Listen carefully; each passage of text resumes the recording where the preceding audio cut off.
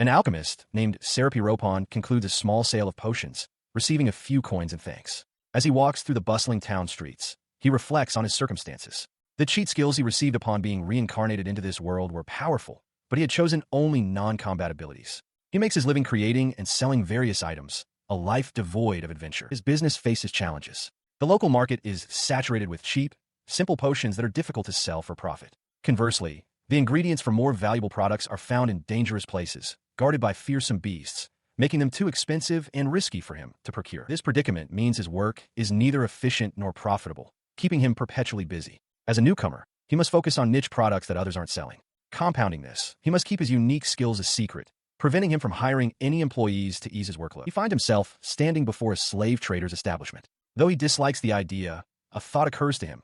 Slaves are bound by magical contracts. Such a contract would guarantee his secrets remain safe. It is a potential solution to his labor problem. Inside, the alchemist looks around nervously at the various beings for sale. The proprietor greets him and asks what kind he is looking for. Serapiropon explains he needs help with delicate manual labor.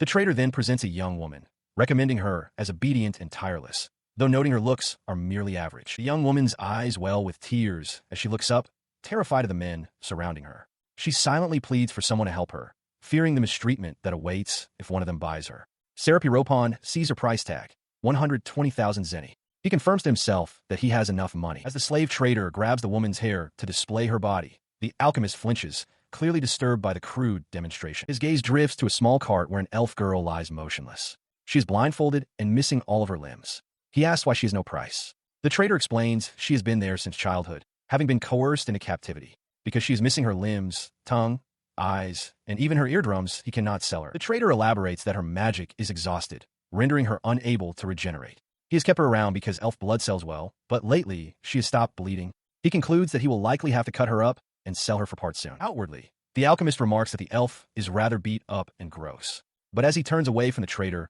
his expression hardens with resolve. Seeing her pitiful state, he makes a silent vow. He has to buy her. He continues his ruse, asking the slave trader if he can get a discount by purchasing the dark-skinned girl along with the elf. He suggests a use for her, noting that fresh elf organs are hard to find, which prompts the trader to realize he is an alchemist. He abruptly drops the act and declares he'll take them both for 200,000 zeni. The slave trader, annoyed, thinks to himself that the alchemist paid far too much and that he would have lowered the price for such a poor negotiation performance. Outwardly, he simply agrees to sign the contract. The dark-skinned woman explains the fundamental rules of all slave contracts. The first rule is that the master's orders are absolute.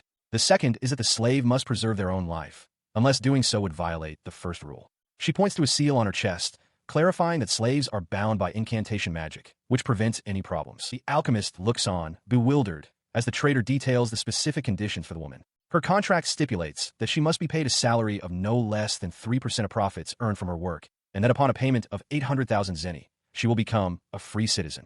It also forbids excessively violent punishment. The alchemist's surprise at the salary clause earns him a scornful look from the trader. The trader explains with pride that this system has been the law of the land for 100 years.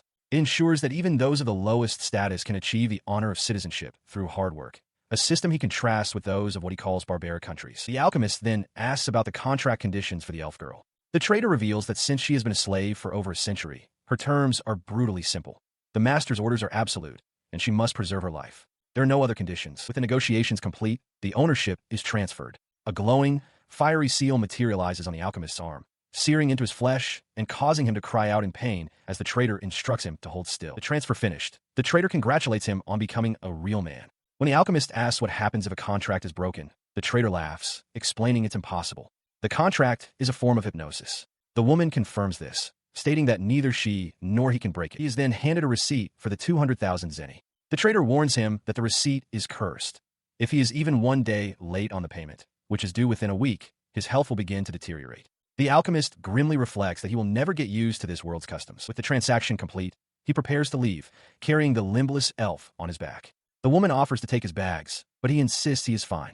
His mind is focused on a single, urgent goal. He must hurry and restore the elf's magic, knowing her body cannot hold out for much longer. He holds a small, ornate slate in his hands. As he focuses, text materializes on its surface, detailing his unique ability, a universal recipe guide. It is not magic, but a skill that can conjure the instructions for anything from simple meal to an elixir of eternal youth, guaranteeing a perfect result as long as the steps are followed precisely. With the recipe for the elf's restoration now in hand, He tears the list of ingredients in two.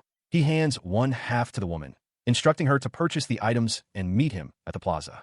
She introduces herself as Nora, but her expression is hesitant, even as she acknowledges knowing the location. Her hesitation prompts a confession from him, his face strained with embarrassment. He cannot read. Realizing his plan is flawed, he declares they will go together. Nora, taking the lead, offers to carry the bags as they set off down the street. Their journey leads them to a large, beautiful mansion. He explains his need for ample space for his work, while Nora looks on in awe at their new residence. Once inside, they lay the ailing elf girl upon a blanket. Nora kneels formally before him, suggesting they begin the healing process by first boiling some water. She then reaffirms her identity as Nora and pledges her absolute devotion, urging him to command her as he sees fit. Flustered by her intensity, he introduces himself as Paracelsus. With introductions made, their attention turns to the task. The recipe for the elvish magic restoration potion calls for a mana potion, distilled water, high-end spirit dust from crushed spirits, various medicinal herbs, and olive oil. Given the urgency, they must make do with the ingredients they have on hand. He begins the process, which resembles cooking. As he fries the herbs and spirit powder in oil, Nora questions why the elf cannot simply drink a standard mana potion. He clarifies that the one they possess is formulated specifically for humans. He elaborates on the difference, explaining that elves possess a higher percentage of astral body. While a healthy elf might manage, the girl's current condition is too fragile to withstand a human-grade potion. He then moves to the next step, transferring the fried mixture to a pot and adding the remaining liquids to bring to a boil. As the potion simmers, Nora offers her assistance, casually mentioning her experience preparing cattle and asking if his plan is to dismember the elf once she recovers. Shocked, he vehemently denies it, stating his true intention is to heal her and restore her body. With the potion complete, he turns his focus back to their patient. They approach the elf girl, now resting in a proper bed. He asks Nora if she knows the girl's name. She replies that she does not, recalling the slave trader's claim that the elf was nameless. As she lay unconscious, Paracelsus continued his examination, discovering a horrifying detail. An old wound marred her eardrum shredded. He realized with a jolt that it had been purposefully cut repeatedly, a cruel measure to prevent it from ever regenerating. His grim assessment cataloged the full, horrific extent of her mutilation. Both of her eyes and breasts had been removed. Her arms were severed at the upper arm, her legs above the knee. Inside her mouth, all her teeth were gone, and her tongue had been cut out. Her face and body were a canvas of burn scars. Despite the severe wounds, her eyelids remained intact. She was breathing, but slowly, unresponsive to his touch. The reality was far worse than he had imagined.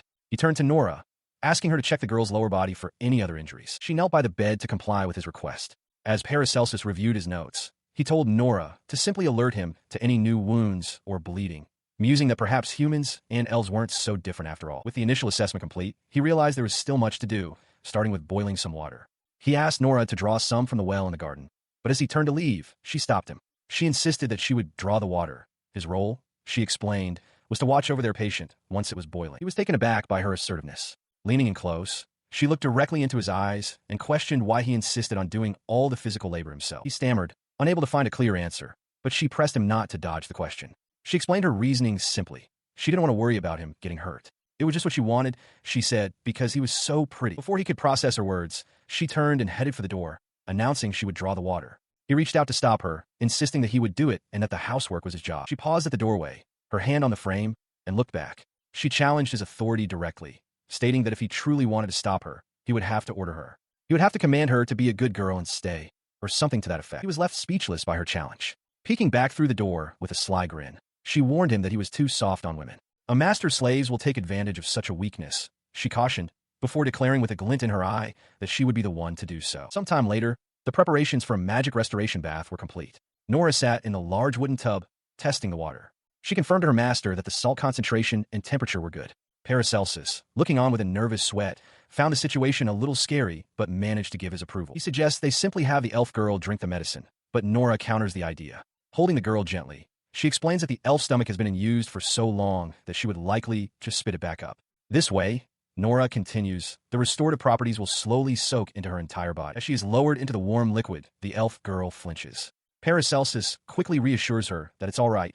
They are just placing her in the bath. Nora watches with a gentle smile, remarking on how cute the girl is. With the elf girl settled in the water, he brings over a potted plant bearing white blossoms, tama flowers.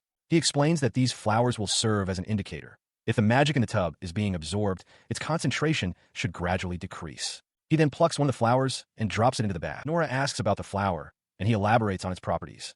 The white tama flowers have healing properties and absorb mana. Once they are full, They turn a deep blue. As he speaks, the flower floating in the tub begins to glow and shift in color. In an instant, the flower turns a vibrant blue. Nora stares, shocked at the speed of the transformation. Paracelsus is equally surprised, noting that it should have slowly become white again as the magic was absorbed, not turned blue so quickly. He realizes they must not have added enough magic, even though the amount would have been a full day's worth for a human. Just as he says this, the flower in the water abruptly reverts to white. Astonished, Nora watches as he begins pouring more of the mana potion into the bath. He empties the entire bottle into the water, realizing with a start that it's all gone. The elf must be incredibly hungry for magic. Nora calls out, asking him to find another bottle. As he turns to leave, he marvels at the fact that elves can absorb magic so rapidly through their skin, and is even more astounded that she is still alive at all, given her grave condition. Nora expresses her amazement at the medicine's effectiveness, but her attention is quickly captured by a new phenomenon. The elf girl's hair begins to glow with a soft, ethereal light as she sits in the bath. A bead of sweat rolls down the alchemist's face as he realizes this strange, beautiful light is not a result of his concoction. As he reaches out to touch her, a wave of dizziness washes over him. He can barely feel her physical form under his hand, sensing that her body is composed of something far more fundamental. This prompts Nora to wonder aloud if elves possess strong astral bodies. Lost in thought, he dismisses the idea. He has seen astral bodies before, and this is different, more substantial, feeling like something he has only encountered in the principles of alchemy. He continues, explaining that magic users refer to this substance as mana. Then, a startling realization strikes him. Her body is composed almost entirely of what alchemists call Prima Materia. Nora, unfamiliar with the term, asks what that is. Prima Materia is the fundamental substance of all creation: fire, air, water, earth, and even physical and astral bodies. Sorcerers wield it to perform miracles called magic, while alchemists manipulate it to create material substances. All such miraculous power stems from this single source. The full weight of his discovery hits him. He exclaims that this is the key. While he doesn't understand every detail, he assures a surprised Nora that they are in luck, believing now that they might be able to restore the elf's body completely. He elaborates on his theory, explaining that the physical body and spirit are unique to each individual. Any attempt to craft new limbs for her would be rejected as a foreign substance. Prima Materia, however, is different. It is the indivisible, foundational element of everything, and all Prima Materia is identical, regardless of its origin. The challenge, he continues while searching through a drawer, is that only trace amounts of untransformed Prima Materia can be found in the air, which is insufficient for their needs. Once it has been transformed into other matter, it is impossible to retrieve it in its pure form. Setting the complex problem aside for the moment, he decides they should focus on restoring her strength. Together, he and Nora lift the girl from the wooden tub to get her to bed. Nora agrees, addressing him as master. Later, within the quiet confines of his study, the alchemist stands on a stool, reaching for a tome on a high shelf. Surrounded by countless books, he begins the arduous search for the knowledge he so desperately needs. He stood amidst his towering bookshelves when Nora entered the room. She asked what he was occupied with, and he explained he was conducting research on elves. Nora reported that she had dried the elf girl, who was now sleeping. He acknowledged this with a simple, good. Turning to face her with a warm smile, he expressed his gratitude, admitting he couldn't have managed without her help. Nora seemed taken aback by the sudden praise. She stammered that she was fine, her hand instinctively going to a glowing seal on her chest. She explained that the seal's power caused a pleasant sensation whenever he praised her, and that he shouldn't worry about it. The alchemist seemed to understand. Her alarm spiked as his hand moved toward the seal, and she cried out, asking what he was doing. He simply stated he was putting his hand in.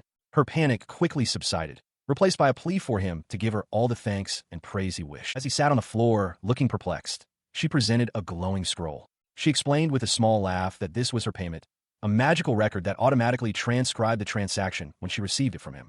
A substance was poured onto the seal, activating the process. She smiled knowingly, clarifying that she hadn't said anything to trigger it. Rather, when he declared he couldn't have managed without her, the decision was made in his heart, not his mind, and that constituted her profit. He blushed, realizing with a start that he had been far too grateful. Nora, also blushing, confirmed that he had indeed gotten it right. Resigned, he handed her a pouch of money. Nora mused that at this rate, her freedom was not far off. He specified that the pouch contained 20,000 zenny to pay the slave master, and that she could keep whatever was left. He then offered her a second, smaller pouch with 2,000 zenny for new clothes, calling her master in a moment of confusion. He quickly told her not to laugh at his slip-up. Her expression hardened as she declared that while she may be a slave, she was no beggar. She vowed to earn her freedom and insisted she would return the change. He looked up at her from his chair, reminding her firmly that she was his property. He instructed her to get clean clothes and rest, framing it as an investment so that she could work hard for him on the morrow. He agrees with Nora's idea to buy clothes for the elf girl, telling her to go ahead. With his thanks, she departs from the workshop,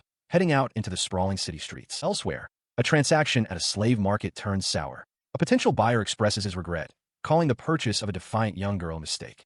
The slave trader laughs cruelly, noting that her rudeness is no issue since she can be beaten at will. The buyer, disgusted, considers that perhaps they should only purchase slaves from within their own country. The trader, now at his desk, grumbles about the difficulty of dealing with people who don't know how to handle slaves.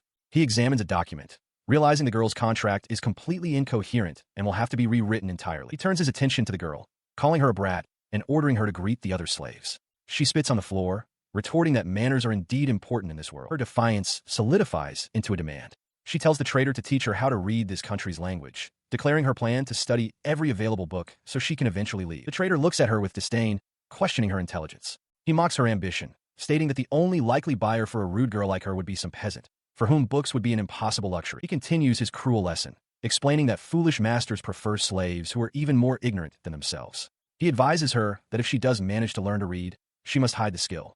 Her only job, he insists, is to sit and smile while her owner reads the same simple text repeatedly. The only skill he intends to teach her, he states bluntly, is how to please a man.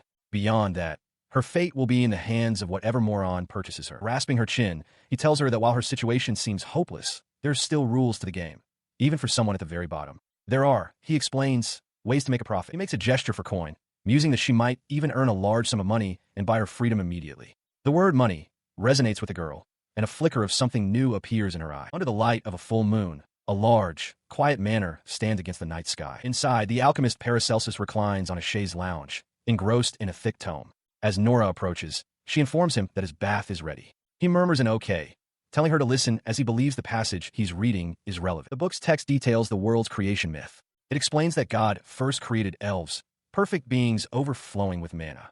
Following them, dragons were born of fire, dwarves from metal, and humans from earth. All these subsequent creations were flawed, unable to match the perfection of the elves, who were granted eternal life and the power to shape the world. Continuing his reading, he asks aloud why elves no longer live forever, then points to a passage, explaining that they fell in love with humanity. Nora, now sitting beside him, asks where it says that. She admits she cannot read the script, but will look anyway, which causes the alchemist to suddenly look up at her in wide-eyed shock. He stammers, finally noticing her new attire, a delicate, lacing nightgown. When he asks about it, Nora explains she bought it with the change he allowed her to keep. She asks if he dislikes it, before reminding him that as his property, he may touch her as he pleases. He quickly assures her that he likes it. His finger tentatively reaches out, pressing against the fabric over her sternum. Nora lets out a soft gasp as his hand hovers for a moment, a bead of sweat forming on his temple. He recoils, shouting in a fluster that if he were to touch her breasts, she would receive a huge payment from him. Nora looks at him calmly, replying that if he believes that will happen, then it will. She continues her logic, stating that he must think she is beautiful. Therefore, she concluded he would want to touch her breasts, and in doing so, she would earn a great deal of money. The alchemist can only manage to call her honest. Despite his protest that he only bought her for work and wouldn't touch her, his hands move on their own, cupping her breasts. Nora gasps, surprised by the sudden action. He looks down, blushing, and concedes that perhaps just a little would be all right. Taking this as encouragement, Nora leans in close, her face inches from his. She eagerly proposes they see just how much she can earn. Completely overwhelmed, the alchemist shouts her name in a panic as his hand clenches into a tight fist. He stammers, his face flushed, pleading for her to wait. Nora presses closer, whispering that if he truly wants her to stop, he must order her to. As she readily agrees to his title of master, he clarifies that he's not yielding, but that the money will come out. His mind flashes back to the day he acquired her. The price for her freedom clearly marked on the contract, a staggering 2 million zen. He recalls his own exhaustion and the realization that perhaps owning slaves wasn't for him. He had told her she would be free after just one day, promising to pay the rest of her cost over time since he didn't have much left. Nora had pointed out that if he'd paid it all at once, he would have become a slave himself. The memory dissipates as Nora's confused voice pulls him back to the present. She asks what he is talking about, her hands raised in protest as she adamantly declares that she is not going to quit being his slave. She explains her logic with a sly grin, questioning where else she could possibly earn 2 million zenny in a single day. She announces her intention to stay and earn a great deal of money, reminding him that if he doesn't want her to, he simply has to order it. He considers her words, touching his chin thoughtfully. He agrees that it seems like the best arrangement for her, but then asks why she couldn't just come work for him again after being freed. Nora reveals a crucial detail. If she did that, the slave contract's magic would be broken. This revelation worries him slightly. He asks if she is truly okay with the situation, voicing his concern about what would stop him from simply taking all the money she earns for himself. His worry dissolves into a gentle smile. He admits that it might sound strange, but he feels happier the more money he gives to her. He feels lucky, he says, to have such a valuable person by his side. Despite his heartfelt words, he remains visibly flustered, holding his hands up defensively. He promises to do his best to earn more, so that she can stay with him for as long as she wants. His declaration leaves her stunned, her eyes wide with disbelief. A moment later, she stands alone in the hallway, her back turned as she faces a closed door. Paracelsus explains his predicament to Nora. To afford the expensive magic recovery potion for the elf and restore her body, he has accrued a large debt. He decides he must earn some money. He presents a massive stack of papers to Nora, explaining that they're the records of everything he has synthesized with alchemy.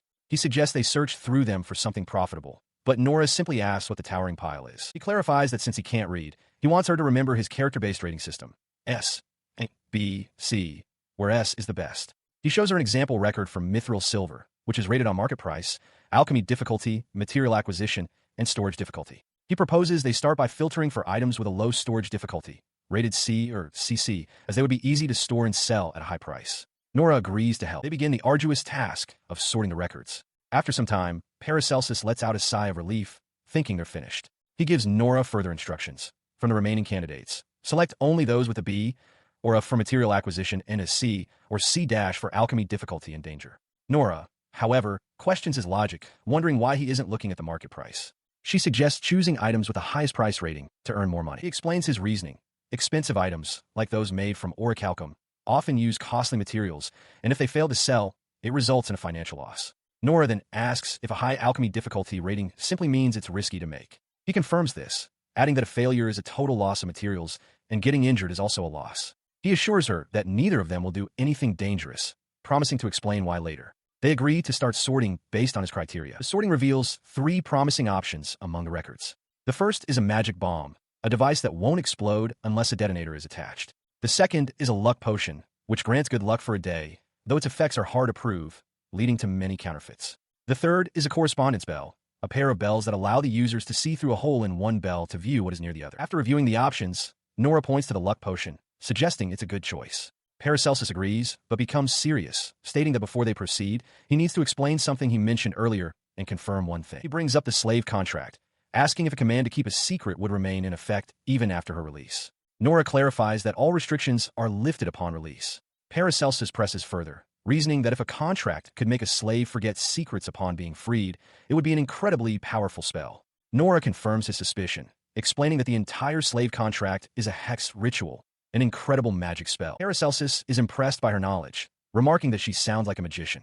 Flustered, Nora insists she knows nothing, claiming it was just something she overheard from the slave trader. Amused, he tells her she can tell him more later. She then asks if she can look at the long spell of the contract, admitting she might not understand it, but is curious. Paracelsus immediately and forcefully refuses. She holds up a hand to stop him, explaining that the contract is the one and only place that only the slave can touch. If anyone else were to try, a powerful hex would strike them. She reveals that while a strong hex binds her life to being a slave, an equally strong hex affects the contracting party, him. Under the contract, they are equals. The realization dawns on Paracelsus that he must be careful, or he could risk becoming a slave himself. He acknowledges that he knows Nora is good at her job and won't leak secrets. His concern, he explains, is that if malicious people discover an alchemist would do anything for certain information, they might target her. He states that even if she wouldn't break under torture, it would be a waste for her to get hurt. Declaring that choosing a job and taking responsibility are different, he tells her he's going to give her an order. Nora calmly agrees. He raises a finger to his lips, his expression serious. He informs Nora that he is about to tell her a secret, but first, he issues a formal order. She is to forget this memory entirely if her slave contract is ever released, or if anyone other than him ever asks about it. Nora looks startled, questioning if this is truly an order. As her collar flashes with light, confirming the command, she bows her head in acceptance. With his heart pounding, he begins to speak, his voice echoing in the quiet space as he reveals his greatest secret. He came from another world. The alchemist recalls his previous life in an ordinary world without magic. Though there were things he disliked, it wasn't a bad existence. He remembers that he cannot go back, his life ending abruptly when he was struck and killed by a truck. His last memory of that world was simply waking up elsewhere. He found himself kneeling before a massive, throne-seated old man with pointed ears, who was introduced as Arius. The being greeted him with a warm smile, confirming what the young man could barely believe. He had been reincarnated in another world. Arius explained that, as a special gift for his rebirth, he could choose 2 cheat skills from a catalog. Overwhelmed, the young man questioned what kind of world this was and why he was brought here. Arius simply urged him to hurry and choose. The reincarnated man, wanting to avoid a life of conflict, search for skills that could save him in any situation, not ones meant for fighting. He made his decision, requesting the recipe for all creation and save maker. Arius found the choice rather plain, but granted his wish. As the young man began to lose consciousness, Arius told him that the next time he awoke, it would be in the new world, and that he should live as he desires. When he next awoke, he was truly in another world. Back in the present, he finishes recounting this story to Nora, admitting he doesn't know if she'll believe him. He explains that he can somehow recall how to use the skills he was given. Nora asks him to continue, promising to believe him for now. She correctly deduces that the power he received from the old man is related to alchemy. He confirms her suspicion and prepares to explain his first skill, the recipe for all creation, materializing a glowing tablet that Nora finds familiar. He elaborates on its function. He can write any item into the notebook, and the recipe, including ingredients and procedures, will appear. The book guarantees 100% success as long as the steps are followed. He can list up to 5 items at a time, and while the paper is infinite, adding more items is tiring. Once a recipe is completed, it vanishes from its slot. His second power, he continues, is the save maker. This skill creates a gem called a save point. He can only have one at a time. If the gem is broken, he returns to the moment it was created, retaining all his memories of what happened in between. However, he discovered a critical flaw. Any memories of items he made using the recipe for all creation are lost upon returning. The two skills are incompatible, a failure on his part. He explains his current solution, keeping the gem in a mithril silver box. The box is not merely locked. It is imperceptible to anyone without permission. He asks Nora if she can see it, and she confirms she cannot. He intends to set it up so she can see it, wanting her to be able to break the gem if he dies. But Nora points out a terrifying oversight.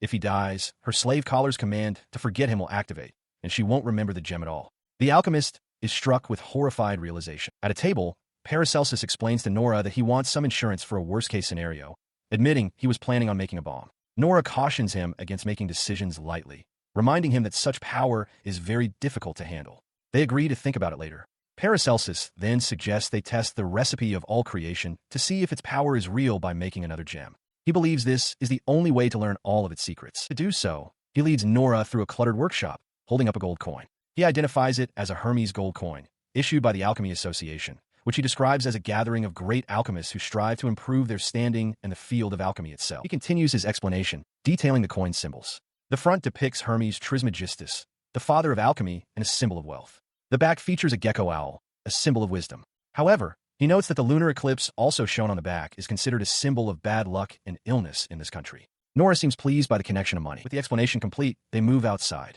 Paracelsus begins preparing the ingredients to make a luck fish, which requires 100 Hermes coins, a medium fish tank, gravel, algae, and goldfish eggs. He declares that through this process, he will prove the recipe for all creation is real. Nora simply agrees. The process begins. A coin lands face up. Paracelsus stands atop the empty glass tank and instructs Nora to stand in front of it as he drops the coins from eye level. He cheerfully announces that Hermes has smiled upon them, granting them 1 accumulated luck. Nora looks on, puzzled. The next attempt is not so fortunate. A coin lands face down, showing the owl, and splashes into the water. They have lost their accumulated luck and must start over. Paracelsus explains the full procedure. After successfully adding all the coins, they will add gravel, algae, and goldfish eggs, then leave it for a day. The eggs will hatch in a luck fish, which bring good fortune. Nora realizes how difficult it must be to get 100 coins to land face up in a row, but he confirms that the difficulty is precisely why it grants such great blessings. Holding a bowl of the coins, Nora considers the process. She asks if this is alchemy, turning normal fish into luck fish. She notes the effect seems weak and wonders if there are many fakes. Paracelsus confirms this, explaining that customers look for items with association certificates and warns her to be wary of fakes. Now understanding the difficulty, Nora says she'd rather not do it. In response, he triumphantly presents a scroll. He unfurls it with a flourish, announcing that this is the recipe for luck fish. Nora observes him, thinking to herself that he seems to be having fun. But as he studies the recipe, a look of confusion crosses his face. Nora asks if something is wrong. He murmurs, wondering where the method for using the gold coins is written. He taps his forehead, trying to recall the details, when he suddenly has a flash of insight. Having found what he was looking for, he declares it's time to begin. He explains that the recipe dictates they must drop the coins and have them land face up 100 times in a row for the power to be real. As the coins begin to land successfully, one after another, Nora watches intently, promising to tell him if any land differently. She watched in amazement as the final 100th gold coin splashed into the bowl, landing perfectly face up. Paracelsus, sweating from the exertion, asked if she now believed him. She confirmed, wondering aloud how anyone could succeed at such a difficult task. He explained that others typically rely on luck-enhancing items. With the coin ritual complete, he announced the next steps. clearing the slow sand filter and adding gravel to finish the setup. Eager to contribute, she asked if she could help, and he readily agreed, suggesting they add some algae as well. As they worked, she mused on how difficult it was to earn money and acquire even a beginner's alchemy book. This prompted her to ask why he kept his perfect success rate a secret from the Alchemist Guild. He explained he had 3 reasons. The high price of certified items is maintained due to fakes. The certification fee itself is exorbitant, and as a newcomer, such a revelation would make him a target for the guild's more devious members. He finished preparing the tank, declaring that all that remained was to wait for the fish to hatch. Nora grew concerned, asking if it was wise to leave the valuable gold coins out in the open. He dismissed her worries, stating that no one ever came to this area and wouldn't think to look for gold in a fish tank anyway, before walking away. Her expression remained troubled. Left alone with her unease, she noticed a faint, moist smell like that of an old well. Following the scent to a secluded corner, she knelt and carefully picked up a small, grasshopper-like insect. She placed several of the insects in a circle around her and began an incantation. She announced her name as Nora Petten, a hex mage from a distant land, calling on the slumbering spirits to hear her voice and listen to her wishes. The ground before her began to crack and heat. From the fissure, a massive, dark entity emerged, its form dominated by a single, glowing eye and topped with a humanoid skull. The being's voice boomed, asking if she was the one who had called upon it. Looking up with resolve, Nora confirmed that she was. She explained her request to the spirit. Her master, a good but naive person, had left treasure outside, and she worried it would be stolen.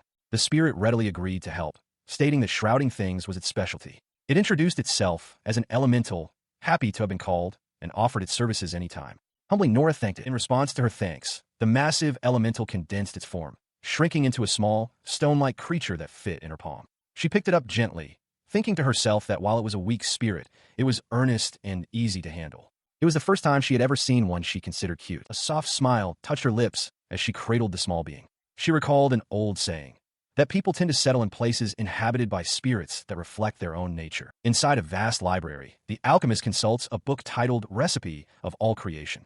He explains to Nora that items like the luck fish and luck potion are generally known as good luck items. Reading further, he notes that drinking a luck potion makes one less likely to encounter monsters or be hit by ranged attacks, deeming it a very practical tool. He holds up a vial, identifying it as the genuine article. Such a potion, he continues, is of great importance to those whose lives are in constant danger, like nobles or the wealthy. Fired with enthusiasm, Nora declares that they must make it. The alchemist's expression darkens, however, as he begins to recall the downsides, starting with the fact that the Alchemy Association certificates are extremely expensive. He explains the need for 2 separate documents, a process certificate to prove the product's authenticity and an effect certificate to prove its legitimacy and effectiveness. Without them, no one would buy their creations. Nora asks if he can't just prove it himself, but he dismisses the idea as meaningless. To make matters worse, 20% of their items will be consumed in the testing process. This prompts Nora to wonder how one even tests for luck, and he reveals that they use insects. The method, he elaborates, is grim. 100 insects are prepared. The one given the luck item is marked, and then, one by one, the insects are killed at random. The potion's effectiveness is measured by how long the marked insect manages to survive the cult. He asks rhetorically if the process isn't stupid, pointing out that if they simply use gold coins, nothing would have to die. Nora quietly agrees that the method is effective, though her expression is somber. The alchemist then explains a common superstition. Humans believe that sacrificing lives makes magical effects more potent. Nora elaborates on his point, suggesting that some alchemists who adhere to hex magic believe this to be true. She explains their creed. The more life sacrificed, the more death and pain caused, the more effective the resulting hex magic becomes. He is visibly impressed by her knowledge, grabbing her shoulders and telling her how amazing she is when she discusses hex magic. He eagerly asks her to continue, but a blushing Nora insists she doesn't know much more and urges him to resume their original conversation. He gets back on track, outlining the second major problem. The potion must be synthesized under the light of a full moon using fresh ingredients that are scarce and in high demand. This means they would have to wait 2 weeks. The third and biggest issue, he reveals, is that when he makes it, the quality is always extremely high. Nora is confused, asking what could be wrong with high quality, as it would surely sell for a high price. He clarifies that every luck potion currently on the market, including forgeries, is C-class or lower. He explains that no matter the process, some element of bad luck inevitably clings to the final product. He then makes a stunning claim.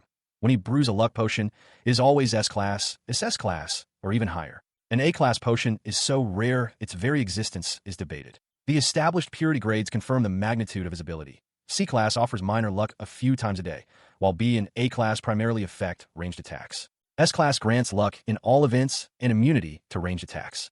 SS class provides total luck, immunity to ranged attacks, prevents fatal close-range blows, and even grants a sense of impending danger. He explains that his ability is a double-edged sword. If a devious alchemist were to discover his high-quality items, they would likely send familiars, like golems or artificial fairies, to monitor him daily. He worries that, as a newcomer, he is vulnerable and could lose everything. Nora initially sees this as a sign of greatness, but he quickly corrects her, explaining that it's not just about having one's technique stolen. Every year, talented new alchemists simply disappear. Realizing the danger, he decides they must first secure some form of defense and protection. Once they are prepared, he declares they will proceed with making the luck potion. Nora, however, is captivated by the potential of such an amazing product. She excitedly suggests that if they secure a rich patron, they could sell directly, bypassing the need for a certificate and thus increasing their profit. The alchemist immediately shuts down the idea. Despite his refusal, Nora remains determined, insisting they will make it, but he stands firm. Deciding to move on, he suggests they look at the next record, and she agrees. The alchemist, Paracelsus, presents a pair of anaphoric bells, explaining to Nora that such synchronized items ring in unison, their effect strengthening with their similarity. He admits the pair he made are failures, their tones mismatched, unlike the superior quality bells found in the market. Holding one of the flawed creations, Nora inquires if using a recipe for all creation would yield a more successful outcome. He confirms her theory, clarifying that the power of a recipe can only perfect a single item, even if the instructions are for a pair. The first one finish will be perfect, but the effect vanishes afterward. Though he makes them simultaneously, he cannot finish them at the same time. He adds that corrections are applied during the process, allowing him to create a decent item without the special ability, provided he follows the recipe to completion. Nora tests one of the imperfect bells, noting its power is inconveniently weak. She recalls that if one of the pairs sounds bad or the view through its hole is blurry, the set is a failure. Her attention then snaps to the alchemist, who is retrieving something in the background. Realizing his intent, she calls out for him to wait, insisting they are not making bombs. His enthusiasm overrides her plea as he proudly presents a large, spherical magic bomb. He explains that bombs are made using magician's principles and jokes that one of his size could easily destroy their house. Nora shouts for him not to bring it to the table, but he calmly sets it down, reassuring her that it's safe as long as the detonator is disconnected and the correct code remains unentered. Because it was made with a recipe, he asserts its power is perfect and it will not misfire. A technical diagram reveals the bomb's inner mechanism. A magic signal travels from a detonator, through a copper wire, and into a command tablet. This tablet replicates a spell, issuing a command for the Materia, the constituent air and fire elements, to change their state. The process continues as the air element nearest the tablet transforms into flammable gas. This gas permeates the fire elements, triggering an explosion. Any water elements that come into contact with the changing air element are nullified in the process. Nora asks about the outer layer of water elements. The alchemist explains it's a fail-safe. If an incompatible external signal penetrates the bomb, the water will transform and neutralize the fire element. When she asks what would happen if the bomb were to burn, he clarifies that it would explode, but not combust, causing only ruptured eardrums. He demonstrates its safety by fitting a magic blocking cap onto the wire, declaring the device complete. He remarks that bombs sell well and are not dangerous if handled carefully, even those made with the recipe of all creation. He then adds a critical detail. Placing the bomb next to a gem will cause the gem to break upon detonation. This gives Nora pause. She questions how strong the gem is, pointing out that if the bomb kills them but fails to break the gem, the situation would be far from amusing. Conceding her point, he agrees to think it over. After some thought, he announces his solution, a device specifically designed to break the gem during the explosion. His sketch shows a box with a sliding door and a metal plate behind it. The blast will push the door into the gem, and the plate will provide the force to shatter it. He decides to place it in his workshop to shield it from the blast. Nora observes his happy demeanor, and he agrees that they can now relax. She asks if he likes bombs. He admits he might, confessing to a feeling of excitement at the thought of the bomb exploding and causing ruin. Nora is surprised, mentioning she thought he was a coward who feared the Alchemy Association. He counters that bombs are fine because their explosions can be controlled. Just then, a bell rings from the front of the house. He looks up, realizing they have a visitor. A loud, incessant ringing echoes through the alchemist's home. He recognizes the sound of the anaphoric bell he'd connected to the entrance, a device he'd worked hard to make. Answering the door, he is greeted by a small, rabbit-eared individual from the Alchemic Magic shop, who immediately complains about the bell's terrible sound. He then introduces Nora Petton, the slave he recently contracted for the house. The visitor, introducing himself as Tatori Arlembic, compliments Nora's eyes and expresses gratitude for the alchemist's patronage. Tatori recalls their first meeting, noting how flustered he had been, struggling to even say his own name. Flustered by the personal comment, the alchemist covers his face and demands to know the purpose of their visit. Tatori announces they wish to sell something and, once inside, unveils a large, ornate sphere declaring it to be a magic bomb. The shopkeeper proudly presents the bomb, explaining its perfect craftsmanship. The stabilizing elements are packed so densely that it produces a pleasant sound. Stating a dislike for negotiation, Tottori offers a starting price of 90,000 zeni. The alchemist, thoroughly impressed, immediately counters, asking if Tottori can produce 20 more for 100,000 zeni each. Before a deal can be struck, Nora interjects with surprising confidence, raising the price to 130,000 zeni. The alchemist agrees to her terms. Tottori accepts the new price, and they arrange for the cost of materials to be deducted from future payments, with Tottori agreeing to deliver the materials in 2 separate parts. With the business concluded, Tottori turns their attention to Nora, handing her a flyer. They explain that their master holds free study sessions for slaves, offering a chance to learn daily life skills, and highly recommend she attend. The alchemist encourages the idea, suggesting Nora might enjoy it. They continue, explaining that the study group also functions as a support network where slaves can report mistreatment. Nora appears touched by the gesture. As Tottori prepares to leave, the alchemist asks to take the sample bomb to show his own master. Tottori agrees and offers to pack it for him. Sometime later, the alchemist returns to his workshop, his eyes widening in shock. A massive boulder sits where his water tank should be. He realizes with dawning horror that his gold coins have been stolen. As he questions if an intruder was there, a stone guardian with a single, large eye emerges from the ground, confirming his fears. Inside their new home, Paracelsus places his hand on a large, rough stone at Nora's request. He confirms it feels like a normal rock, but as he pulls his hand away, he is startled to find it dripping wet. She explains that the spirit is projecting an illusion. The water tank is still there, a fact she hadn't noticed herself. Paracelsus recalls hearing that elemental spirits are formed when the remains of dead creatures gather together. Nora finds the idea strange, but remarks that humans are also a mishmash of things, and warns that they must not anger the spirit if they wish to continue living there. This revelation leads him to a conclusion. Nora must be a hex mage. He asks why she kept it a secret, and she apologizes, explaining that the old slave trader warned her that people are frightened by hex mages and might try to take advantage of her. Paracelsus reassures her that it's okay. He asks if the spirit is nearby, wondering if he should pray to it. Nora advises against it, warning that his shallow knowledge could inadvertently cause the spirit to pass on. A simple, respectful nod would suffice. As he smiles at her, she asks why he's looking at her that way, thinking he's a creep. He clarifies that he's just happy she trusted him enough to tell him her secret. Later that evening, Paracelsus enters the room where the limbless elf girl rests. Nora informs him that she has just finished wiping the girl's body. He then asks about the name she called her, Kokomochi. Her face flushes with embarrassment. She explains that in her native language, the word means cute, rounded baby, and that the elf reminded her of caring for her own baby sister. She feels it was a rude thing to say, given how hard the girl is fighting to survive. He stands beside the bed, looking down at the girl, and states that they will ask for her real name once she has regenerated and is able to speak again. Nora agrees. He then begins to outline his plan for her regeneration, deciding to start with the simplest tissue, skin. He proposes grafting some skin from her buttocks, which he believes can then be cultivated and multiplied like a vegetable. His clinical explanation is met with a shocking revelation from Nora. In her culture, touching a woman, there is a sexual solicitation. Paracelsus is horrified by the misunderstanding. He insists the procedure is to reassure the girl of her value, then breaks down, weeping in panic over what to do. Seeing his distress, Nora calmly steps in, telling him she will perform the task and asking him to step aside. Nora announces that she is finished. Startled, Paracelsus asks if the procedure is over. She confirms it is, but adds that more importantly, she wants to try something now that the elf girl, Koko, is in a better state. Paracelsus is shocked, realizing he heard her through thought transmission. She explains that this is a crucial ability for a hex mage, used for communicating with spirits. As long as she is touching him, she can make her voice heard by his spiritual form. Paracelsus confirms he can hear her, though she cannot hear his thoughts in return. He recalls her mentioning that elves possess a large amount of spiritual form, making this attempt on Koko possible. She continues, stating that at the very least, she can check the state of Koko's mind and soul. Paracelsus expresses his amazement. Nora then admits she had wanted to keep her identity as a hex mage a secret. With that revealed, she kneels over the unconscious elf, her hands beginning to glow with a faint, ethereal light. As she places her glowing hands on Koko's chest, she senses the elf's soul and feels that the connection is working. She calls out mentally, asking if Koko can hear her, but there is no response. Finding the elf's mind to be an impenetrable darkness, Nora decides she must look directly at her soul instead. The sight within the soul startles her. Tangled masses of dark, ethereal chains writhe before her. With dawning horror, she identifies them, a curse. An overwhelming number of curses. Suddenly, the curse lashes out.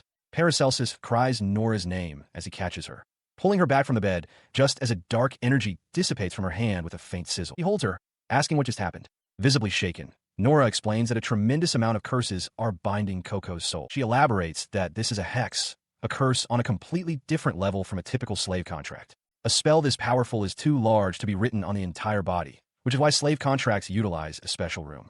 Pulling back Koko's tunic, she reveals a small, insect-like sigil on the elf's chest. Nora identifies the mark as the slave room, a pocket dimension created by stretching the skin.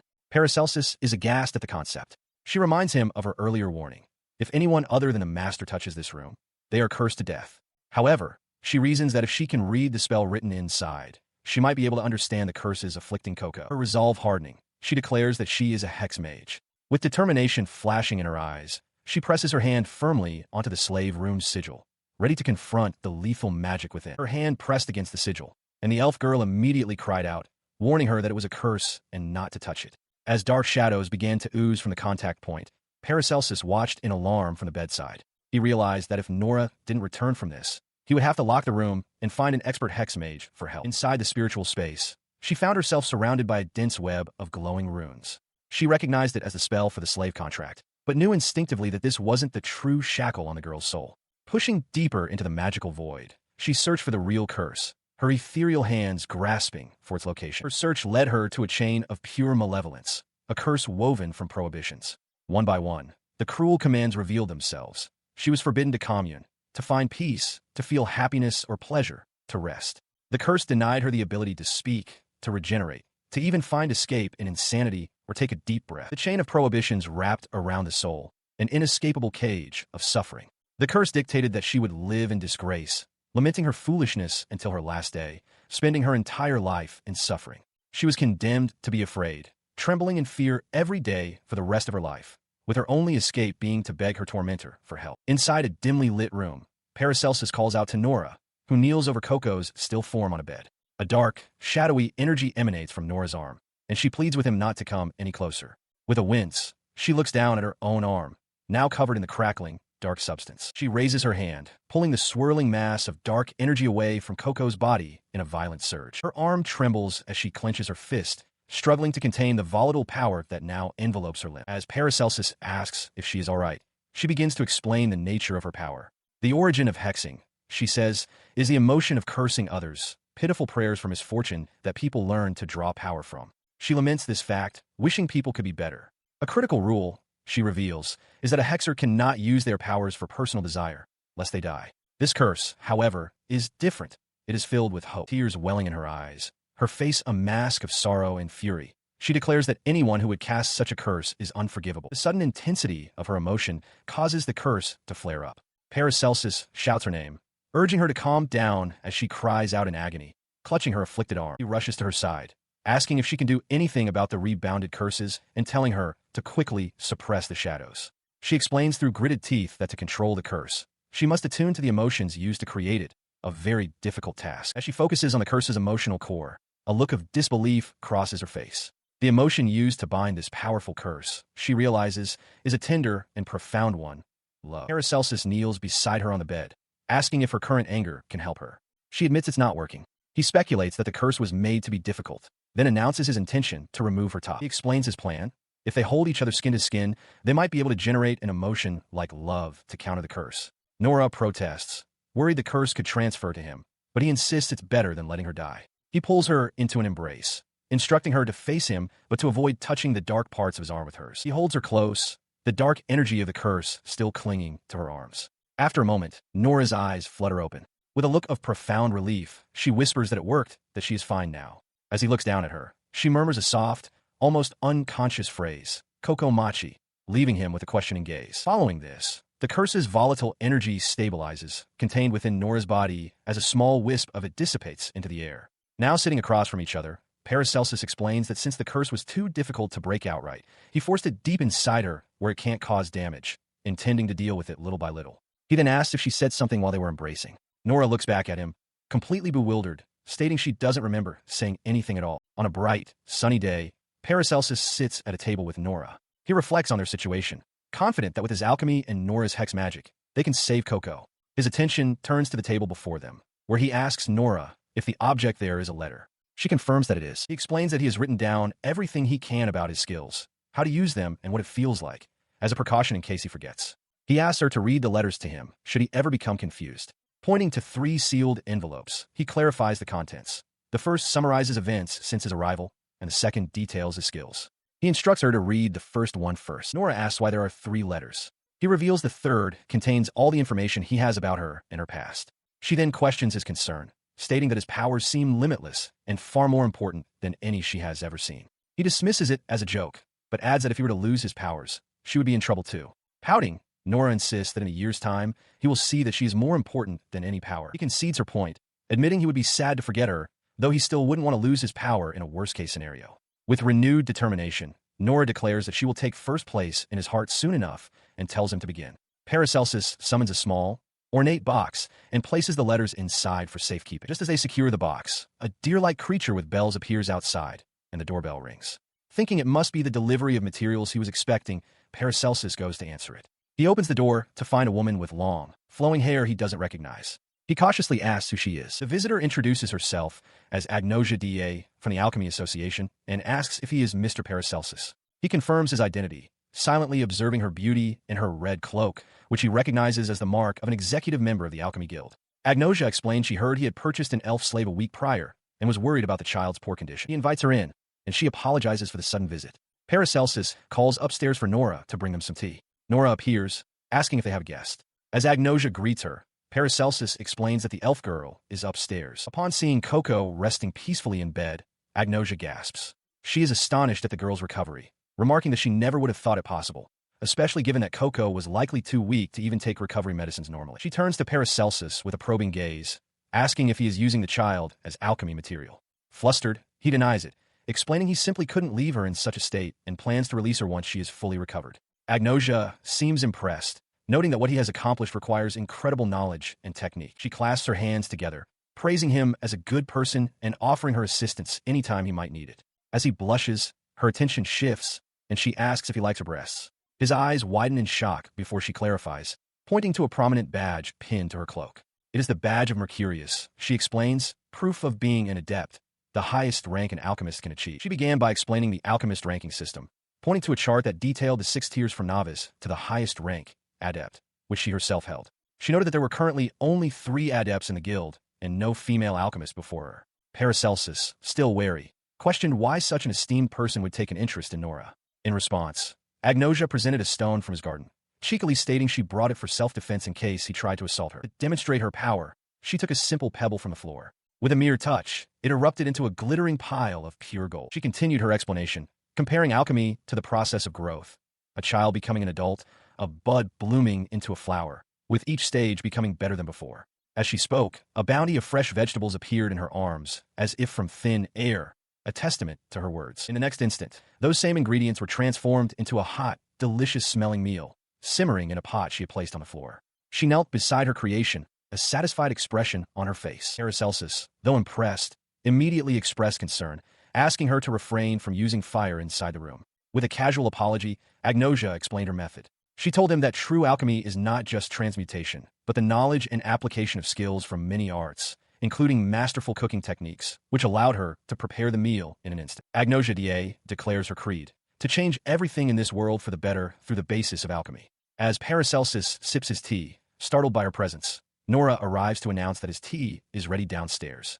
Agnosia reassures him, stating she came to relieve the suffering of the elf girl and will take good care of her. She then holds out a small object for him to take. He looks down at 2 artificial eyes resting in his palm.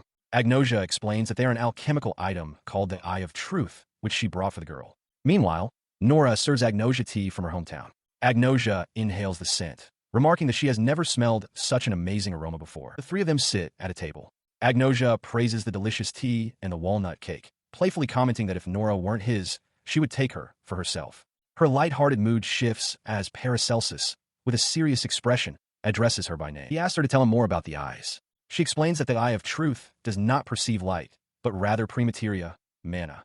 It can see the very essence of matter and even discern people's thoughts. With a flash of pride in her own eye, she declares them her most precious creations, able to see better than any other eyes in the world. Paracelsus is amazed by this revelation. Agnosia adds that because the eyes are coated with highly concentrated Materia, Koko should be able to see within a week of them being connected. She asks if he wants her to take the girl now, but he firmly refuses, promising that he will be the one to heal her.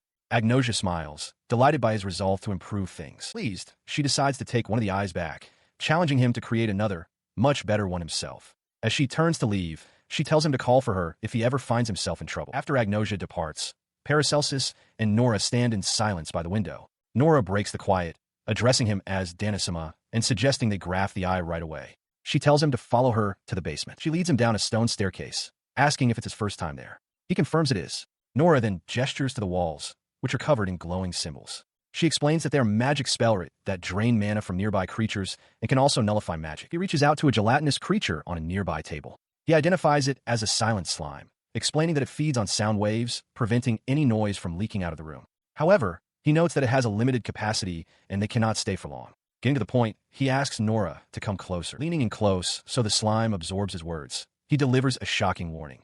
They cannot trust Agnosia. He reveals his suspicion that she might be the very person who cursed Koko. Nora stares back, her expression one of pure shock. Still processing his accusation, she listens as Paracelsus explains his reasoning.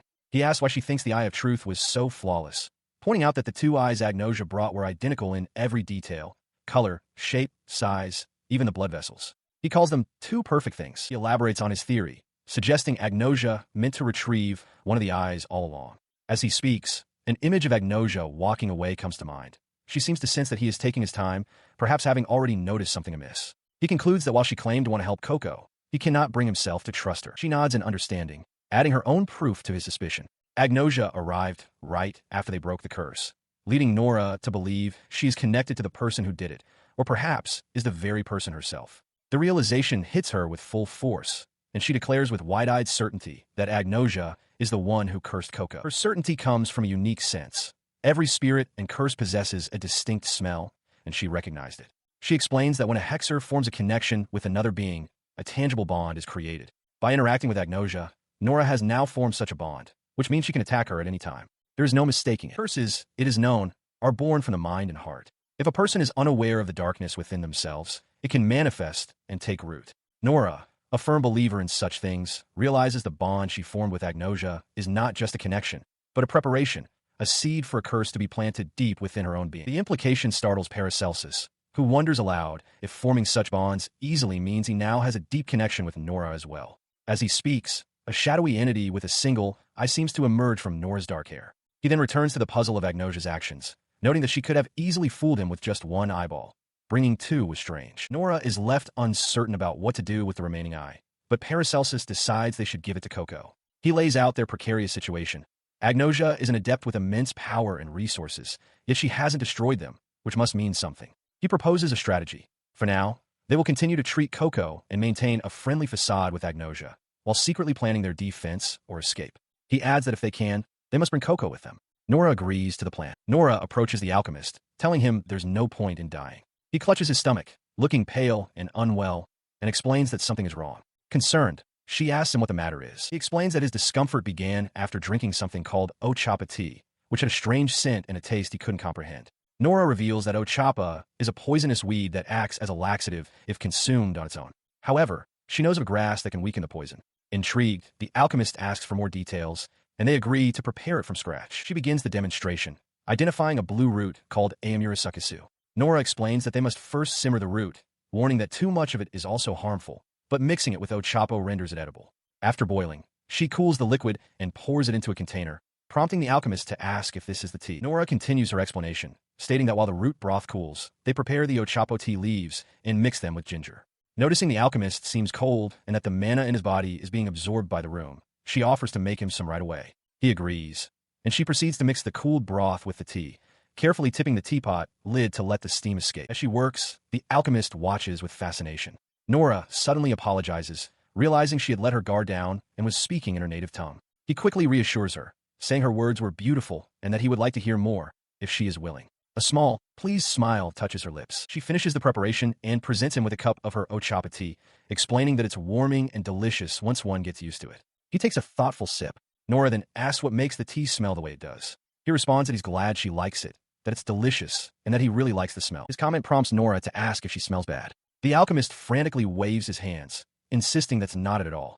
He struggles to explain, finally admitting that when she's in high spirits and sweats, he can vaguely smell something on her body that is similar to the tea. He then clarifies his statement with startling honesty. It's not that he dislikes the scent, but that he actually finds it irresistible. The weight of his own words hits him, and he turns pale with shock, questioning why he said such a thing.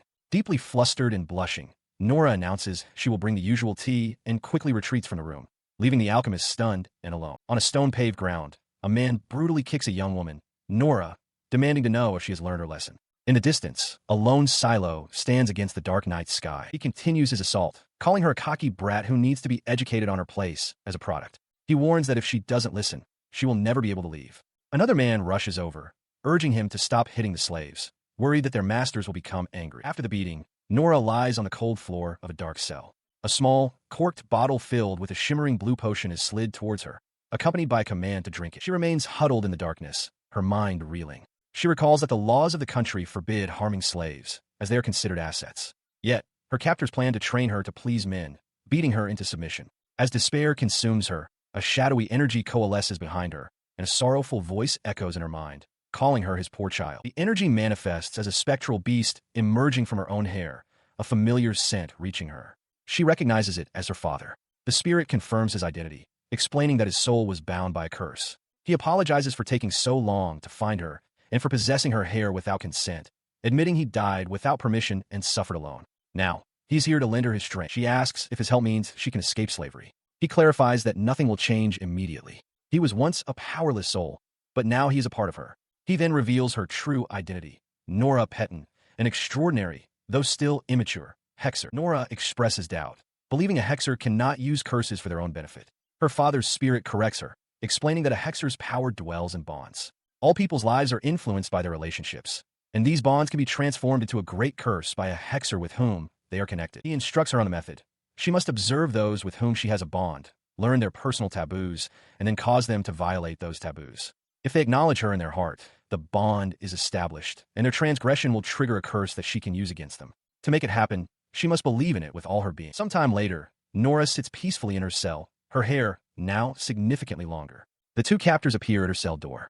One calls out that it's time for her lesson, while the other notices her hair and asks if it has grown. She replies coolly that she grew it herself. With a defiant glare, she insults the man, suggesting he tried growing his brain and what is between his legs, claiming both are smaller than her little brother's. Her words cause the man's face to twist into a mask of pure rage. Her defiance earns her the man's wrath. He seizes her, threatening more pain, but his companion urges him to stop, reminding him he'd already struck her. The enraged traitor ignores the plea, his face contorting with fury as he vows to beat her until she is unrecognizable. But before he can land another blow, he collapses, his body hitting the stone floor with a thud. His companion stares in shock at the fallen man, demanding to know what happened. As he questions the event, Nora's eyes widen, one glowing with an unnatural light. She understands now. The law of the country, which states that slaves are assets not to be harmed, is itself a curse. It is retribution for those who violate it, and she merely guided its hand. Her silent revelation is broken by the panicked cries of the other man, who desperately tries to rouse his partner before turning to her in terror, accusing her of being a hexer. The spirit of her father emerges from her hair, stating she didn't need his protection. Nora confirms this, explaining she wanted to be hurt more to amplify the curse's effect. Her father admits he couldn't bear to watch her be beaten, regardless of her plan. He continues, explaining that the curse was strengthened by the presence of the other traitor. The man had broken his own taboo, harming property in front of a witness, which triggered the bond between them and sealed his fate. The spirit marvels at how fearsome his daughter has become so quickly, noting that the fallen man has other bonds that could be exploited. As they speak, the surviving traitor grabs his partner and flees. Her father's spirit points out that the men forgot to lock the door in their haste. He suggests they run, speculating that she might be able to break the curse of her slave contract. But Nora's mind is already elsewhere. She now fully grasps the rules governing slaves in this country, and sees a path to exploit that system for immense profit. On a bright day, inside a workshop, Nora points to a complex glass and metal contraption bubbling away on a table. She looks at Paracelsus, whose legs are propped up nearby, and asks what the device is making. He explains that it's for a magic bomb, designed to collect fire elements. He elaborates on the mechanism.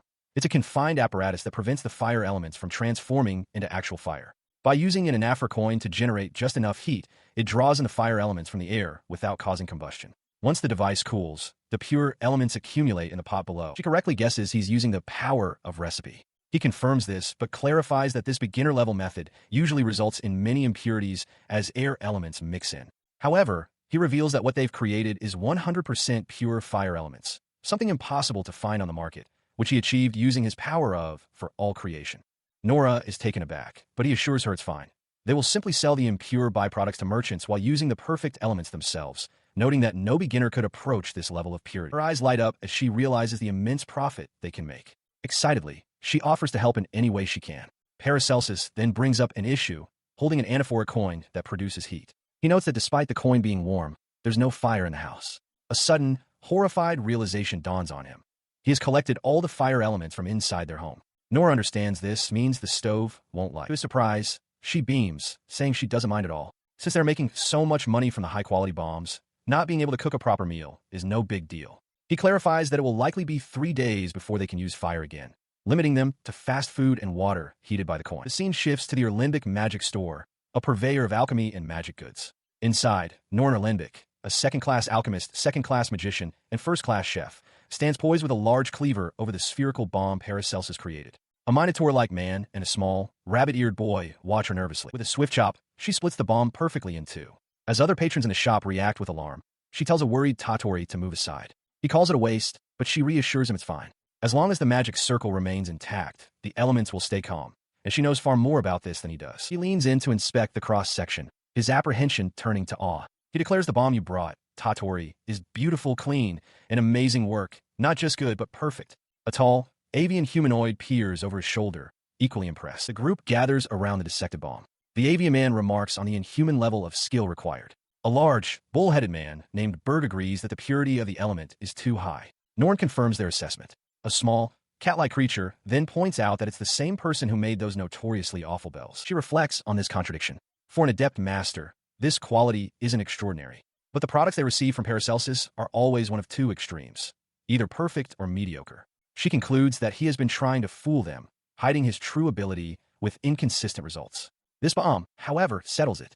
Tatori looks on, asking what this revelation means. Her mind made up, Norn Erlenbic concludes that the young alchemist is truly a gifted one.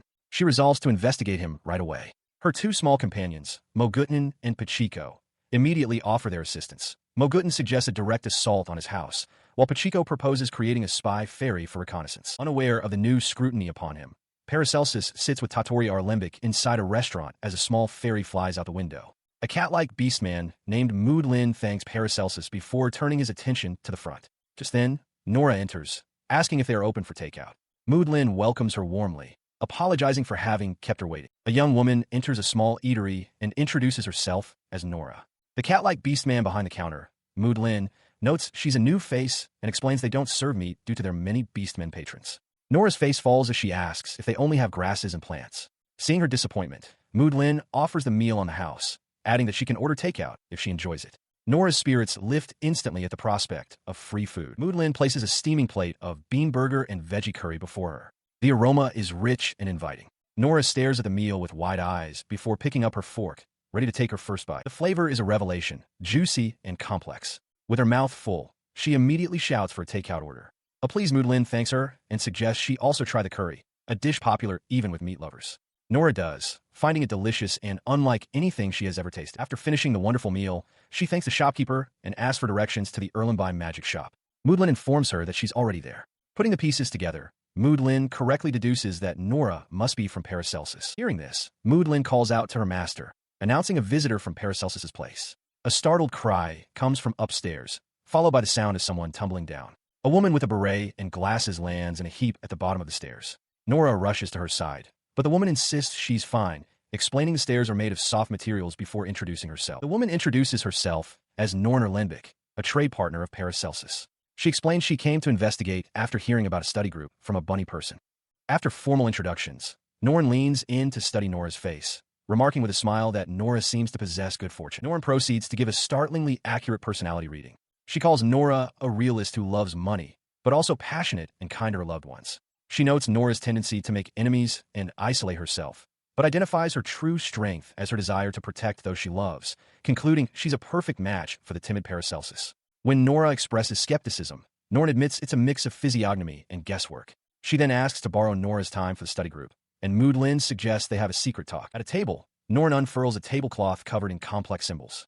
She explains that it's her own invention, a circle that prevents anyone outside it from hearing their conversation. Nora is stunned, recognizing the incredible skill required to weave together alchemy, magic, runes, spells, and even hexes into a single, advanced item. She realizes this woman is immensely talented and knowledgeable. Nora asks what requires such secrecy. Norn explains her philosophy.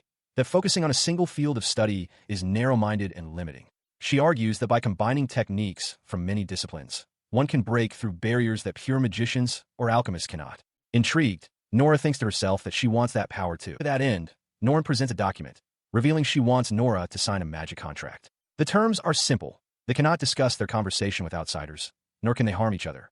As Nora examines the contract, she recognizes the dangerous hex magic woven into it, a type of magic treated with contempt in her homeland. Though she cannot read the script, she understands its function, a powerful psychological bind, weaker than a slave contract, but still incredibly difficult for even a hexer to break. She agrees to sign the contract.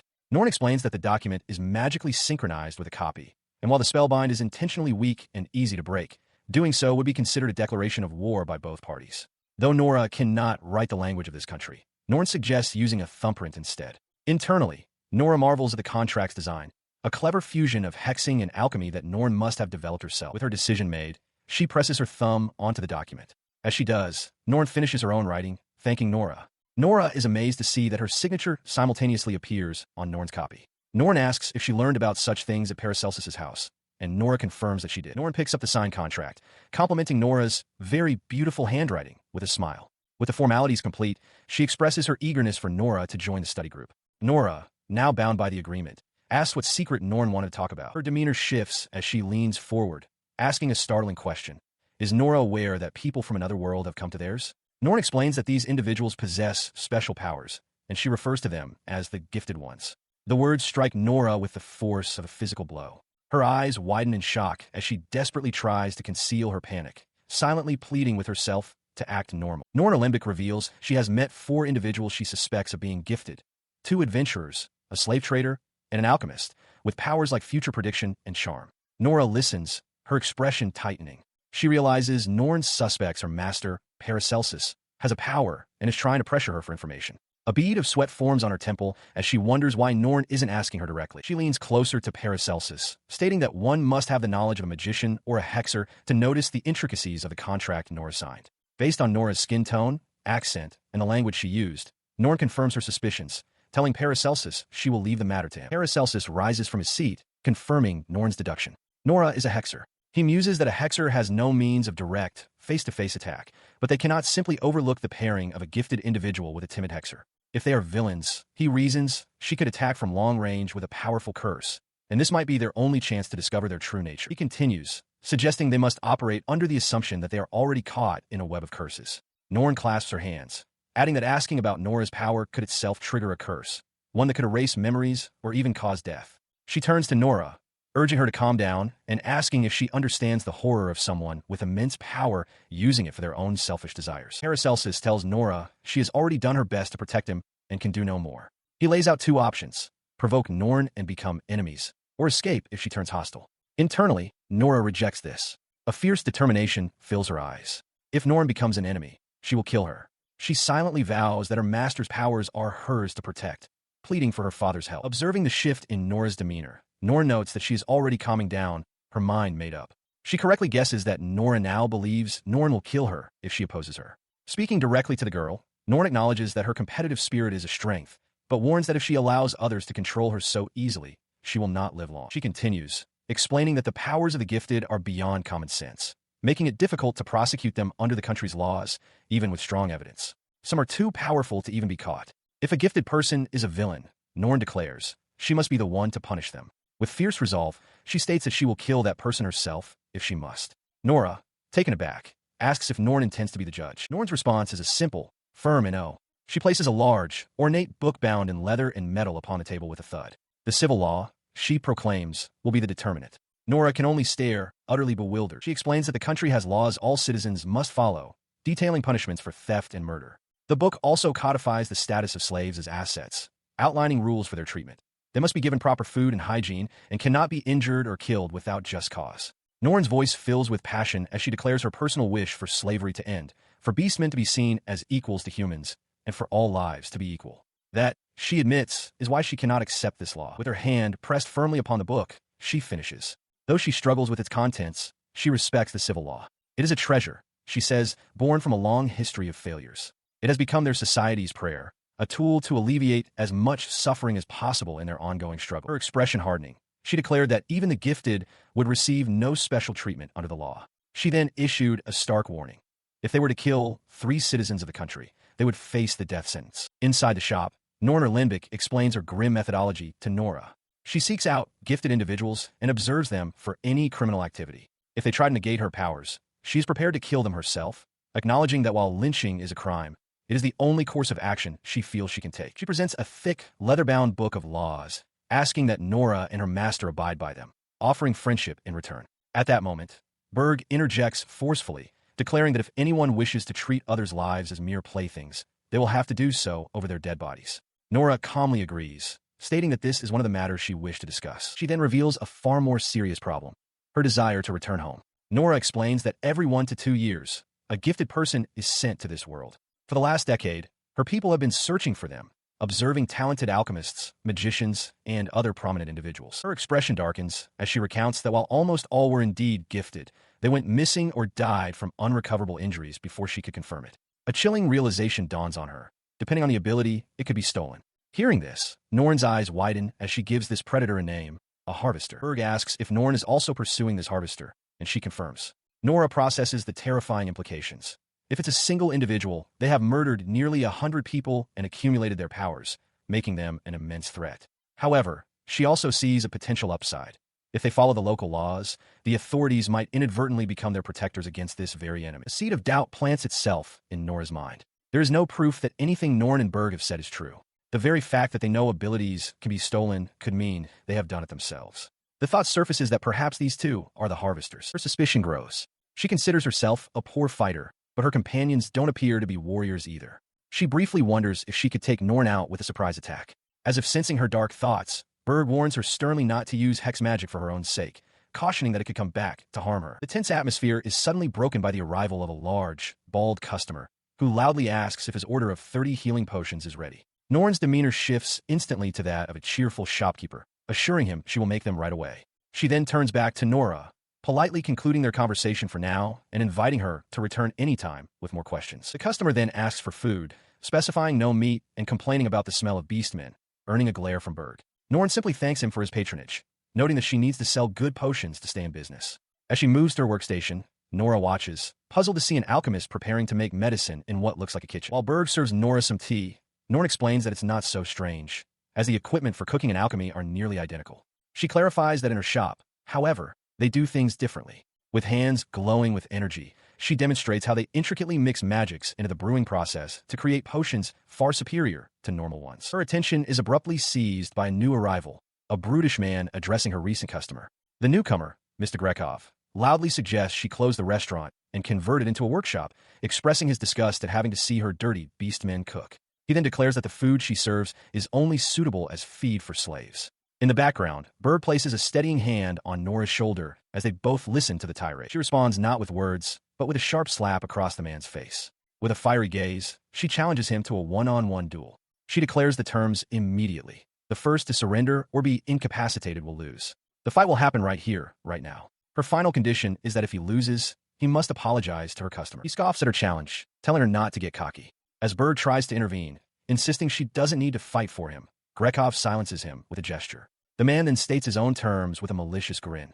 If she loses, she will become his slave. He promises to amuse himself with her until he grows tired. With the stakes set, he eagerly accepts the duel. Inside the shop, Mr. Grekov confronts Norna Lindbeck, dismissing her request for distance. He declares that this is no mere duel and questions what she could possibly hope to achieve at such close range, crudely threatening her. He then begins to explain that there are 2 primary ways for a magician to cast magic. He elaborates on the first, the inner method, which involves using the mana from within one's own body. This technique allows for faster casting and can produce stronger spells depending on the amount of mana expended.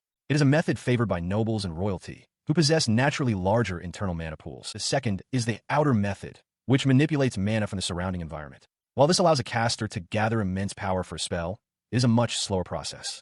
Mastering mana control is difficult for either method, but the outer method requires an exceptional level of talent. As a martial artist who has fought alongside many magicians, Grekov knows from experience that even a talented inner method user needs 4 seconds to cast a simple fireball. He sizes Norn up, considering she might have a hidden alchemical item, but dismisses the thought, confident that nothing she could carry would be enough to defeat him.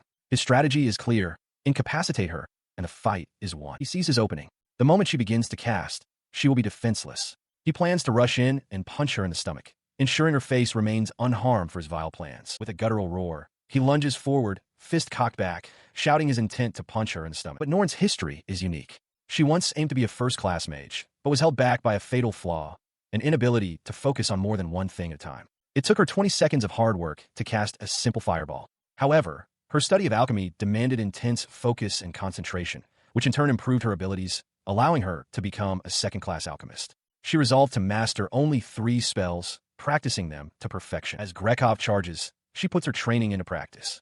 Using her entire body as a catalyst, she begins gathering mana from the world around her, absorbing it with intense concentration. Her spells, though seemingly minor, hold great significance in alchemy. With her right hand, she manipulates temperature, creating cold.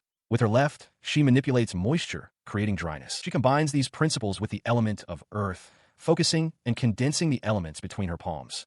In an instant, she conjures a sharp rock. Grekov, mid-lunge, is stunned by the speed of the conjuration. He prepares to smash the projectile, roaring that he will strike her down. His punch connects not with solid rock, but with a brittle trap. The conjured stone shatters into a storm of razor-sharp shards that erupt outwards, tearing his bandaged hand to shreds and cracking the very floor beneath him. He stumbles back, bewildered by the speed and nature of the spell. As he questions how she could cast magic so quickly, Norn focuses on her next move, knowing that mana, once given properties, will react on its own, freeing her to prepare another technique. Sensing the shift in momentum, he realizes he cannot afford to give her any more time. He resolves to press the attack and stop her, accepting that he will be injured in the process. A sudden sensation of cold and moisture begins to coalesce around his hands. As he lunges, a torrent of thick mud erupts from the floor, engulfing him completely. He shouts in frustration as the sludge blinds him. He tries to remain calm, reminding himself that he can still sense her location while she casts. The mud suddenly freezes solid, trapping him in an icy prison. From a distance, Norn stands with her arms outstretched. He roars in disbelief, demanding to know what she is and how she can possibly cast multiple spells with such impossible speed. A confident smirk spreads across her face. Her specialty, she muses, is a constant flow of mana. Having already combined earth and water to make mud, the only thing left is to add new properties to it: heat and moisture. A powerful wind begins to swirl around the frozen man, who can only wonder at this new development. Norn's expression becomes manic with excitement. She declares that her alchemic magic is unbeatable, apologizes for what she is about to do, and then screams the command, "Shoot!" A violent explosion of steam and shattered earth erupts from the ice and mud prison, blasting outwards with concussive force. Nora, watching from the sidelines, flinches at the sheer power unleashed. In the aftermath, Grekov lies motionless on the floor amidst the debris. Norn, realizing she may have overdone it, confirms he is tough but barely alive. Nora expresses her relief. A young girl at Norn's side admits total defeat, awestruck. Norn tells her it's time to go home, and apologetically agrees they can't make the man apologize now. Inside a workshop, Norna Limbic lays out divination cards, interpreting their grim meanings: a dragon in the earth, the wind of the Grim Reaper. She holds one card in her hand, the Star Cross of Guidance, a mark that grants the power of divination. Turning to the bandaged man in the bed, Mr. Grekov, she apologizes for going too far as he begins to stir. He awakens, and she assures him that her healing is effective. He will be able to move in 3 hours. She then offers a conditional apology, promising to extend it to the enslaved girl and show more respect. However, her demeanor shifts as she reveals she can sense the simmering hatred within him, his intent to kill her the moment he recovers. Grekov erupts in denial, shouting that he cannot be punished for a crime he has not yet committed, but Norn calmly informs him that attempted murder is punishable by 3 years in jail. As he stares in disbelief, a bow and arrow suddenly materialize in her hands. She declares that the burden of judgment has now fallen upon her. She draws the bow, aiming the heart-tipped arrow directly at him. Calling him a pitiful sinner, she proclaims that she will grant him salvation. Panic sets in as Grekov realizes he is completely immobile. He pleads for her to wait, admitting his anger but insisting he isn't foolish enough to challenge her again. Norn merely remarks on her enjoyment of seeing the terrified face of a man who believed himself strong. The arrow flies true, striking him squarely in the chest. He looks down at the arrow, then up at Norn's smiling face. Overwhelmed, tears stream down his face as he offers to become her slave for 3 years, or even for the rest of his life. She accepts his offer, stating that after 3 years of re-education, she will release him. The weapon she used was the Love Angel's bow and arrow, a non-lethal item that causes its target to fall in love with the archer. The effect is temporary, lasting only as long as the archer holds the bow, and can affect up to 3 people. Meanwhile, in another part of town, Nora returns home. Paracelsus greets her warmly, holding a tray with a covered glass dish. He excitedly urges her to come see what he has made. He reveals the contents. It is skin for Koko. He explains that he used a skin culture kit and multiplied it with his recipe power. With Koko's body regaining its vigor, he is confident she will recover faster. The next step, he determines, is to gather a large amount of Materia to serve as a food source for her. As Koko rests in her bed, unaware of these developments, a small, artificial spy fairy with large, unblinking eyes slips quietly through her open window. The small spy floated above the sleeping elf girl, its large eyes fixed on her. Without warning, a dark, mole-like creature erupted from beneath the floor. In an instant, it ensnared the fairy with its own long, dark hair, binding it tightly. Having secured its target, the creature, Pachiko, retreated into the night. Outside, under the moonlit sky, a cat-like beast man hurried through the forest, calling up to a large avian humanoid who was landing nearby. He asked if the avian was all right. The avian landed and immediately inquired about Pachiko's status. The cat-like beast man presented a slate, reporting that the artificial fairy was missing, presumed caught, and that high levels of elemental essence remained. As the avian processed this, another voice asked about Mogutin's whereabouts. Meanwhile, Pachiko burrowed swiftly into the ground, disappearing from sight. Underground, Pachiko extended its hair like a web of sensory tendrils. The avian addressed the creature, cautioning it about the manor's defenses. He explained that the basement was particularly dangerous. Touching the walls would suck away both mana and physical strength. Such measures, he added, were often used by alchemists to protect their secrets. He assigned Pachiko and Mogutin the task of monitoring the manor, reassuring them that they did not need to remain vigilant at all times. Their keen sense of smell was crucial, and he instructed them to log any developments on the synchronized board for reporting. With a final word of caution not to overexert themselves, the avian departed. Below ground, Mogutin was already sound asleep in its burrow. Lying awake in bed beside the sleeping elf girl, Nora contemplates their situation. She feels powerless against Agnosia, completely unaware of the other alchemist's ultimate goals. Her thoughts are interrupted by a voice calling her name, startling her from a reverie. She turns, asking what is happening. The voice belongs to Paracelsus, who points toward the sleeping elf. He notes that while she seems to be recovering well, her hair is moving on its own. He theorizes she is using it like an insect's antennae, a delicate sense of touch, to gently feel out her surroundings, including Nora and himself. He lifts a strand of her hair, revealing numerous dried, dead insects tangled at the ends, sucked dry of life. He remarks on how disgusting it is, yet his surprise grows as he realizes there are even more. The truth becomes clear. The elf girl's strong will to live is driving her to subconsciously hunt. She's catching small creatures within the room and using them for sustenance. Nora quietly affirms this realization. But the insects were not the only thing he found. Paracelsus holds up a tiny, intricate object, identifying it as an artificial fairy used for spying. Someone planted it on them. Nora's expression hardens. She suspects it belongs to Agnosia, sent to keep an eye on Norn. Her mind drifts to the other alchemist. Nora admits to sensing violent tendencies from Norn, recalling how she challenged a customer to a duel and beat him severely. Yet, she also notes that Norn operates by her own strict code, even referencing the law regarding vigilante killings, suggesting a twisted but present sense of humanity. As Paracelsus mentions needing a comb to remove the many bugs from Koko's hair, Nora's resolve solidifies. She decides she must learn what triggers Norn's anger.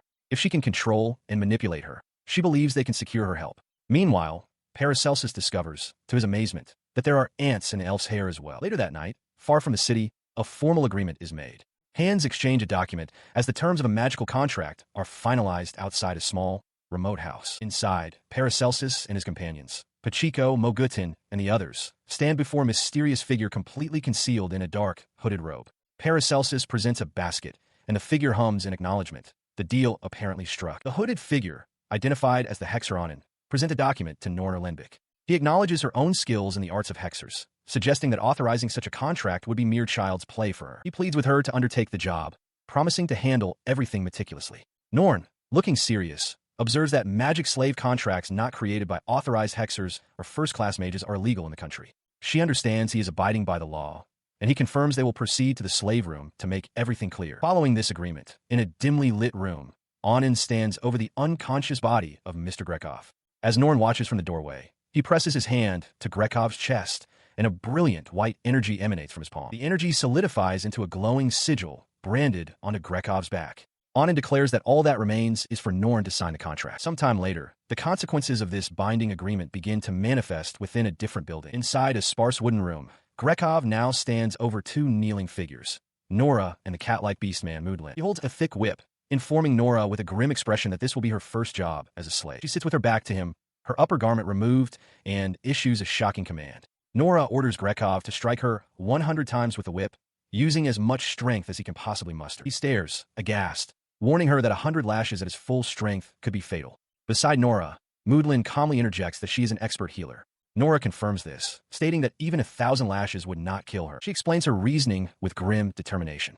Even if their previous encounter was a duel, her assault on him was an act of personal vigilantism, and for that, she must be punished. The standard punishment for assault is 10 lashings, with 10 more added for each repeated offense. Her expression is one of grim resolve. She insists that she must be punished, that she has to feel the same pain she inflicted on others in order to atone.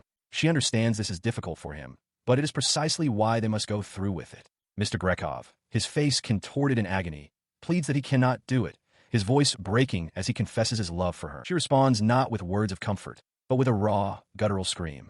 It is an order, she bellows, demanding he strike her immediately. Under the light of the full moon, the sharp crack of a whip echoes through the spacious room. In a far corner, Nora is curled into a small ball on the floor, bracing for the blows. Inside their workshop, Paracelsus stands with his hands on his hips, a satisfied smile on his face. He announces that they have finally gathered all the necessary ingredients and safety equipment, declaring that they can now begin making the magic bombs. Following this declaration, he turns to Nora with a serious expression. He tells her that he wants her and Koko to move to a nearby inn for their safety. Nora reacts with wide-eyed shock, exclaiming her disbelief. She immediately questions his reasoning. He explains that he intends to make the bombs alone because they're dangerous and could explode. While he admits it's more dangerous for him to work by himself, he insists it's necessary. Nora starts to argue that his ability to save should make it irrelevant, but he firmly cuts her off. In response to his refusal, Nora defiantly sits down on the floor, planting herself firmly in place. She declares that she is staying right there and tells him that if he wants to take Koko to the inn, he'll have to do it himself. Her stubbornness sends him into a panic. He pleads with her, exclaiming that her refusal is a problem. Nora simply turns away, pouting as she observes his growing distress. She watches him, a thoughtful look on her face. An earlier suspicion is confirmed in her mind. He seems to value himself very little. Meanwhile, Paracelsus's mind races with anxiety. He reasons that his own life isn't valuable, especially after a few encounters with a slave trader left him with a huge debt. He realizes he only panics to this degree because it's Nora's or Koko's life on the line, not his own. As he frets, a completely different thought strikes Nora. His low self-worth isn't a weakness to be pitted. It is, in fact, a great opportunity. Her mind concocts a plan. She envisions herself holding him tenderly. She will make him fall for her, becoming his most beloved person while his self-esteem is at rock bottom. Then, once she has built up his confidence, he will work hard for her. A devious smile spreads across her face as she completes the thought. If she can pull this off, then both Paracelsus and his incredible powers will belong to her. She lets out a quiet, triumphant chuckle. She agrees to his terms. Paracelsus, now clad in a protective apron and mask, holds up a cleaver and announces they are ready to begin. He reassures her that she can flee at the first sign of danger. Before he can react, she lunges forward, snatching the cleaver from his grasp. A thought flashes through her mind. Some powers can be stolen. A strange energy emanates from the cleaver as she holds it, leaving Paracelsus utterly bewildered by her sudden action. Her vision shifts. She finds herself before a powerful, toga-clad figure seated on an ornate throne. He greets her with a knowing smile, offering congratulations.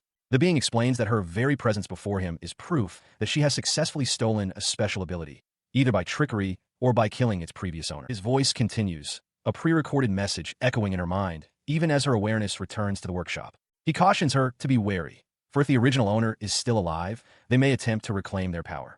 The message concludes, noting that only 3 seconds have elapsed in the physical world. Her consciousness is pulled back to the ethereal throne room. She recognizes the figure as the old guy Paracelsus had spoken of. The being confirms her suspicion, formally introducing himself as Arius. He clarifies that he is not a physical presence, but rather a residual thought embedded within the stolen ability, projecting images directly into her mind. From this point forward, he declares, he will impart his wisdom to guide her. His first lesson concerns the power she now holds, which he names the recipe for all creation. He explains that by concentrating on her right hand, a recipe book will manifest. If she simply whispers or thinks of the name of an item she wishes to create, the knowledge of its construction will become hers. To demonstrate, a cleaver materializes in his own left hand. She listens, realizing his explanation perfectly matches what Paracelsus had described. Arius adds a crucial detail. The person she stole this from was brought here from another world. He reveals that he had originally gifted that individual 2 abilities, and slyly suggests she might be able to steal the second one as well. With the explanation complete, Arius offers her a reward for successfully acquiring the power. He grants her the opportunity to ask a single question on any topic, provided it is within the scope of his knowledge. She addresses the deity, observing that his power far exceeds that of any mortal. With a steady gaze, she asks for his identity.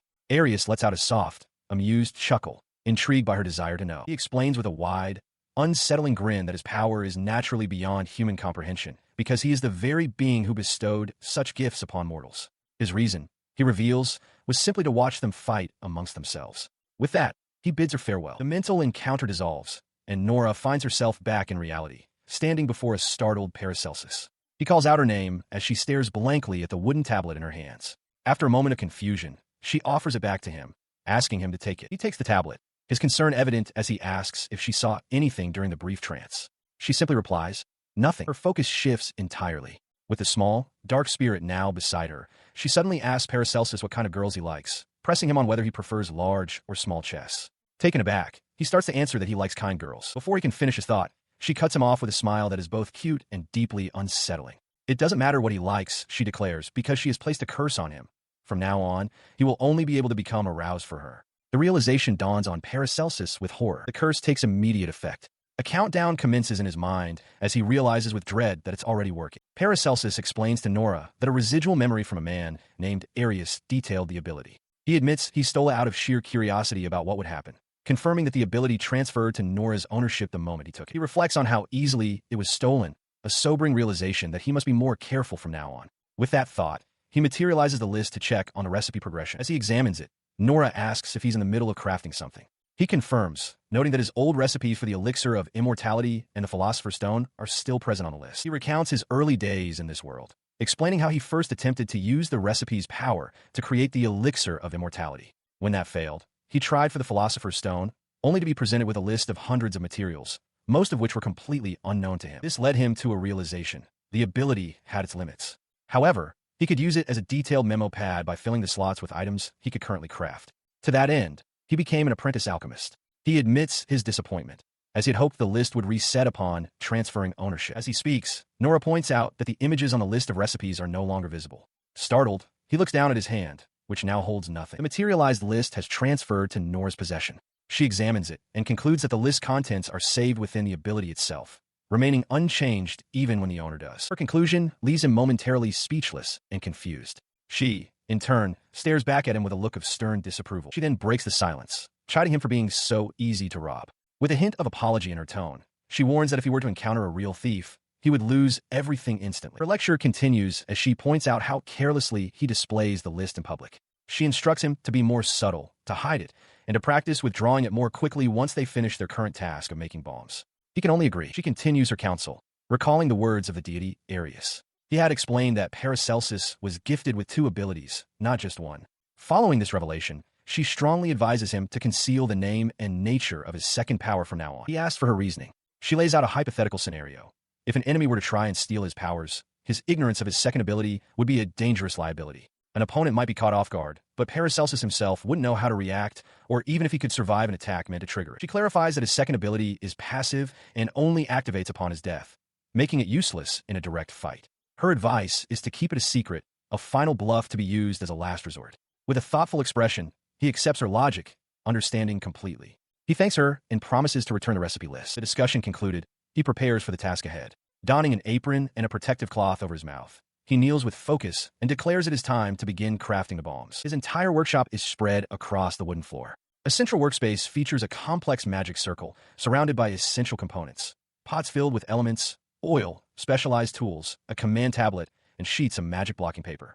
Nora watches from a short distance as he begins. He begins the process by activating a magic sealing effect on the workspace, a necessary precaution before pouring in the first cup of elemental material. To ensure their safety, he then opens a nearby window, explaining the need for ventilation to avoid breathing in the volatile elements. With his hands protected by thick gloves, he kneads the elemental powder, working it until it achieves the consistency of clay. Once ready, he carefully applies a measured amount of oil to the mixture. The power of the alchemical recipe automatically corrects the ratio of elements and oil as he works. He holds the resulting mass in his palm and carefully embeds a small magic tablet within its core, molding the substance into a round shape around it. Once the sphere reaches the proper thickness, the work on its elemental core is complete. The next step is to carefully paste strips of magic blocking paper over its entire surface, securing them with glue to form a protective outer layer. Before starting the next bomb, he cleans the residual elements from the workspace. He notes that this is typically a difficult task, but he uses a special metal rune attached to the top of the work circle. This attachment alters the circle's magical properties, simplifying the cleaning process. He continues his work, explaining the final, delicate steps. He cautions that breathing in the raw elements could be hazardous. By flipping a metal rune and attaching it to the circle, he alters its effect into a release format, which nullifies the circle's hold and allows the contained elements to move freely. With a proud flourish, he presents the finished product, a magic bomb. He explains that the process is repeated for both fire and water elements, and a magic blocking cap is fitted to prevent any accidental detonation. A slight scorch mark on the casing is a result of excess fire element residue. The finished bombs are then carefully wrapped in magic blocking paper for safe transport. Nora, handling the packaging, asks if this is her only role. Kneeling amidst his work, Paracelsus simply replies that he trusts her. As they continue their work, Paracelsus lets out a weary sigh, noting that they are only halfway done.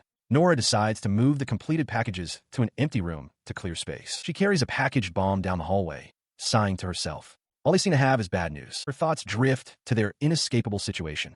She muses that Arius has orchestrated this entire affair, so the gifted will steal each other's powers for his amusement, like a cruel child watching insects devour one another. Even if they hide, he would find them or simply incite another person to fight them. She continues down the hall, acknowledging that meeting Norn and forming a contract wasn't entirely negative. However, she knows their overall chances of survival have become very low. Despite this, she remains determined to secure an escape route. Her thoughts turn to Norn. The contract they made prevents Norn from attacking them directly. But judging by Norn's personality, she would likely issue a formal declaration of war even without such a pact. The contract is, at best, a temporary shield. But the true problem, she realizes, is Arius, who can do anything he wishes. If the deity grows bored and decides he wants to see a spectacular fight, he could simply choose them, and they would be as good as dead. She feels certain that time will inevitably come. Kneeling in the empty room among the bombs, she laments her failure. When she met Arius's spirit, she became so nervous that she asked a foolish question. Who are you? Instead of asking for something useful that could have given them an advantage in the cruel child's game he is playing. While Paracelsus is on his knees, meticulously arranging items on the floor, Nora enters the room and calls out to her master. He looks up from his work, audibly questioning her interruption. Nora, however, is lost in thought, her expression one of pure admiration. She reflects that after meeting the residual spirit of Lord Arius, she now understands that the deity is a genius, responsible for planning everything. Her internal praise continues as Paracelsus listens, a bead of sweat forming on his temple. She marvels that Arius possesses powers beyond mere mortals and can even gift others with abilities to help them achieve their dreams. He stares at her, completely bewildered, wondering if she's going crazy from the stress of making bombs. Deciding she's not the type to lose her mind so easily, he resolves to play along for now. Nora, oblivious, exclaims aloud how amazing she thinks Lord Arius is. She continues her internal reasoning, concluding that a game is no fun if you can't watch it. Therefore, she theorizes, Arius must have imbued her with an ability similar to his residual spirits, the power to peek at the actions of those he has gifted when their abilities are in use. From this conclusion, she decides that if she keeps praising the old man-child while his ability is active, they might gain some benefit. She voices her desire to meet such an amazing being, and a flustered Paracelsus hesitantly agrees that he would like to meet him again as well. With their work finally over, they stand before a pile of finished bombs. Paracelsus sighs with relief, remarking that they completed the task quickly despite starting late. He admits that Nora's earlier suspicions made him anxious and tired, noting they could have finished sooner if not for her hesitation. He states he will have someone from Erlenbeck collect the items tomorrow. He then announces his next intention, to go and check on Koko. Nora watches him, her expression neutral. He kneels by the elf girl's bedside, attempting to fit a prosthetic eye in her empty socket. He murmurs that it's strange, as the eye simply won't attach. A tear escapes from Koko's own eye as the star-pattern prosthetic is held near. He stands, perplexed, telling Nora that he doesn't believe there are any problems with the eyes Agnosia created. Nora, looking down at Koko with concern, suggests that perhaps Koko herself is rejecting it.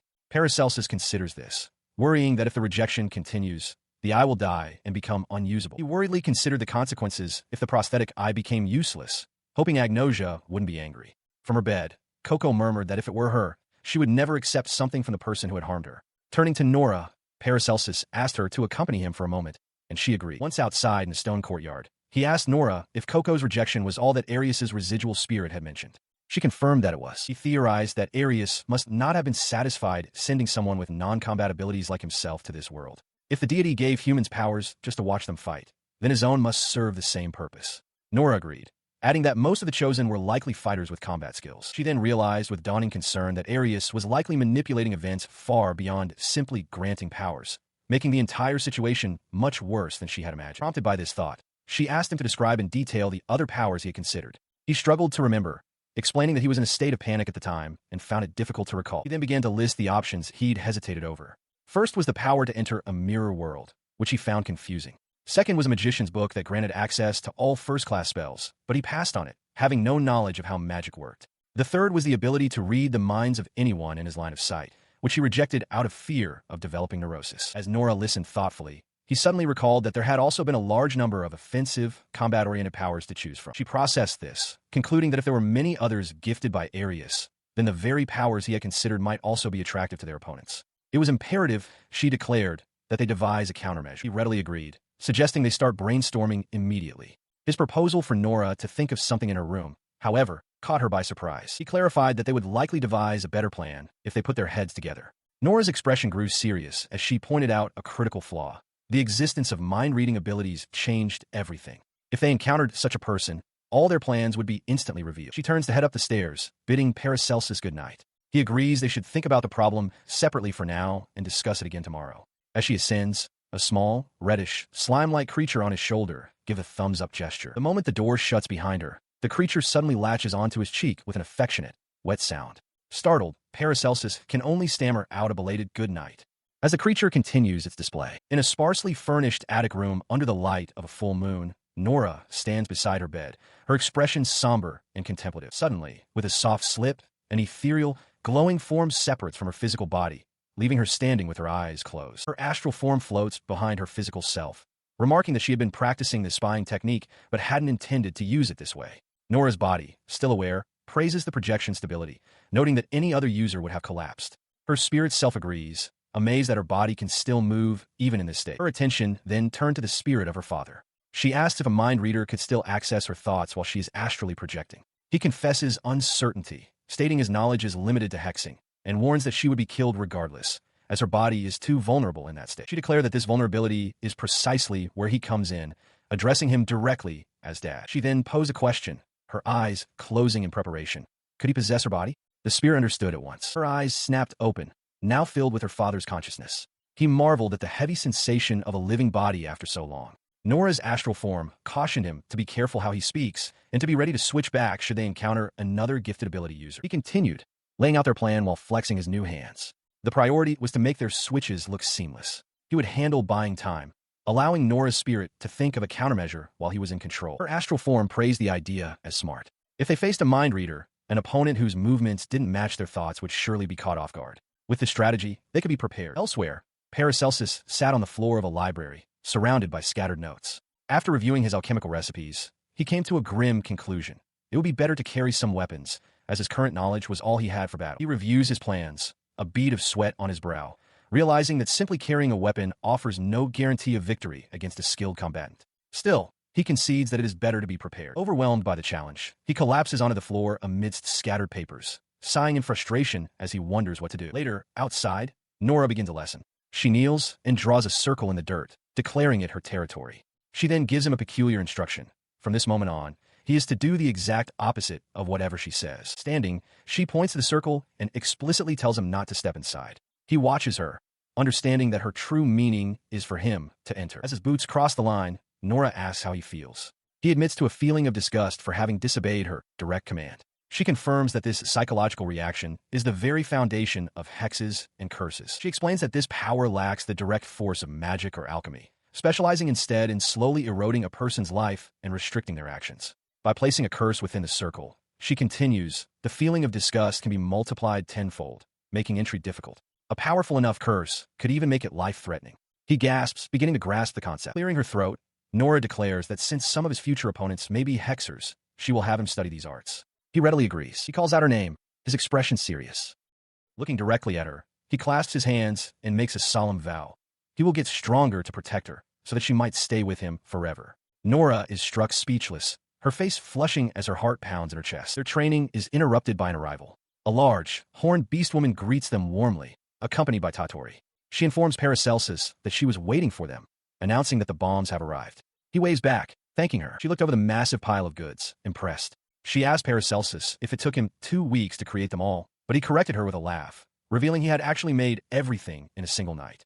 Her master, she noted, would be very surprised. Nearby, Tatori was fast asleep, having confirmed the items were of good quality. Paracelsus then addressed the now-awake Tatori, explaining that the items were critical and would require 2 careful trips to transport. He then stated his intention to accompany them, as he needed to speak with Norn and asked if they could wait while he got ready. The beast woman readily agreed. As he prepared to leave, he paused, examining a metal plate in his gloved hand that hummed with latent energy before he stepped through a nearby doorway. Moments later, he emerged fully outfitted in new protective gear. He adjusted the chest piece, confirming to himself that it was a perfect fit. He turned to Nora, explaining with a slight chuckle that he had remembered making high-quality fabric long ago and decided to create some defensive clothing. He noted that even though he made it randomly, it came out perfectly, allowing him to finish it in just one night. He continued, adding that he had made a set for her as well. To demonstrate its properties, he explained that it couldn't be cut by a common blade and was heat-resistant, casually holding scorching hot heat coins in his gloved hand. Nora, however, looked on with concern, appreciating his efforts, but urging him to get some sleep. Her eyes scanned his new attire as she asked what he was wearing. He elaborated, revealing a hidden mithril plate designed to protect his vitals and a specially made holder for his recipe book. He then laid out his plan for their meeting with Norn. He intended to secure an exclusive contract for his products, a deal that would benefit them both, but he would ask her to omit his name from the items to maintain his anonymity. Nora listened, then asked what exactly he needed to discuss with Norn. He smiled reassuringly. Nora conceded, but her concern remained. She pleaded with him to be careful and made one final, serious request, that he not use the recipe book unless it was an absolute emergency. On a street lined with stone walls, Paracelsus strains to pull a heavy wooden cart. The large beast woman walking beside him questions if it's truly all right for him to be doing such labor. He grits his teeth, insisting that a bit of exercise now and then isn't a bad thing. As they proceed, Nora watches them from a distance, her long dark hair obscuring her expression. The small spirit at her side asks if it's okay to let him go, to which she simply affirms. She explains that this is a good opportunity to show that they are not villains. Besides, she adds with a somber look, Norn said she cannot forgive villains, and there would be nothing Nora could do if his companions decided to kill him. Despite her words, a flicker of worry crosses her face. Her father's spirit form then presents a single strand of hair, identifying it as Norn's. Before Nora can fully process what it is, the spirit places the hair on her arm, where it dissolves into her skin with a squelch. Her expression twists into one of cold fury.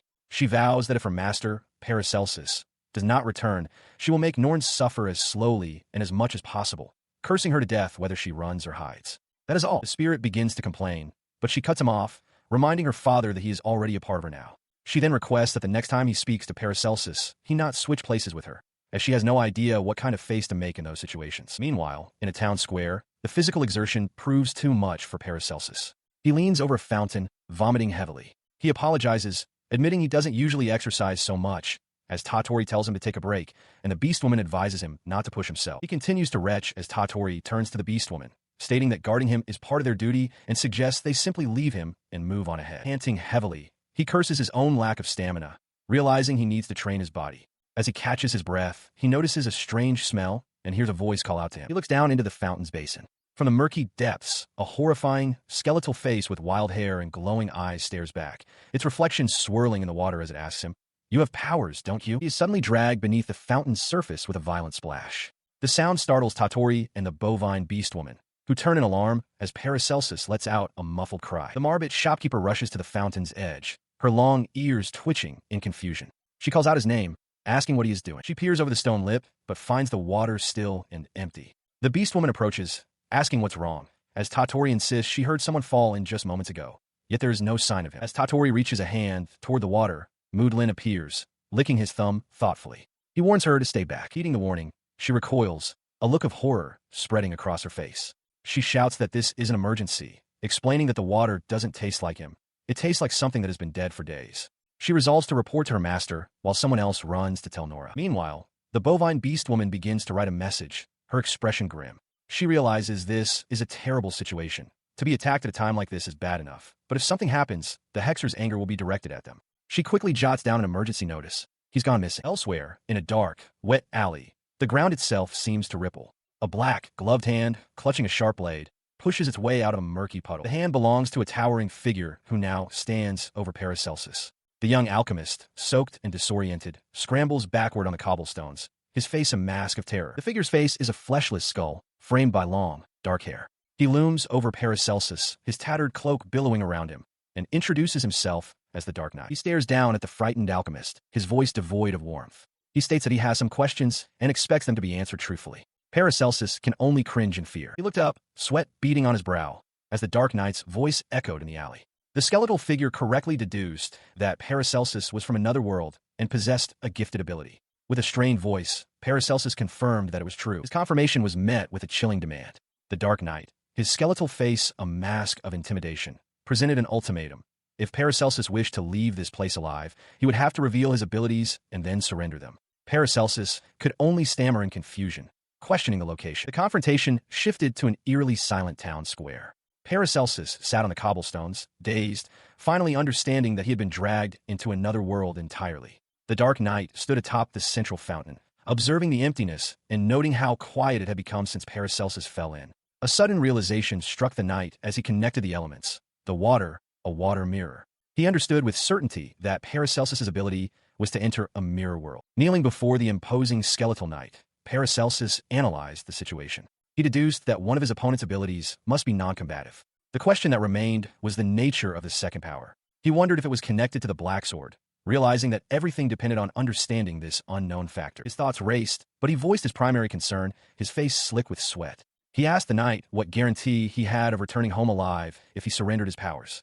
The knight's response was blunt and dismissive. He offered no such guarantee. The knight's cold dismissal was followed by a chilling demand. He told Paracelsus that his current position was to beg for mercy and that his survival depended entirely on his attitude. He commanded the alchemist to cry and plead as he offered up his powers. His heart pounded at the ultimatum, but fear gave way to defiance. Paracelsus rose to his feet, pointing a trembling finger at the knight. He demanded to be sent back to his own world, warning the entity that it didn't know his abilities and threatening to turn it to charcoal if it refused. He leveled the threat, but the skeletal knight remained utterly unimpressed, revealing a startling piece of knowledge. It named Paracelsus's power, the recipe for all creation. The alchemist stared in disbelief, stammering, wondering how it could possibly know. As Paracelsus reeled from shock, the knight elaborated, proving his knowledge was no mere guess. He recounted a specific event from months ago, detailing how Paracelsus had created a potion for a dying woman on 12th Street, purchasing the necessary ingredients from memory without even consulting his recipe book. Having demonstrated his omniscience, he began to physically and verbally mock the alchemist. He prodded Paracelsus's head with his weapon, daring him to try and turn him to charcoal. He dismissed his other ability as worthless and demanded he reveal what it was. The repeated jabs continued until Paracelsus's hand shot out, seizing the weapon's shaft with surprising strength. With the taunting stopped, he looked up, his expression transformed. He stated firmly that he could not give the knight his abilities. However, he offered an alternative, a transaction. He then clarified the nature of his proposal, stating his one condition. He would use his alchemy to make anything the knight desired, so long as it was not used for evil. He stares up at the skeletal figure, the straps on his chest thumping with his heart. He makes his position clear. If the knight kills him, his abilities will be lost forever. His first demand is to be released from this place. The Dark Knight responds not with words, but with a low, guttural rattle that seems to emanate from deep within his skeletal frame. In a chilling display of power, he raises a bony hand. The very ground cracks and splinters as skeletal fingers claw their way out from below. The knight mockingly asks if the alchemist truly believes his death would be a quick one. The full horror of the knight's power is revealed. All around the central fountain, the dead rise from the earth, a shambling horde of zombies. Paracelsus stares in wide-eyed shock, his mind struggling to process the nightmare unfolding before him. He cries out for them to wait as the undead swarm him. They claw and bite, and he screams in agony, believing he is about to die. The knight's voice cuts through the chaos, assuring him that they are holding back, but the pain is undeniably real. Looming over the scene, the Dark Knight issues a cold ultimatum. He will command the zombies to continue biting chunks off the alchemist until he agrees to listen. Any disobedience will result in the creatures being ordered to bite for real, with the hope that Paracelsus might leave this place in one piece. Panting and surrounded by the stinking undead, Paracelsus is now completely at the knight's mercy. The skeletal figure issues his first command, to be given the recipe for all creation. Flanked by the ghoulish faces of the zombies, the terrified alchemist can only stammer his compliance. He understands. He confirms that he will give the knight the recipe book, explaining that he keeps it on his person in case he needs to perform alchemy. His hand moves to a pouch on his belt. But before retrieving the book, he stops, pulling out a small coin-like object. He explains that before he hands over the recipe, he wants the knight to take this item home with him. He holds out the small object, explaining that it is an anaphora coin, given to him by the Alchemy Guild upon becoming a member. The Dark Knight, his skeletal face unreadable, simply asks what it is. Instead of answering, the Dark Knight snatches the coin and, with a swift motion, flings it into the center of the town fountain. Paracelsus cries out in alarm as it lands with a small splash. Unfazed, the skeletal knight demands to know what happens next. The coin sinks into the fountain's depths. For a moment, nothing happens. Then, the water begins to bubble and steam, rapidly heating to a boil. Without warning, the entire fountain detonates in a violent explosion, sending superheated water and shattered stone flying in all directions. The concussive force throws everyone back. The Dark Knight and his undead minions are engulfed by the scalding blast, while Paracelsus hits the ground, shielding his head from the searing rain. He groans, Lying amidst the rubble as a strange, corrosive rain begins to fall.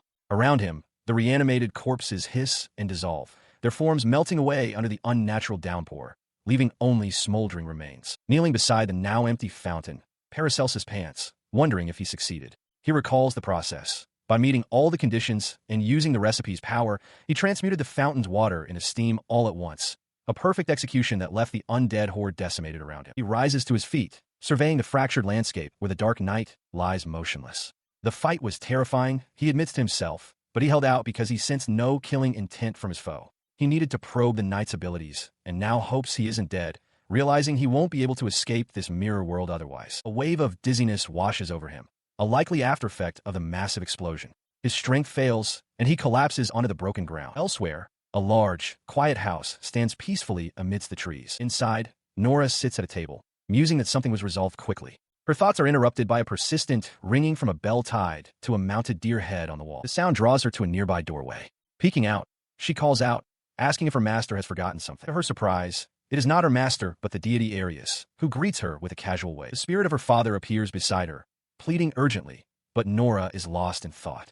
She can't believe Arius came so quickly just because she praised him slightly. She considers the implications of his mind reading. If he can perceive thoughts deeper than the ones she consciously voices in her head, they are utterly defenseless. Her father's spirit asks why she thinks so. She explains that someone with such an ability will always have the preemptive strike, which makes dealing with the old man no fun at all. She continues her speculation, deciding to assume his ability is limited for now and form a plan. She reasons that the old man loves to be praised and enjoys seeing people's reactions. If she keeps praising him, he might just come see them again one day. She begins her instructions to the spirit within her, cautioning that calling the deity an old fat man is not a good word. Instead, she insists he must fill his mind with respectful thoughts towards Lord Arius. The spirit questions her motives, asking if she is planning to defeat Arius, perhaps through hexing.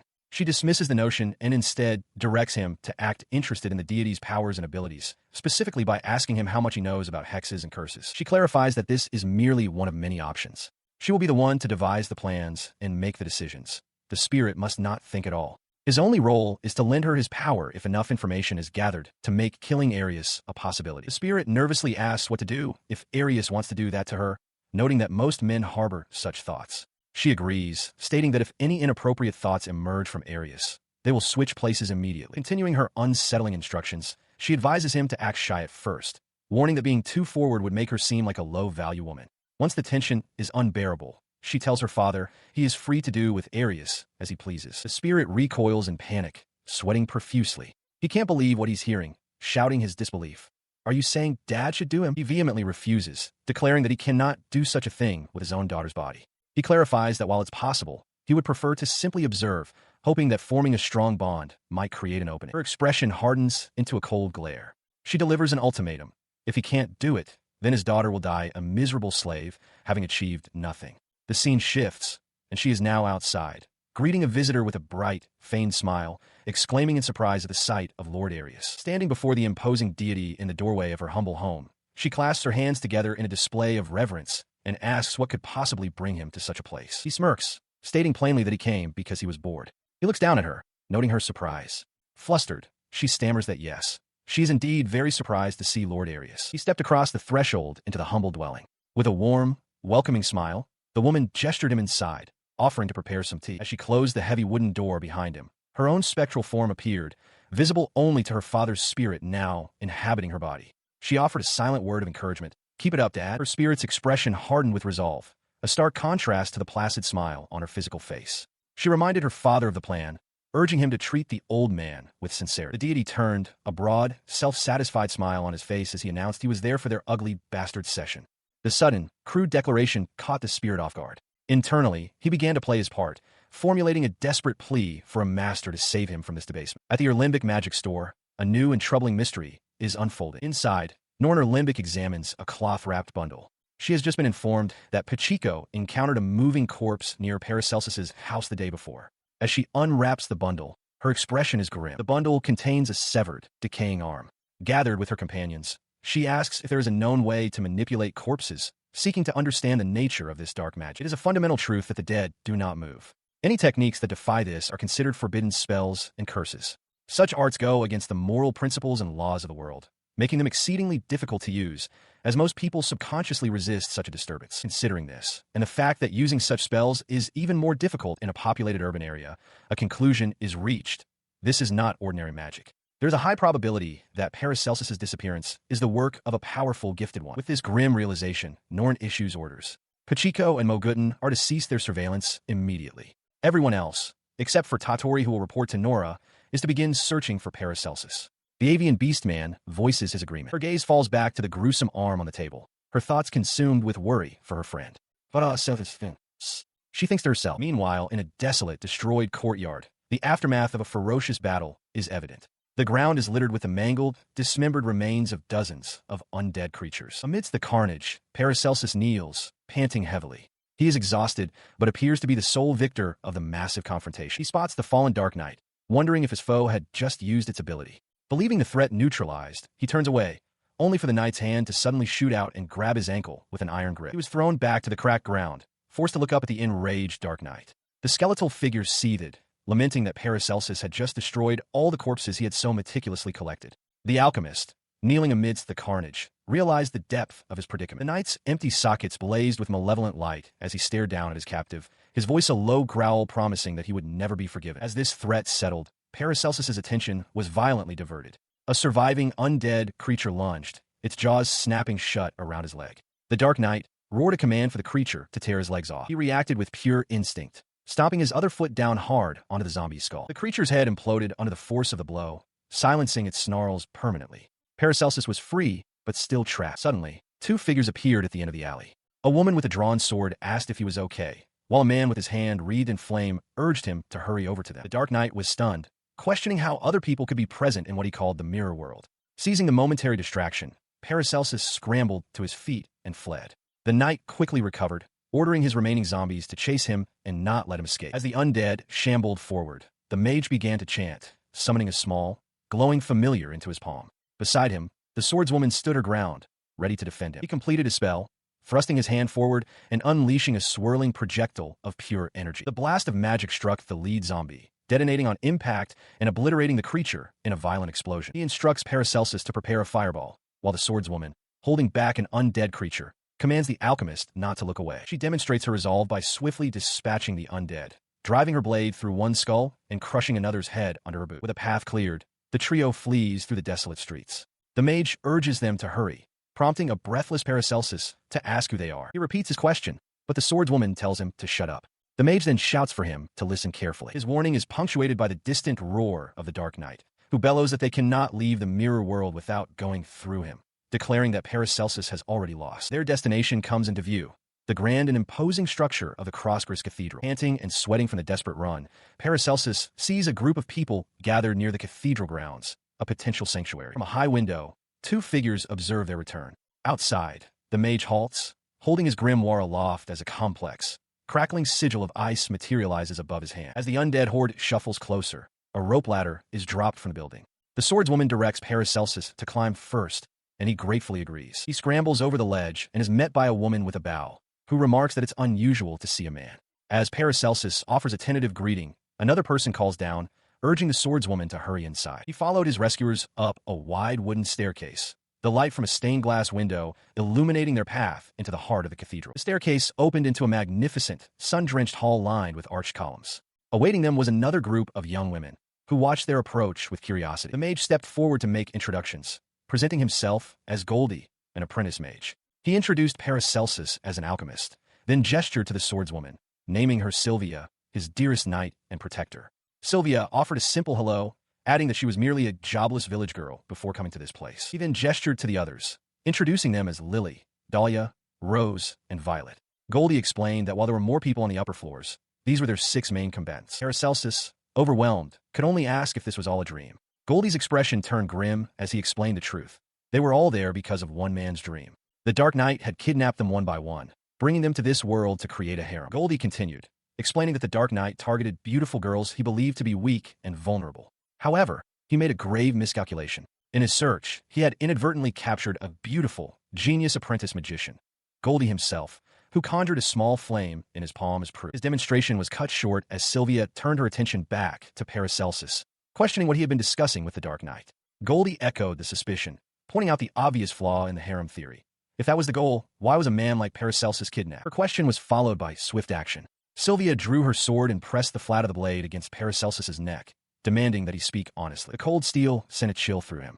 Sweating, Paracelsus raised his hands in surrender, his eyes wide with fear. Forced to speak, he confessed that a godlike being had granted him two abilities. The first was the recipe for all creation, allowing him to craft anything perfectly. The second, he admitted, was the power to steal the abilities of others, and that was the reason the Dark Knight had kidnapped him. He internally panicked, realizing he had lied to them and that his power-stealing ability put him in grave danger. The swordswoman, Sylvia, voiced her suspicions aloud, declaring that if he made the Dark Knight stronger, it would be better to kill him now. The mage, Goldie, interjected, reasoning that the time for that option had passed. She questioned why they should risk it, wondering if his second ability could easily kill them all. She concluded they couldn't be sure when the best chance to strike would be. His heart pounded in his chest as he realized he was on high alert. He quickly tried to de-escalate, assuring them he was not their enemy and offering to help them defeat the Dark Knight. In response, Sylvia struck him hard across the face with the pommel of her sword, sending him crashing to the stone floor. She loomed over his fallen form, demanding to know who he thought he was to offer to help them. Her voice echoed in the hall as she declared that she had survived in this world for a year thanks to everyone present, and to the memory of all who had died for their cause. Her anger peaked as she yelled that it was only because of their group that he wasn't already dead and devoured by zombies. Then, catching herself, she quietly apologized. The immediate confrontation over, Sylvia sheathed her sword. The other survivors watched as the tension subsided, and Goldie observed the scene from her seat. He pushed himself up, wiping blood from his lip. He apologized to Goldie, then asked if they truly had a chance to defeat the Dark Knight, insisting that by combining his ability with theirs, they could succeed. She listened, then calmly asked him to provide the details of his second ability. He met her gaze and replied that it was his trump card. He laid out his terms plainly. If he couldn't reveal his secret, and she wouldn't let him join, then he would be forced to take on the Dark Knight by himself. Goldie, sitting across from him, confirmed his understanding, asking if he truly couldn't tell her, no matter the circumstances. She closed her eyes for a long moment, weighing his resolve against her own caution. Her decision made, Goldie opened her eyes and extended a hand in welcome. She declared that she understood and that they would do their best together. For now, she instructed him to rest, promising to bring food, but strictly forbidding him from going to the second floor. Her final words were a warning. She would be watching him closely from now on. He watched her go, his expression a mixture of relief and apprehension. Later that night, sitting alone in a quiet courtyard, the weight of his deception settled upon him. He admitted to himself that he had lied, quite a lot, and that the lie he thought was good could easily take a turn for the worse if it were ever exposed. As he hid his face in his hands, despairing that everything was wrong and that lying made him a bad person, a gentle voice disagreed. A girl looking exactly like Nora told him that what he did was very good, not bad. He recognized the sentiment immediately. It was something the real Nora would say. He jolted back, utterly stunned. The Nora look-alike calmly put a finger to her lips, hushing him. She then explained that she was the Nora inside of him, visible only to him, and that he could communicate with her simply by thinking. He observed that she looked just like the real one and asked how Nora was doing. The manifestation explained that the real Nora had adjusted her to appear whenever he was alone, lonely, or in trouble. She confessed that she only knew what he knew and apologized for her limited knowledge, adding that being with him now was a big relief. Wrapped in a blanket, he gazed out at the cathedral spire piercing the night sky, his thoughts turning to the real Nora, wondering how she was faring. Meanwhile, in a dark, squalid room, the spirit bound to Nora revealed its horrific nature. The dark, amorphous creature with wide, white eyes was violently devouring a young, light-haired girl, splattering the walls with black ichor as it chomped and slurped, her body twitching its last. A few hours prior, Tatori Arlembic sprints down a cobblestone alleyway, a trail of energy crackling in their wake. They move with desperate speed between the timber-framed buildings. As they race onward, a look of frantic confusion crosses their face. They realize something is terribly wrong, thinking that Paracelsus's house should be right around here, yet they cannot find it anywhere. Elsewhere, a small turtle known as an Achilles turtle scurries across a wooden floor. This enchanted creature possesses a unique property.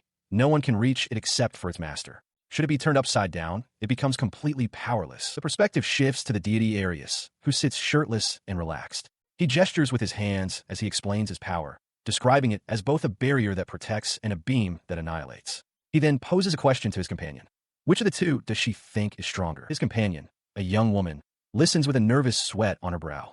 She suggests that rather than a predictable clash, it would be more interesting to imagine a scenario of survival of the fittest, where sentient beings are in control, creating quite a show. Delighted, Arius declares it a fantastic idea. He admits he never would have thought of transporting people from another world and giving them abilities. The woman agrees, saying she knew he'd think so. Arius adds that it's not just the idea, but the concept of a powerful being deliberately giving power to humans that is so compelling. The young woman smiles, expressing her confidence that with Arius granting the powers, there would be no issue, as he is the greatest. Arius, however, grows serious. He concedes that while he's glad they agree, he cannot consider the magic used by humans to be real magic at all. He elaborates on his disappointment. No matter how strong the magic he bestows, humans invariably limit it through ethics, fear, and most of all, their own constrained imaginations. He reflects that even the most primitive magic he taught them should be enough to easily wreak havoc across the world with much more freedom. With a grimace of contempt, he concludes his thought, lamenting that humans are truly stupid and are wasting his precious gifts. He then turns back to his companion and asks if she has ever heard of Hex. He reveals that he is a hexer himself, which is different from magicians, who he claims are just pretending. The woman is taken aback. Arius processes this, coming to the realization that humans are making rules among themselves for the power he gave them. He listened to the proposition, a thoughtful sound escaping his lips. Beside his assistant, a translucent, fiery figure of a young man materialized, his expression one of clear agitation. His assistant continued her argument, seated across from him. She reasoned that if he was truly as great as he had boasted, then humans, even if they joined forces, would surely be unable to defeat him. She pressed on, stating her desire to prove that no one is truly invulnerable to magic. He smiled condescendingly, retorting that at the very least, the magic they could cast might just be able to reach his feet. Unfazed, she made her formal request, a chance to land a single blow upon his body. He leaned forward, a slight chuckle in his voice, and asked what she stood to gain if she succeeded. With a confident smirk, she declared that the act of landing that single blow would, in itself, be an honor for all of humanity. The fiery apparition watched in amazement. He realized that even under the influence of his anger, the deity was still wise, essentially proposing a duel to give them an opportunity to devise a strategy. Albert considered the terms. This way, they wouldn't lose their lives, and if they managed to gain an advantage, they might even have a chance to kill him. However, he also understood the cunning of the deal. If they lost, they would be forced to listen to the deity's lectures forever. He grumbled to himself that it was unfair. As the terms were set, a powerful aura erupted from Arius. Small, sharp projectiles hurtling toward him were effortlessly deflected by an unseen force. He grinned, his eyes glowing white, and explained the nature of his defense. It was an absolute protective barrier, a field that would not permit anything to enter unless he specifically allowed it. Then, he demonstrated his offense, conjuring a blindingly bright orb of energy in his palm. This, he explained, was the absolutely destructive beam, a power that would shred anyone on contact. He mused aloud that it was, indeed, certainly terrifying. His opponent, however, remained composed. Holding the radiant sphere of destructive energy, she suggested that he now saw her superiority and should surrender if he valued his life, inviting him to make his move. He conceded that her point was valid. With a gentle smile, she reminded him that if he were to defeat her, he would be unable to fulfill his condition of listening to her story for all time. He then changed his approach, proposing a new tactic. A thin, sharp object materialized between his fingers, and his assistant's calm demeanor faltered. He identified the weapon as catalog number 43, the magic sealing needle. He explained that anyone struck by it would be unable to use magic for a full 24 hours, which should make her so-called hex completely useless. He then flicked the needle forward with incredible speed. It shot towards the startled assistant, as he declared that any attempt to flee would be futile. She watched in shock as the needle struck her squarely in the chest, shattering into fragments of light upon impact. She crumpled to the floor, seemingly incapacitated. Looking down at her fallen form, Arius chuckled, remarking that it seemed to be a victory for him. His triumphant smirk vanished as he saw her look up from the ground, not in pain, but with a confident grin. The remnants of a needle still glowed harmlessly on her chest. The reason for her confidence became clear in a sudden recollection. Arius had drunk the tea she served, talked with her for an hour, and then accepted the very duel she had challenged him to. The realization struck him with physical force. He looked down in disbelief to see his own magic-sealing needle embedded in his toga, its power now turned against him. He stares in disbelief, demanding to know how she could have used the magic-sealing needle when her own magic should have been sealed. He questions if she somehow removed the needle before it struck. She calmly corrects him, stating that it was all his own doing. He cast the spell on himself and was struck by his own needle. The explanation leaves him utterly confused. She continues, admitting it was a gamble and that she was scared. She hadn't been certain the curse would even affect a being so detached from the human world. The key, she reveals, was his attempt to empathize with humans, to understand their feelings just so he could enjoy watching them destroy one another. Her explanation reveals his greatest fear, hex users. This fear, she asserts, is precisely why he chose the magic sealing ability above all others. After all, when one truly considers it, there is nothing easier to deal with than magic. Faced with this revelation, Arius begins to sweat, stammering an admission of her success. He concedes that she has managed to land a blow on him. With a confident smirk, she taunts him, asking why he hasn't put the needle away. She presses her advantage, pointing a finger at him and questioning what happened to the real magic he had boasted about. Even if he can't dispel the magic, she asks, Shouldn't he be able to simply remove the needle physically? Her verbal assault continues as she mockingly recalls the impressive-sounding beams and barriers he had described to them before. She then brings up his power to bestow abilities, her words striking him as the magic sealing effect visibly pulses on his shoulder. Her expression darkens as she poses a final, chilling question. Are those 3 powers enough for him to live for 300 years? She then speaks as if to another, hoping that Nora is not in a hurry. As Arius writhes in agony, a memory surfaces. He recalls his master's cold lesson, that useless parts of living things are meant to simply degenerate and disappear. In response to his unspoken thought, her face twists into a horrifying visage. With wide, dark eyes and a grotesque smile, she points a finger wreathed in dark energy and demands, "But what about you?" She feels her power return, a dark aura flaring around her monstrous form. She realizes she can use her abilities again and wonders if the man before her is yet another illusion. A device is revealed, a bone conduction main speaker, capable of transmitting speech directly into a target's mind. In response to her transformation, Arius lunges forward, swinging a blade with furious speed, striking the space where she had just been standing. He looks up in shock to find her clinging impossibly to the ceiling beams, her body contorted.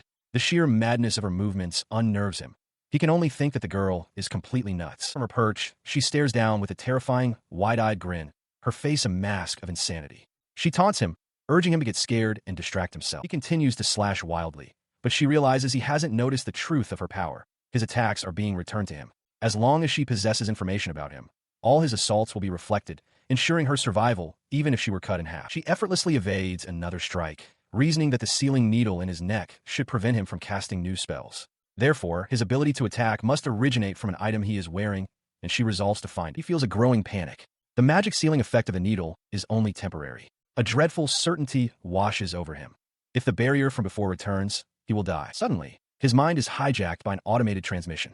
A vision of a powerful, bearded man appears, welcoming him. The message explains that seeing it means he was tricked or killed by someone with special abilities. It congratulates the thief, but warns them to be careful if he is still alive. As the message concludes, Arius is struck by a horrifying realization.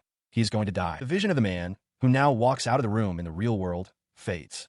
The assistant, back in her human guise, watches him go, shaken. She thinks about how close she came to death. If that message had disoriented her, she would have been killed. In his hallucination, Arius hears the man's voice urging him to hurry. Her eyes fall upon a smoldering stick of incense and an empty teacup. The pieces click into place. It was a medicated tea, combined with a special incense that smelled like tea. She knows with certainty he is hallucinating a conversation with his father. Her opponent, still lost in a haze, believed his father was aiding him, giving him a crucial advantage. He thought the needle had served its purpose, unaware of the true nature of his delusion. She, however, was keenly aware that the effects of the incense and tea would soon fade.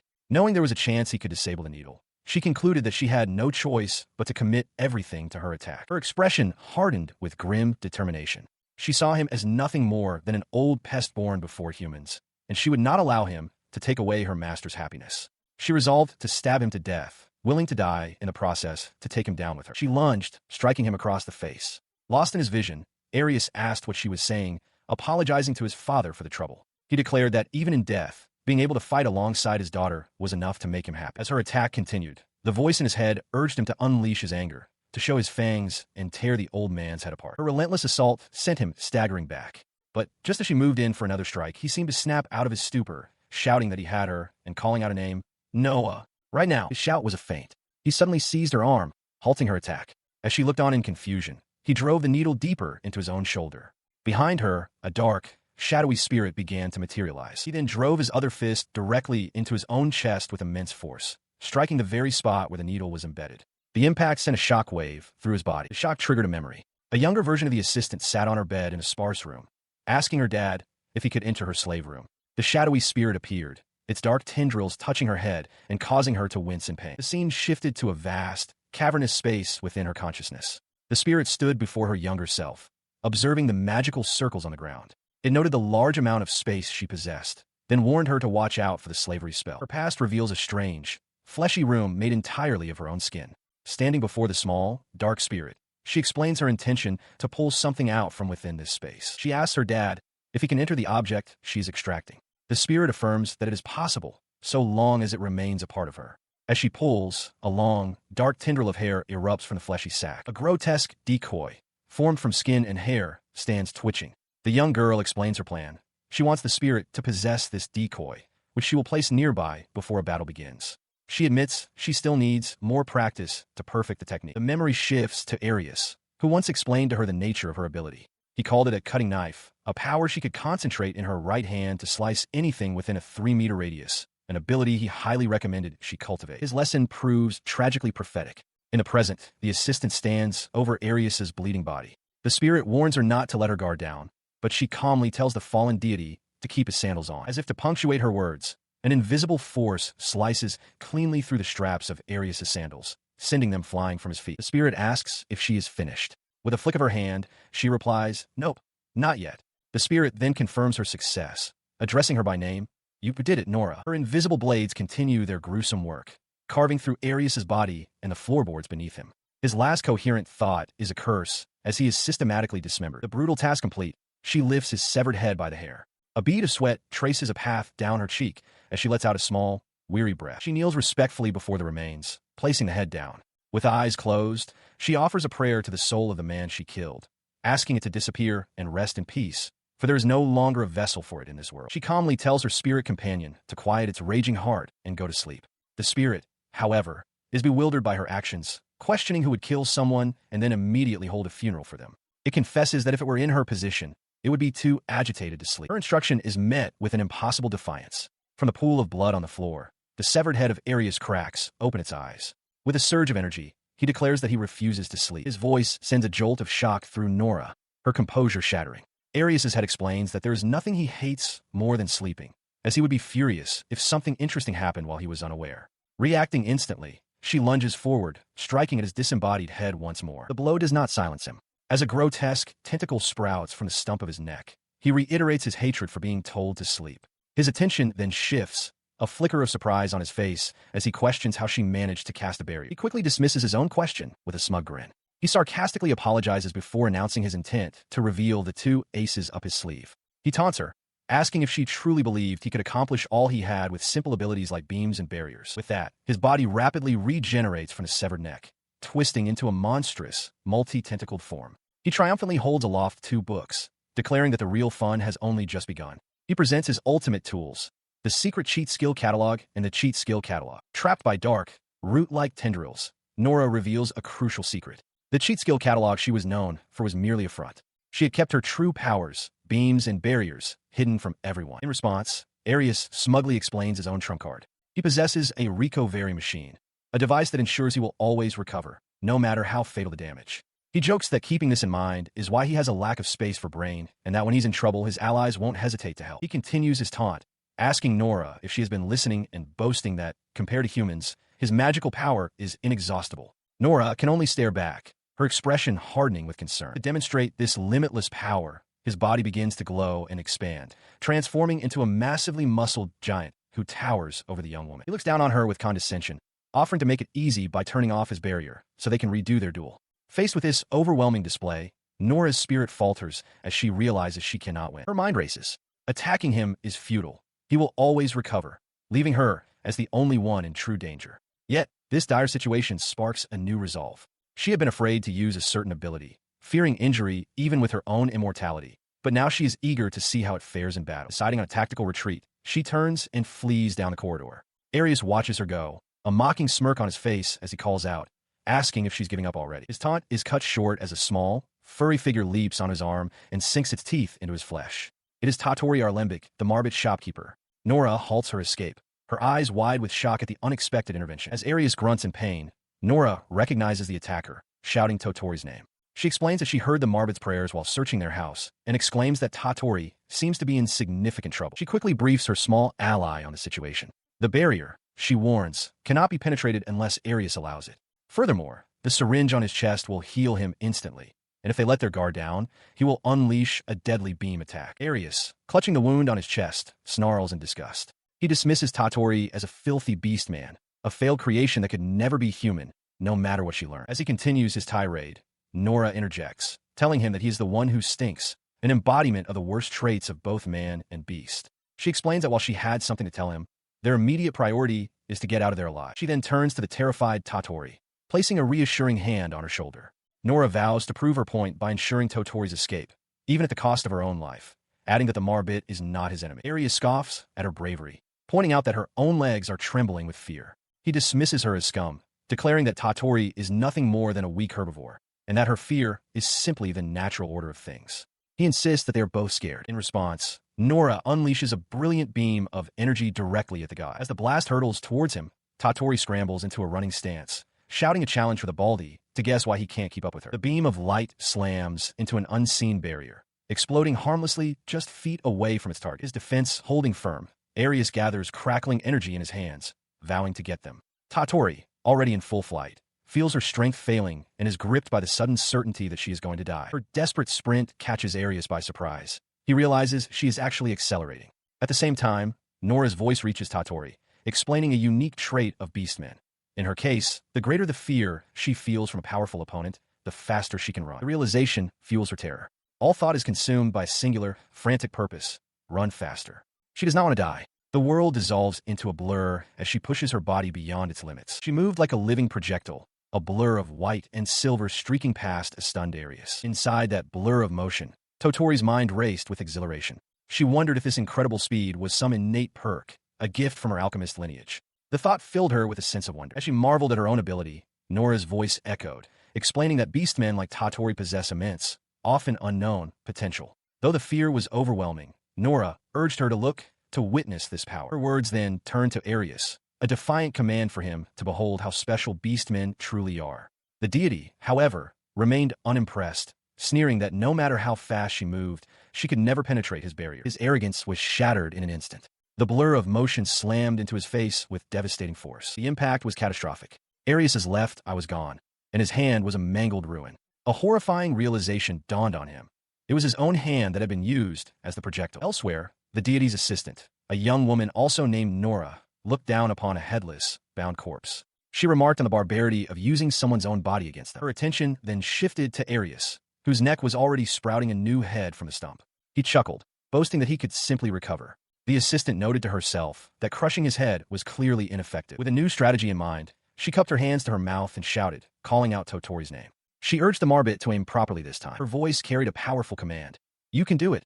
In response, a streak of light and power once again shot through the air. His attack, a concentrated beam of energy, slams into Arius's torso, tearing through the deity's regenerating form with overwhelming force. The beam of energy erupts from Arius's back in a catastrophic explosion of flesh and gore, completely obliterating his upper body as the deity's assistant watches. She stands firm amidst the violent shockwave as the last remnants of Arius's torso are vaporized, leaving only his lower body standing for a final, fleeting moment. With the deity seemingly vanquished, Tatori collapses from the immense strain of the attack, believing with his last ounce of strength that it is finally over. The room falls into a sudden, heavy silence. Arius's dismembered remains are scattered across the floorboards. The assistant kneels, panting, while Tatori lies unconscious. In the corner, the rescued girl, Nora Petten, sits silently, her hair having transformed into a dark, amorphous cloud. Ignoring her own fatigue, the assistant crawls to Totori's side. She gently touches his shoulder, asking if he is okay,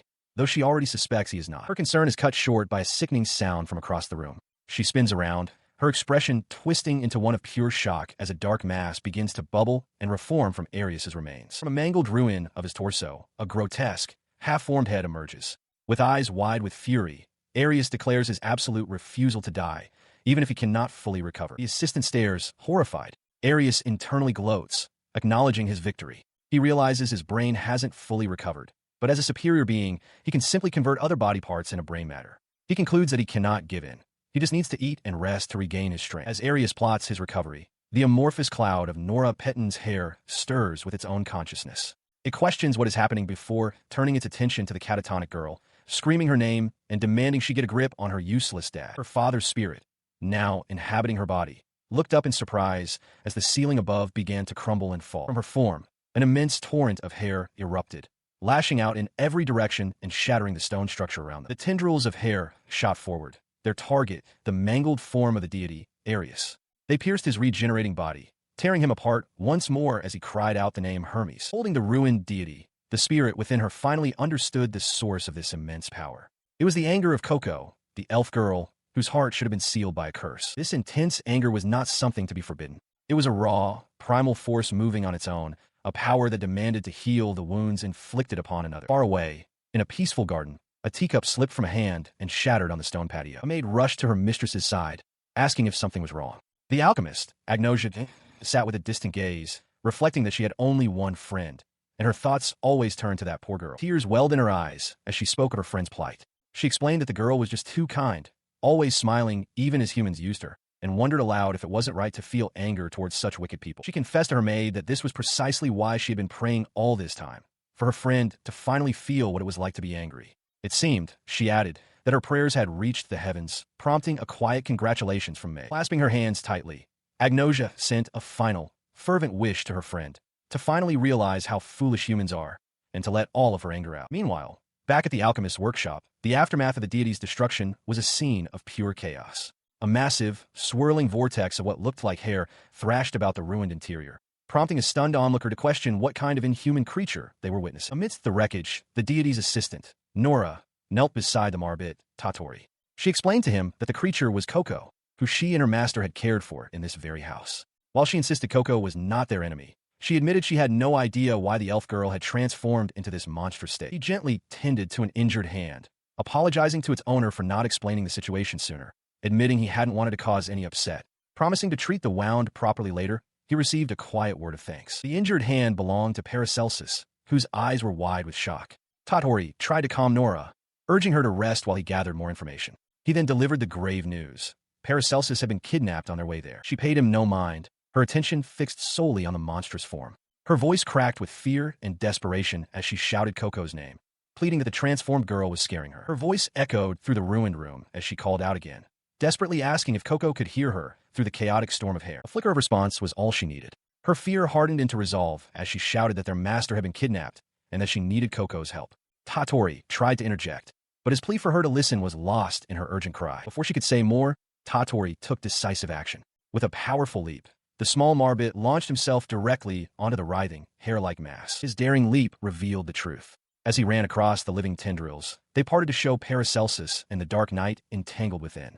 Below, the small creature Pachiko huddled in terror. Nora cried out, urging Tatori to guide them. Under the light of a full moon, a tall church steeple pierces the night sky, surrounded by scattered clouds. In a quiet courtyard, Paracelsus sits on a bench beside the young woman, his thoughts drifting to the real Nora, wondering how she is faring. The woman beside him breaks the silence, holding up 2 fingers to get his attention. She explains that the Dark Knight possesses 2 distinct abilities. She elaborates that the first is the power to manipulate corpses. This allows him to endlessly procure new zombies, no matter how many are defeated. Furthermore, these zombies are autonomous. They know who to attack, and simply wait for a sound to move. Paracelsus grimly considers that this leaves little room for hope. Her explanation continues, revealing that there is no chance of victory if the Dark Knight escapes from his mirror world. He would simply clog this world, trapping them there until they die. She posits he might resort to this if he decides Paracelsus's own ability is not worth acquiring. Paracelsus questions this logic.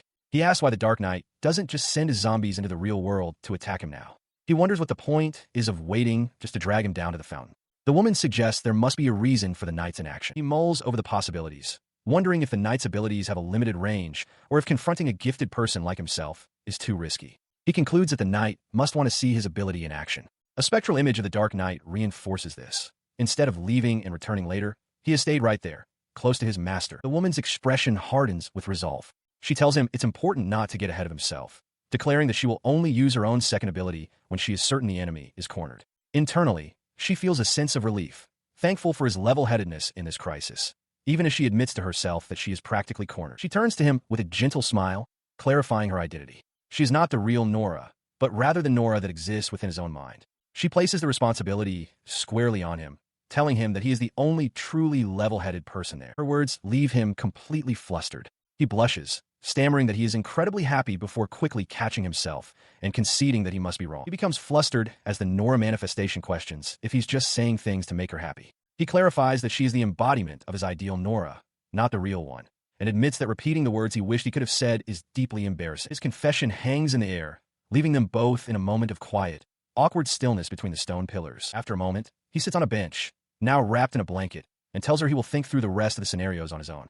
She simply replies that she understands. She then adds that there is one more thing he needs to know. The manifestation explains that her abilities within his mind are limited. She can make it harder for him to be found, she can ease his pain, and, as a final measure, she can euthanize him. She tells him that these 3 things are the most she can do, urging him to remember them well. He listens with a grave expression. A gentle smile appears on her face as she confesses that this knowledge makes her a little happy. She finds peace in knowing that no matter what happens, they will be together until the very end. Her words leave him overwhelmed. Alone on the bench, he clutches his head, letting out a choked sob as he tries to regain his composure. After collecting himself, he begins to survey their prison, discovering a courtyard with a well-tended farm. He notes with some relief that at least they won't have to venture outside for food. He kneels and runs a hand through the earth, confirming that the soil is good and full of compost, a sign that someone took great care of it. He crouched among the rows of vegetables, the sight reminding him of his past. Back on Earth, he used to help his father tend their garden.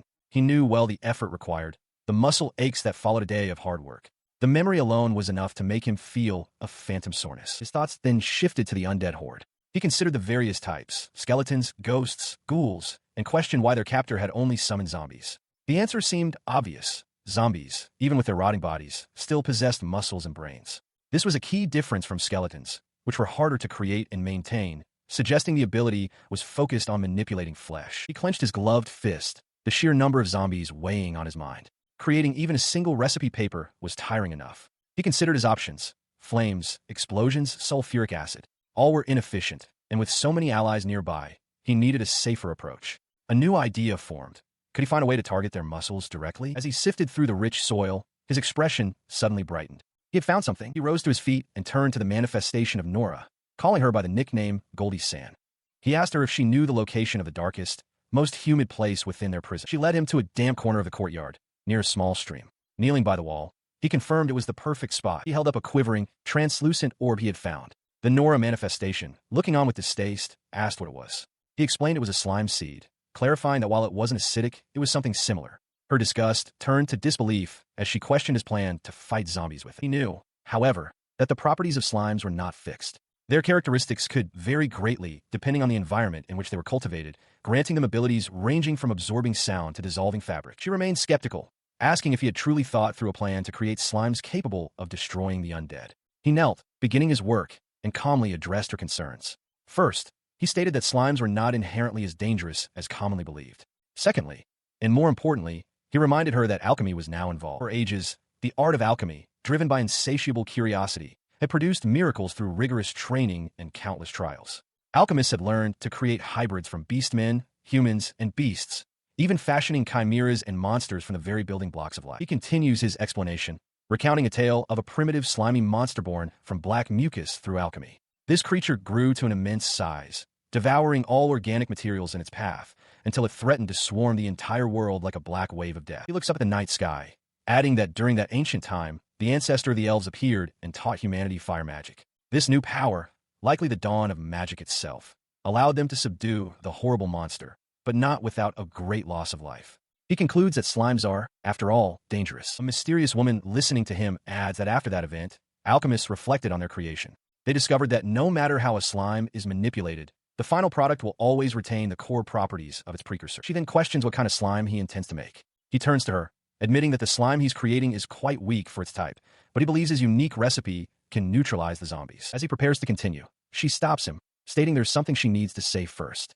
She explains that when she was given her power, she was in a great hurry and doesn't remember much about it. She continues, explaining that while magic isn't her specialty, she knows the techniques used by the Dark Knight involve summoning from some kind of book. She believes the specific forbidden spell he uses is called necromancy. Paracelsus looks back towards the fallen zombies and counters her point, stating that the Dark Knight doesn't use a book. The woman simply asks him to elaborate. She then reveals the book tucked in her own belt, stating that when they first met, she saw that he had a book. She is certain he wouldn't mind showing it to her. His eyes widen in realization, his voice low as he makes the accusation, "Unless you're the Dark Knight." Her expression hardens, her gaze fixed on him. She doesn't deny it, instead asking what he would do if she were the Dark Knight. He quickly reassures her that he has no intention of telling anyone or stealing her power. He simply asks that she let them all go and, if possible, refrain from doing anything bad in the future. His plea seemed to catch her completely by surprise.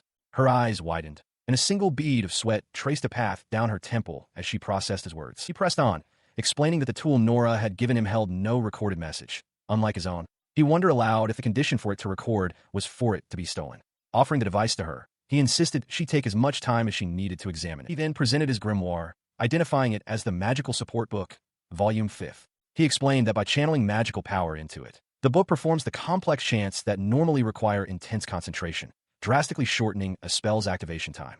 It also contains spells to boost power and accuracy, making it so convenient he could use it with one hand while doing other things with the other. He concluded by revealing that a magic shop owner had gifted it to him, adding that an item of its rarity would likely cost as much as a house. After hearing his explanation, the conversation shifted. He asked how she could be unaware of the slime disaster, noting it was the first thing he studied in alchemy and should be a critical topic for any magician. She retorted that his idiocy continued to mesmerize her. She then clarified her status. A small flame ignited on her fingertip as she explained she was not a formal magician, having studied magic on her own without a teacher because her family couldn't afford it. She admitted it was embarrassing that she could only use fireball and other novice techniques, as she lacked even an apprentice magician's qualification. Spreading her arms wide, she issued a challenge. Without an aid book, she explained, even casting a fireball would take time and be powerless at this range. She then dared him to search her body if he still believed she was hiding a necromancy book. Her sincerity struck him with the full weight of his misjudgment. Instantly, Paracelsus dropped to his knees, pressing his forehead to the ground and shouting an apology for his rudeness. She looked down at him, her tone softening as she told him it was okay. In fact, she said she was happy to have someone so observant with them and encouraged him to let her know if he noticed anything else, despite the outrageousness of his accusation. Kneeling to meet his gaze, she offered some advice. It was fine to doubt someone, she explained, but he needed to work on his response. His constant pleading, she warned, will be taken seriously by scoundrels and perceived as weakness. He could only stammer, humbled by her counsel. She continued her lecture, kneeling before the distraught Paracelsus. She warned that in times like these, one cannot trust anyone and should never act alone. Questioning an enemy face-to-face was a fatal mistake. If it were her, she would have killed him without a second thought. Paracelsus, looking down, quietly confessed that it wasn't a matter of trust, but simply that he dislikes fighting. Her voice sharpened with urgency. She yelled at him to wake up, reminding him that his very life was at stake. The scene shifts to a dark night outside a large church, where the skeletal knight stands before a horde of the undead. His voice rings out, echoing the woman's sentiment, commanding Paracelsus to throw away his pacifistic views if he wants to get out of their lives. His glowing eyes burned with intensity from beneath his wild, dark hair. Elsewhere, the mage Goldie urgently departs, instructing Dahlia to take care of Paracelsus. He hurries off, explaining that he is needed at the main gate. The skeletal knight, still facing the horde, realized his magic had activated. He had infused a magical formula into his very fingertips. Paracelsus stared in amazement at the effect. Dahlia, with her hands clasped, shyly explained that if she writes a magic formula on her hand, it connects automatically when she forms a circle with her fingers. She elaborated on the complex magic. Each of her fingers corresponds to a different viewpoint of the church.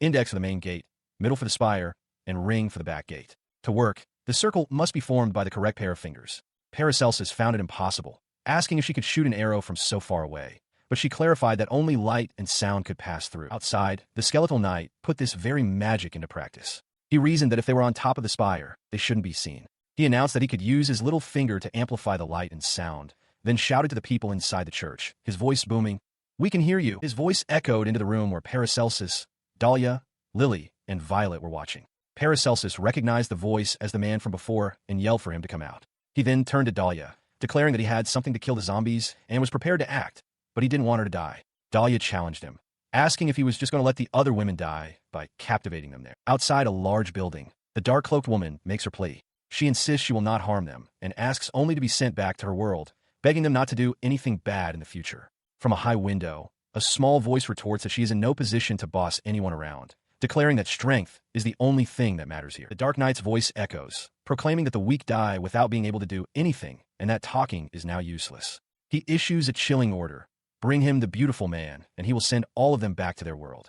Paracelsus looks on, stunned, as Lily stands beside him. His ultimatum continues, his patience clearly exhausted. He declares he no longer needs the women for his harem, and warns that if they resist, he will feed their corpses to his zombies. He gives them 1 hour to think it over. In response to the threat, the dark-cloaked woman's skeletal hand crackles with a faint energy. She turns to her companion, asking, "Sylvia, did you hear that?" Sylvia immediately takes charge. She tells everyone to gather so they can discuss what to do. She volunteers to keep an eye on the Dark Knight, hoping to buy them some time. Her companions agree. Meanwhile, Paracelsus approaches Dahlia with a worried expression. He urgently asks if she can stop the transmission, but quickly realizes the situation is dire and that he must hurry. He changes his plan, asking Dahlia to help him gather materials instead. He reveals his new objective, to create a zombie-killing slime.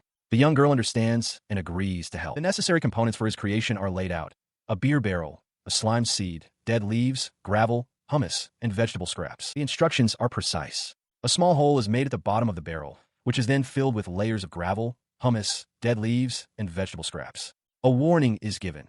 If the slime eats too many living things, like earthworms, it will transform into a different type of slime. He explains the final steps. The lid is placed on the barrel, and because the fermentation will generate heat, the contents must be stirred regularly. To counteract the heat and dryness that slimes dislike, he adds plenty of water to moisten the mixture. He watched with satisfaction as the newly created slime rapidly consumed the contents of a sieve. He explained that by following the recipe precisely, the creature would eat all the remaining leaves, adapt to its environment, and become a perfect microbial slime. He turned to Dahlia, who looked on in amazement, the slime now resting comically atop his head. He confessed that while the slime's consumption ability is usually weak, his own skills amplify it. He had originally planned to use this creation as a way to prove his worth to the women, so they wouldn't leave him behind. With his work complete, 3 barrels, each topped with a microbial slime, were now positioned in the courtyard, ready for the impending attack. A quick sketch outlined their defensive strategy. The slimes were placed at the most likely points of entry for the zombies. Even if the concoction couldn't stop the horde entirely, it was hoped it would at least slow them down. As they waited, Dahlia noticed him tending to another apparatus on a barrel. She asked what he was doing, and he confirmed it was another project he had started while preparing the slimes. She sat beside him, captivated by the process. She confessed that learning about alchemy was amazing and exciting, and it made her wonder aloud if even she could become an alchemist one day. He considered her question, noting that she already used magic rituals. He asked if she wrote the chant herself, and she shyly confirmed that she was self-taught but could compose simple healing spells. He explained that her background in magic might actually present a challenge. The source of a magician's power, he elaborated, is what alchemists refer to as element or initial matter, and understanding this distinction is crucial. He continued, illustrating his point.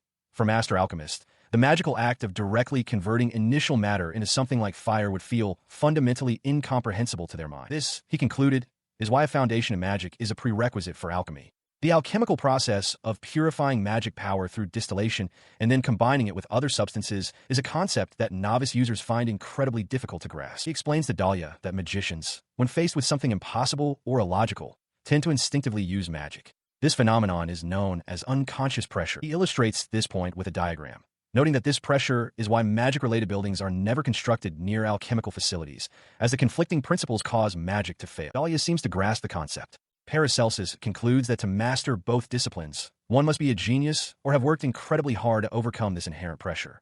Dahlia expresses her eagerness to learn with him once things settle, and he smiles, admiring her passion. Just as he finishes, patting one of the prepared barrels, a woman in a dark cloak calls his name from the top of a grand staircase. Heeding the call, he enters the second-floor ballroom, now a makeshift shelter for about 20 survivors. He notes that although he is assigned to lookout duty, he feels responsible for checking on them whenever he can. His survey of the room is cut short by a grim sight, Sylvia and Lily tending to an injured person. He looks on with concern, sweating slightly as he takes in the mess left by the zombies' attack. As he takes in the scene, the dark-cloaked woman approaches and formally introduces him to the assembled survivors. She declares that his power is equal to that of the Dark Knight, presenting this as their best chance to finally fight back. She then invites questions from the group. The group gathers to hear him speak. Sylvia immediately raises her hand, asking about their chances of winning. She states that she already knows of his first ability and presses him to reveal his second. He begins by revealing what he knows about their foe. The Dark Knight, he explains, has 2 primary abilities. The first is zombie control, and the second is the power to escape to a mirror world. Paracelsus asserts that simply possessing this knowledge gives them a significant advantage. His words spark a wave of anticipation. He continues, explaining that he cannot reveal his second ability because the zombies are not limited to just humans. They could be rat or bird zombies.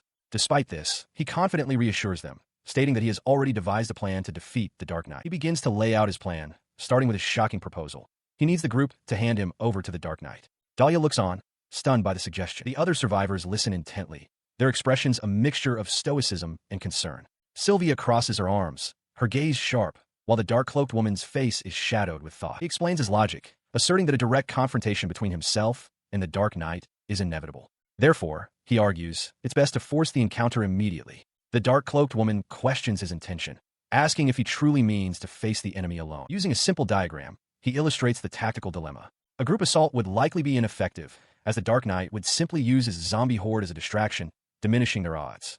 However, he posits that an element of surprise in his solo attack could rattle their foe's composure, creating an opening for victory. Sylvia smirks, remarking on his interesting nature. He presses on, expressing absolute confidence in his ability to win. He apologizes for involving them and insists that if they find an escape route, they should take it without hesitation, leaving him behind. Impressed by his resolve, she agrees to the plan. With a light, encouraging tap to his chest, she questions the source of his courage and wishes him luck, curious to see the outcome. He accepts her consent with a determined nod. As he and the dark-cloaked woman stand ready, their course of action set, Dahlia suddenly runs toward them from a nearby doorway, shouting his name in desperation. She reaches him, her voice trembling with anxiety. She questions him about the secret bargaining chip they had agreed upon, reminding him that he was supposed to reveal it to the group. She begs him not to go alone, insisting it's a foolish plan. He turns to her, his expression softening as he apologizes. He explains that seeing the sheer number of people in danger forced him to change his strategy. He assures her that his previous words were true and that he genuinely believes this new plan offers the best and quickest path to victory. Placing his hands gently on her shoulders, he credits her actions for making this victory possible. He encourages her to stay strong and thanks her for her help.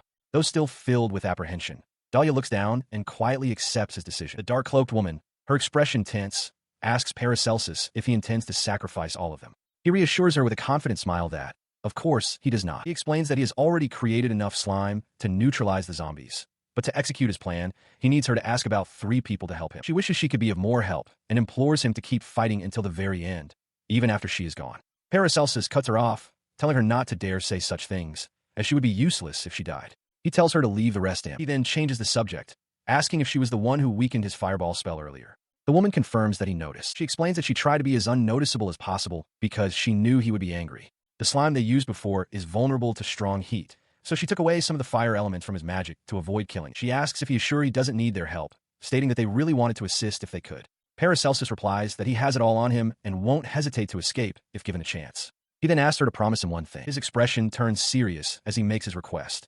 If the cathedral is overrun while they are on the run, she must take Dahlia away with her. Dahlia stands alone, a silent reminder of what is at stake. She is just a child, with a whole world still waiting for her. Within a workshop, Paracelsus holds a small, one-eyed slime creature. He decides to name it Shoggoth, noting that giving a slime a name increases its intelligence for some reason. After drinking a potion, he stands beside the dark-cloaked woman and declares that it is time to begin. His expression turns serious as he prepares for the coming conflict. He climbs a rope ladder to a defensive position behind a barricade of sharpened stakes, instructing his companion to listen closely to his orders. His preparations are for the horde of undead that now shambles through the town square.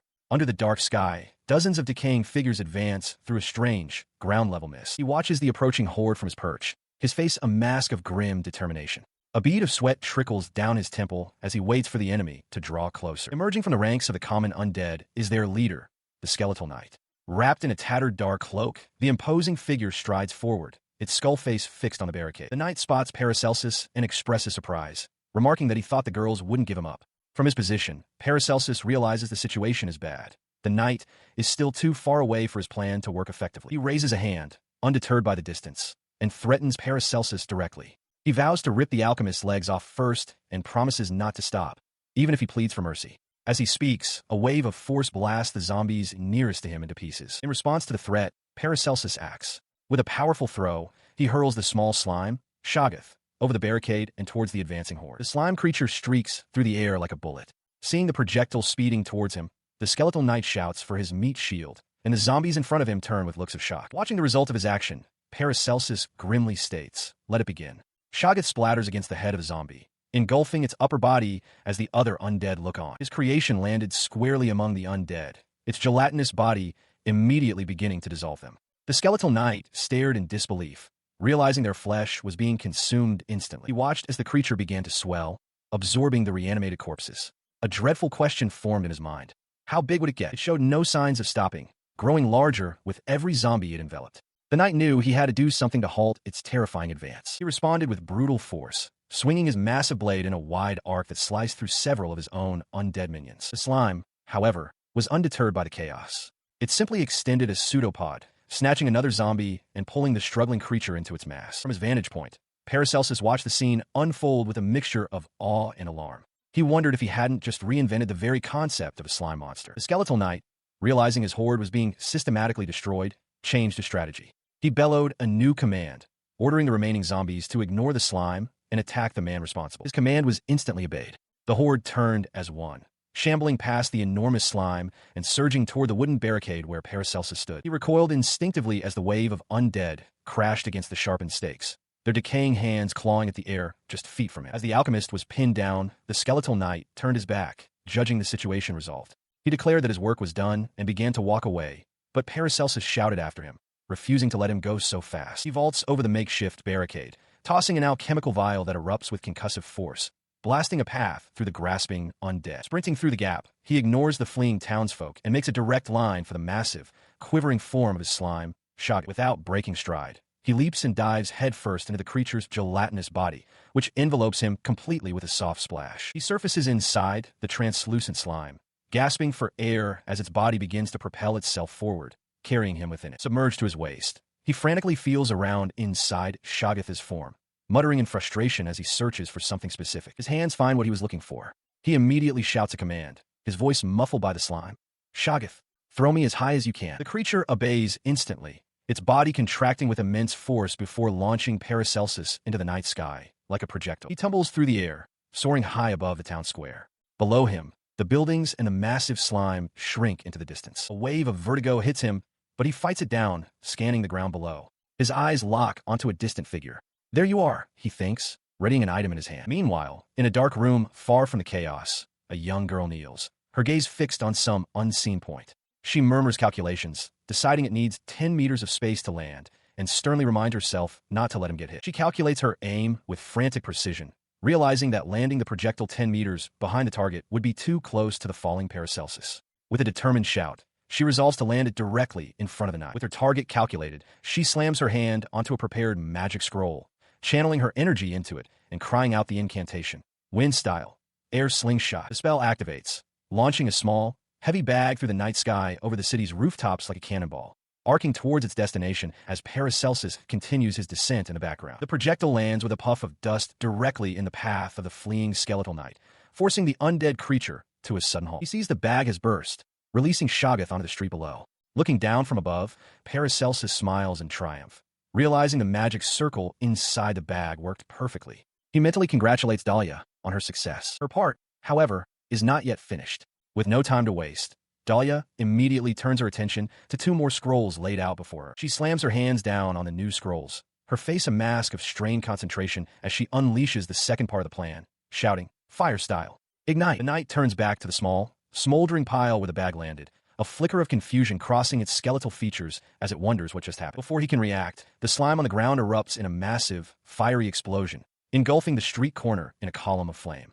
From his vantage point, Paracelsus watches the trap spring successfully, yelling, "Jackpot." From a high window overlooking the street, Violet and Lily watch the inferno. Violet seems satisfied, asking if that should be enough to handle it. Lily simply agrees that it looks like it. From his vantage point atop the Shoggoth, Paracelsus shields his face from the intense heat radiating from the distant explosion. Even from this far away, the wave of warmth is almost unbearable. He stares into the inferno, contemplating its power. He reasons that for a human being, the sheer heat, even without a direct hit, would be enough to evaporate flesh and bone. His thoughts are cut short as a second, massive explosion erupts from a different location, this one much closer. He whirls around in shock, shouting in disbelief at the sight of a fireball engulfing a nearby building. Inside that very building, Dahlia stands with a glowing magic scroll, having just issued a command.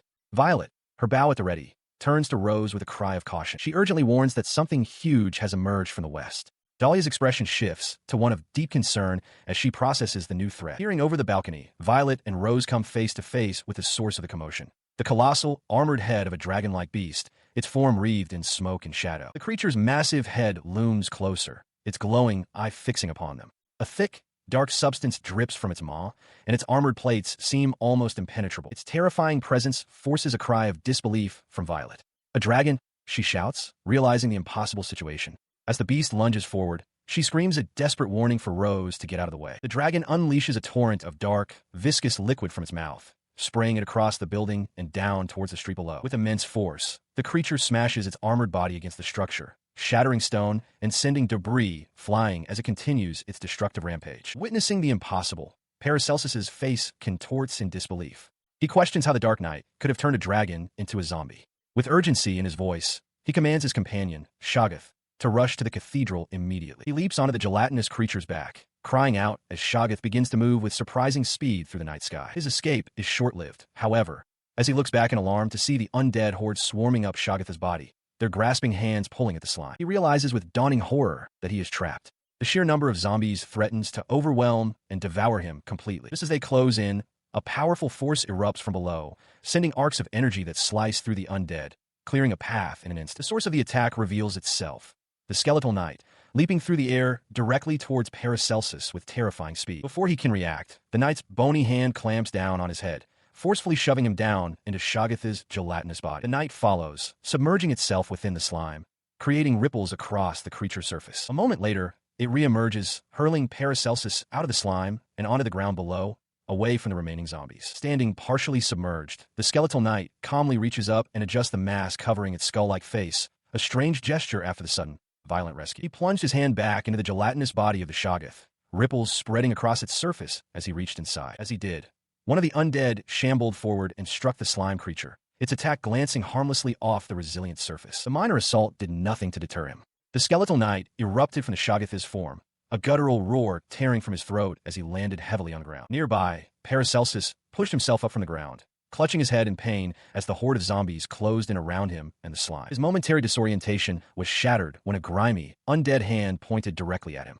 He looked up, his eyes widening in alarm. The zombie that had singled him out lunged forward with unnatural speed, closing the distance in an instant. Before he could react, the creature's hand clamped over his face. A triumphant, rattling laugh echoed from the zombie as it declared its victory once again. Watching the struggle, the skeletal knight seemed to be in a heated discussion. He dismissed a question about the zombie's recipe ability, stating that the creature was not human, but a being with a special power. He vowed to crush its head faster than the slime could eat it, then angrily told his unseen conversationalist to shut up, noting that Paracelsus was also talking to someone. Paracelsus, meanwhile, struggled against the zombie's grip, shouting for everyone to stay out of it, insisting the fight was between him and the creature.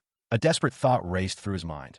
If he died, this zombie would be the last one with special abilities, making it a threat to everyone else. The skeletal knight paid his plea no mind.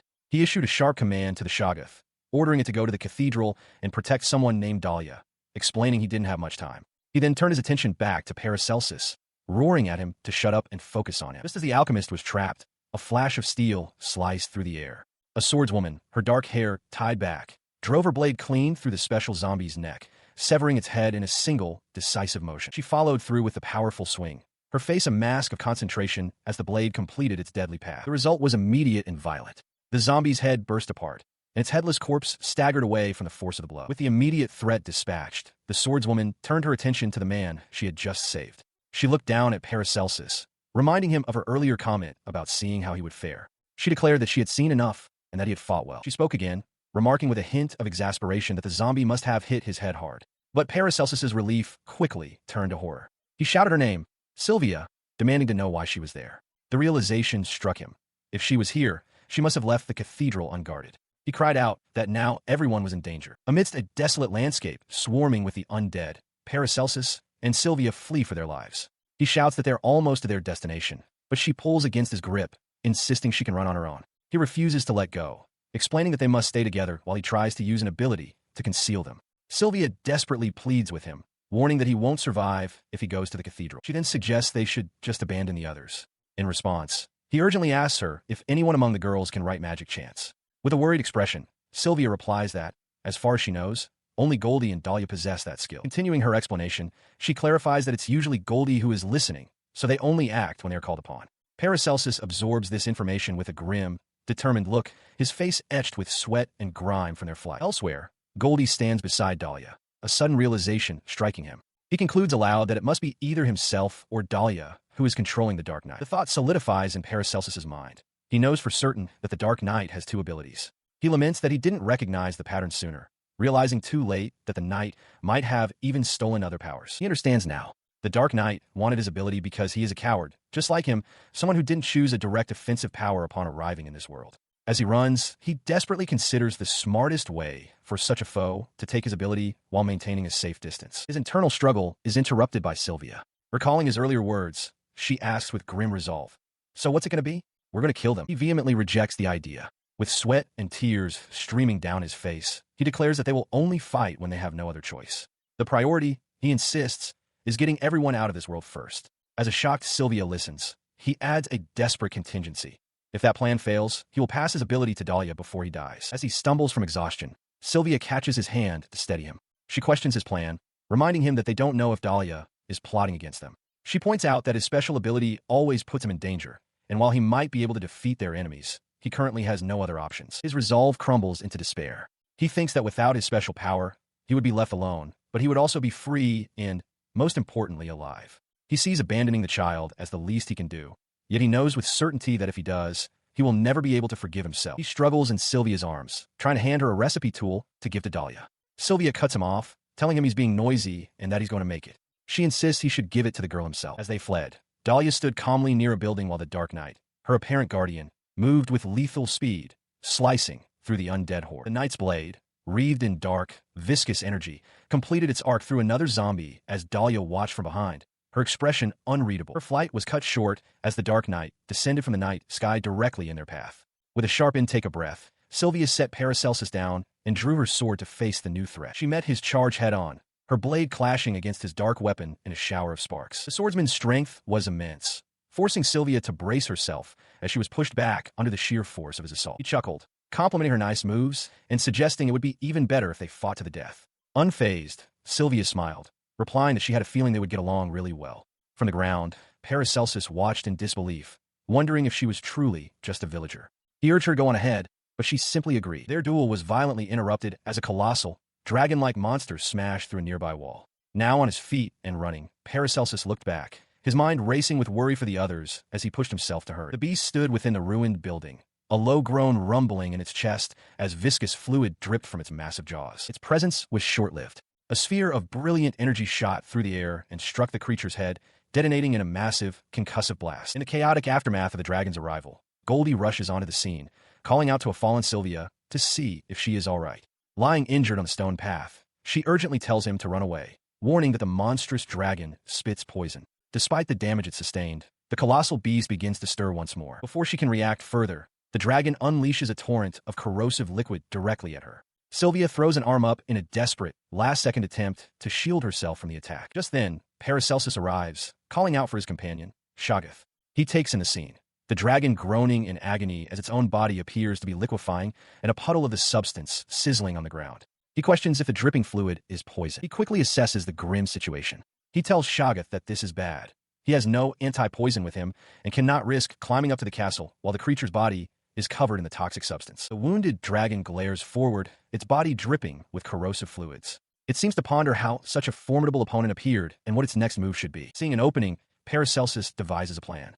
He reminds Shoggoth that its first blow hit the dragon's head and orders it to collect its poison slime part and strike the same spot again. The slime creature immediately launches itself forward, slamming into the dragon's head with force. It strikes again and again, relentlessly battering the beast. Paracelsus shouts for it to keep hitting. From a distance, Goldie calls out to him, asking if there's another way to get inside the castle. He thanks Shoggoth for providing cover, but notes with frustration that the dragon seems completely unscratched by the assault.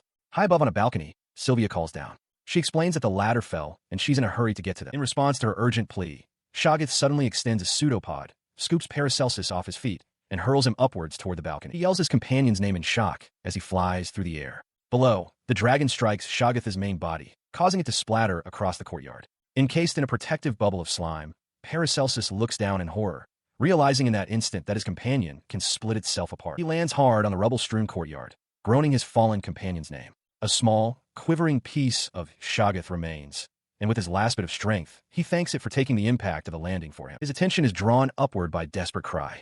From a window high in the building, Sylvia calls out his name, her voice filled with alarm. She urges him to take Dahlia and escape, warning that the building is on the verge of collapse. But he refuses, declaring his intent to stay and fight to the end, to protect the other girls who are unable to flee. Accepting his decision, she quickly provides instructions. Dahlia knows an escape route and can be found in the North Library. As she turns to leave, she wonders what just happened, having believed the attack was meant to corner her. Alone in the courtyard, Paracelsus considers his next move. He questions if his departure would halt the assault and why Goldie, if she possessed some special power, would allow him to escape with Dahlia. He runs through the possibilities, his hand to his bruised face. Perhaps Goldie doesn't want him dead. Or, more cynically, she might be trying to foster a bond between him and Dahlia, only to use the girl as a hostage later. The thought even crosses his mind that Dahlia herself could be a spy. Regardless of the truth, he concludes that separating the two potential special ability users is advantageous. It will allow him to focus on identifying the true enemy.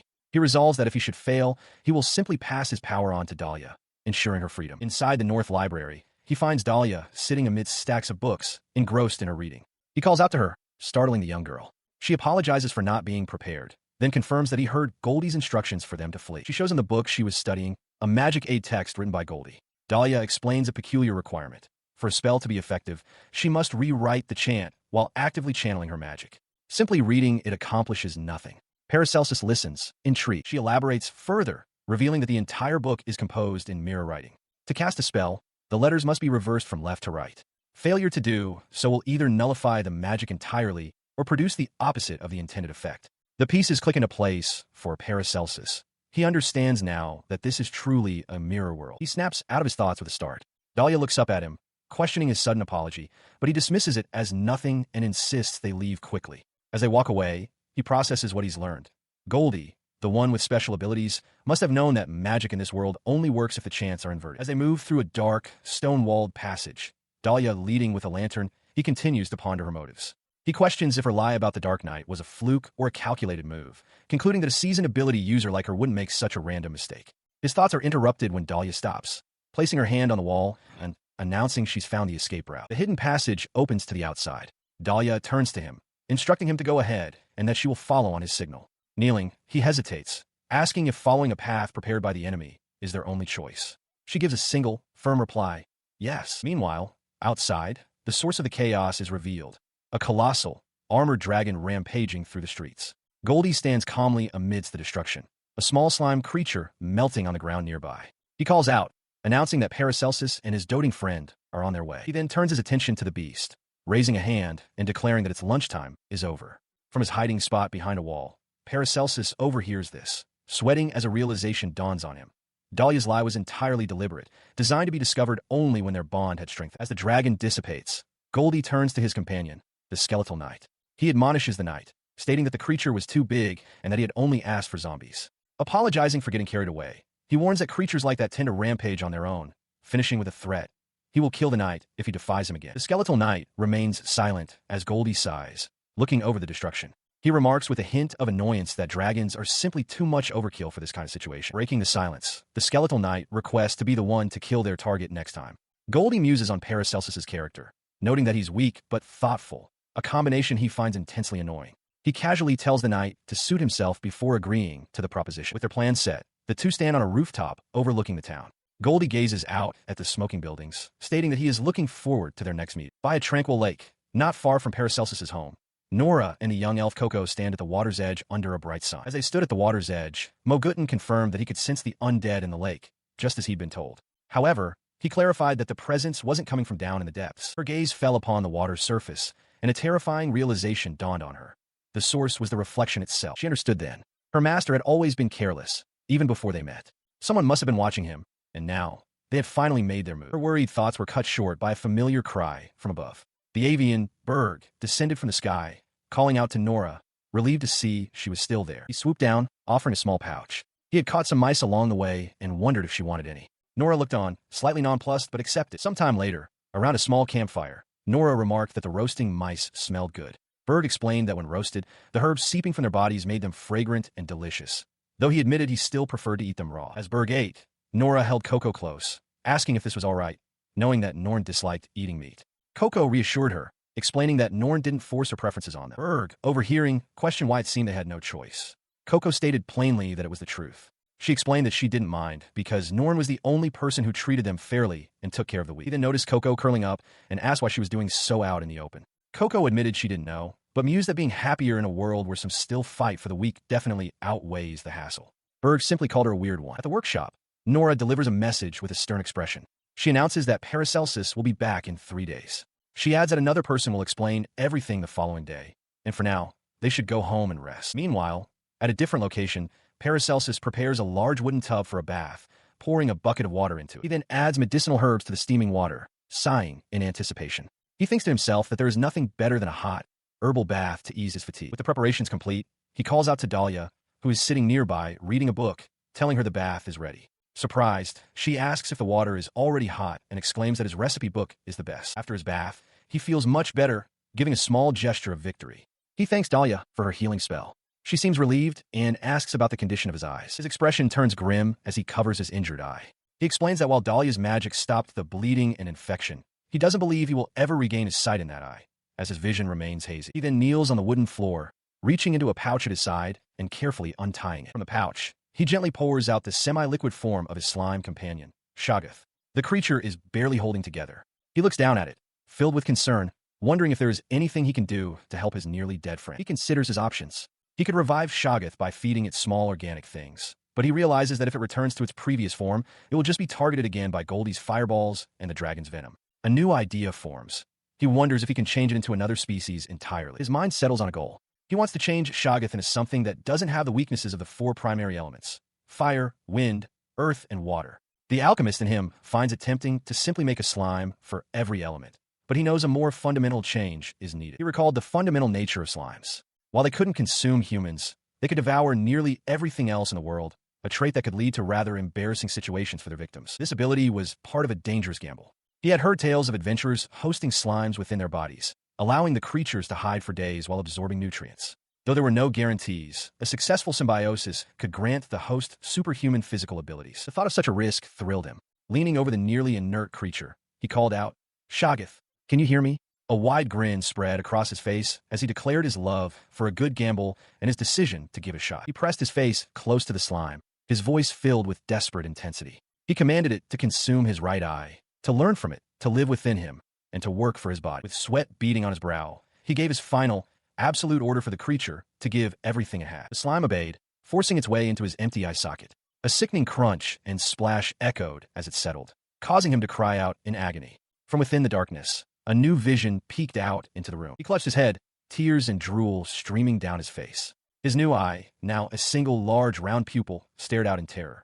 He could see again, but the experience was horrifying. Meanwhile, in another place, a young woman with her hair tied up sighed contentedly, relaxing in a steaming wooden bathtub. Her peaceful soak was interrupted by a man's voice. She turned in surprise, calling out, "Gee, Goldie-san."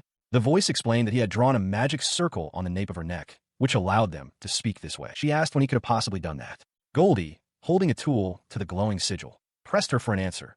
Was she the one behind the zombie and Dark Knight attacks? She confirmed it, stating she had a reason for trapping everyone, but that it was now over.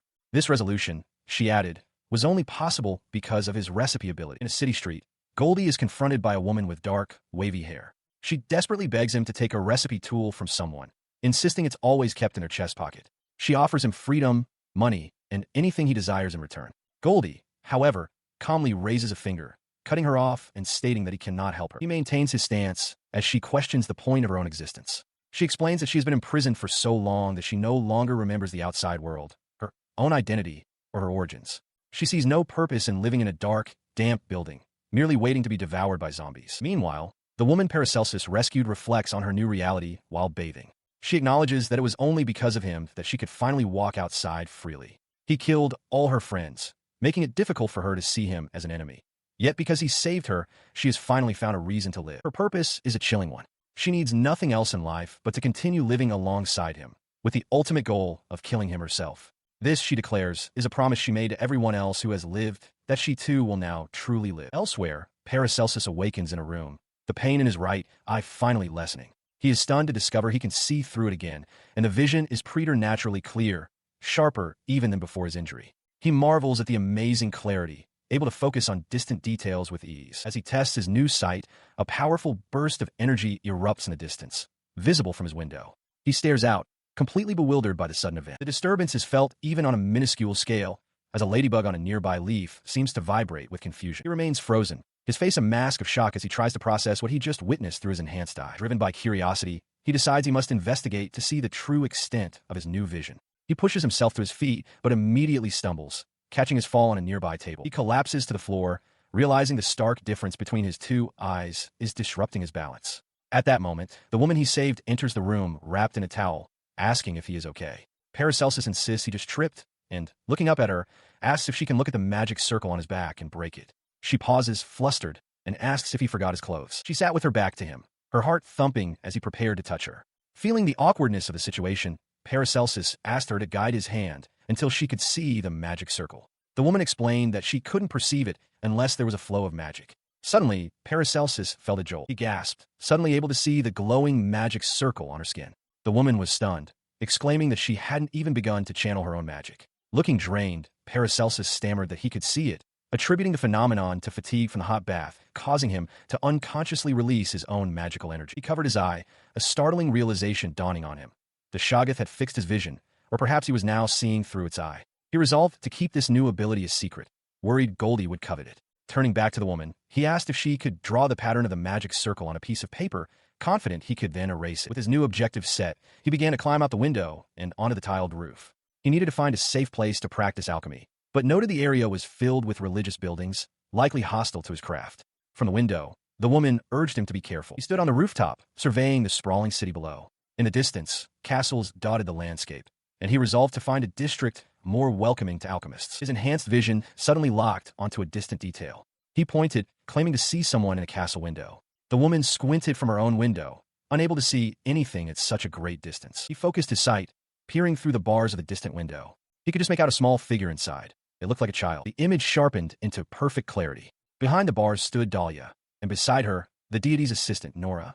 Paracelsus gasped in disbelief, uttering Dahlia's name. From the window below, the woman called up to him, asking what was wrong. He called down to her, asking if Dahlia had ever visited that castle. The woman was adamant, stating that neither she nor the others had ever been there, or even ventured far outside. She explained that a large wall should be blocking the way to the castle. She elaborated on their confinement, explaining that a massive monster wall surrounds the cathedral. Their entire world is confined to the zone within that wall, where they scavenge for food, unable to venture beyond it on their own. He decided he needed to see if other settlements along the mountains had the same people, to confirm the wall's purpose. Dahlia, overhearing him, insisted on going along. Several hours later, as they looked out from a high vantage point, Sylvia pointed towards a distant town, exclaiming that she could see other people there as well. He asked Dahlia for a moment to process everything he had discovered. His mind raced, mapping out the circular wall with the cathedral at its heart. He had walked its perimeter, finding the girls from the cathedral in various settlements. From this, he deduced there must be other, identical settlements on the other side of the wall, and perhaps an infinite number of such walled zones, each with its own version of Sylvia and Dahlia. The sheer scale of it was staggering. As they stood overlooking the sprawling city, Dahlia quietly asked if this, too, was Goldie's power. It was yet another harsh dose of reality. Dahlia continued, piecing things together. She recalled Goldie's known abilities, entering a mirror world and controlling corpses, and now, a new power to copy people. She questioned if he was also absorbing the abilities of others he encountered. He, a bead of sweat on his brow, grappled with the implications. He questioned Goldie's motives, asking why he would trap people in such a place only to turn them into mindless zombies. Dahlia confirmed his fears with a grim of course. The mechanics of the power became clear. The ability to control corpses was Goldie's original magic. In the normal world, its strength was diminished by the unseen pressure of disbelief and hatred from countless people. But within this mirror world, devoid of others, that resistive force was absent, allowing the spell to manifest with overwhelming power. They now understood the truth. Goldie was using this mirror world as a training ground to strengthen her power, which explained her omniscience within this domain and her ability to command such a vast, undead horde. He turned to Dahlia, preparing her for a long explanation. He recounted telling Goldie about the forbidden spell and how this world could be used to strengthen it. He noted that Goldie, being more knowledgeable in magic, had accepted the information without difficulty. He continued, explaining that her 3 powers were a gift from their group and a god. This entire world, he revealed, was constructed as a training ground for her forbidden spells. He mused that true God-given power, which already warps reality, wouldn't require such preparations. Dahlia was aghast, realizing Goldie had brought them all to this place solely to practice forbidden magic. Trying to soften the next blow, Paracelsus pointed toward a specific building in the distance. He warned her not to be too shocked, revealing that another Dahlia and another Sylvia were present in that very location. He confirms her fears, stating that in a sense, they might not be real. Dahlia, her face shadowed by her hair, processes the horrifying implication, her voice trembling as she asks if this means they don't know if they're real or not. She admits that her memories are hazy, so the idea of being a copy isn't entirely surprising. Paracelsus listens, his expression softening as he apologizes for upsetting her. He is taken aback by her resilience, exclaiming that she never ceases to amaze him. Elsewhere, Agnosia reveals the full extent of the manipulation. She remarks to an unseen party that alchemists are frighteningly capable, revealing that even if Dahlia's eyeballs were gouged out, it wouldn't matter. She has engraved more magic circles on the girl's other organs. Unaware of this sinister design, Dahlia continues her conversation with Paracelsus. She asks why he let them go, questioning if the book he gave her was a lie. She confesses she tried to befriend him only to steal his ability, but now wants to end the charade. Paracelsus takes the blame, admitting it was his plan all along and his fault for growing attached to her. Meanwhile, Goldie observes from a distance. He calls Paracelsus a wimp, noting that despite everything, the alchemist still wishes to kill him. Goldie confirms the feeling is mutual. He then makes an offer, seemingly broadcast to Paracelsus. Lend him his skill for an hour, and in return, Goldie will tell his side of the story. Afterward, Paracelsus can decide what to do. Back with Dahlia, Paracelsus seems to accept the unheard proposition. He states that he will be waiting at the cathedral, lamenting that things would have been faster if Goldie had just confronted him from the beginning. As he turns, Sylvia appears on a nearby staircase, apologizing for following him and expressing hope that she hasn't become a handicap. Paracelsus smiles warmly, telling her to forget it and that they should go to the cathedral together. In a secluded alley, Goldie speaks with a small, cloaked figure wearing a bird-like mask. He explains that he hadn't realized how effective Dahlia would be as a hostage. He instructs his accomplice that he needs Paracelsus to give him his recipe power.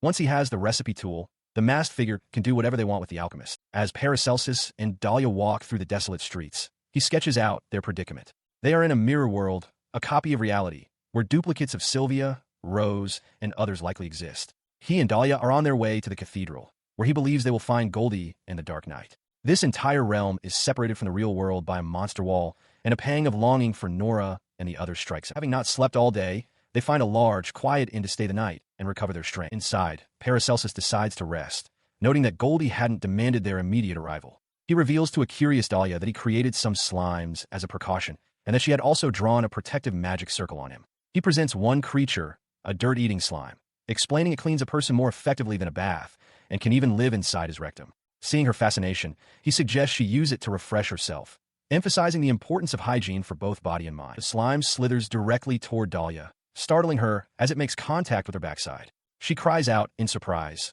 questioning its action, as Paracelsus's voice is heard reminding her that cleaning her intestines isn't necessary. After the brief commotion, Dahlia kneels on the floor and presents a complex magic circle to Paracelsus. She calls it a code checker, explaining that when magic flows through a person's body, this circle identifies the specific type of magic or spell being used, causing corresponding parts of the diagram to illuminate. She continues, revealing she placed 2 other circles behind his eyeball and 3 inside his stomach to act as detectors for voice transmissions and location.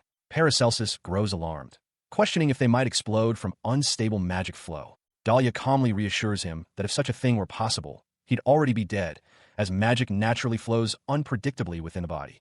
She likens the circle's function to an allergic reaction, designed to recognize foreign substances. Following her technical explanation, Dahlia's demeanor saddens. She apologizes, worried that her presence has only caused him trouble. With her head bowed, she asks meekly if she can still stay by his side, confessing she has no one else to rely on. He answers without hesitation. Of course she can. He reasons that nothing good would come from leaving her alone, certain that the magic circles would alert him if she were ever kidnapped or subjected to something terrible. Hearing his reassurance, Dahlia's face flushes with profound relief. Yes, she whispers, before pleading with him to always stay by her side. With the matter settled, Paracelsus pulls on his gloves, his resolve hardened. He declares his intent to settle things once and for all, estimating they can reach the cathedral within 24 hours, even with detours. Dahlia looks up at him and offers her help, to which he replies that he will finish everything before they go to bed. He examines a small flask in his gloved hand.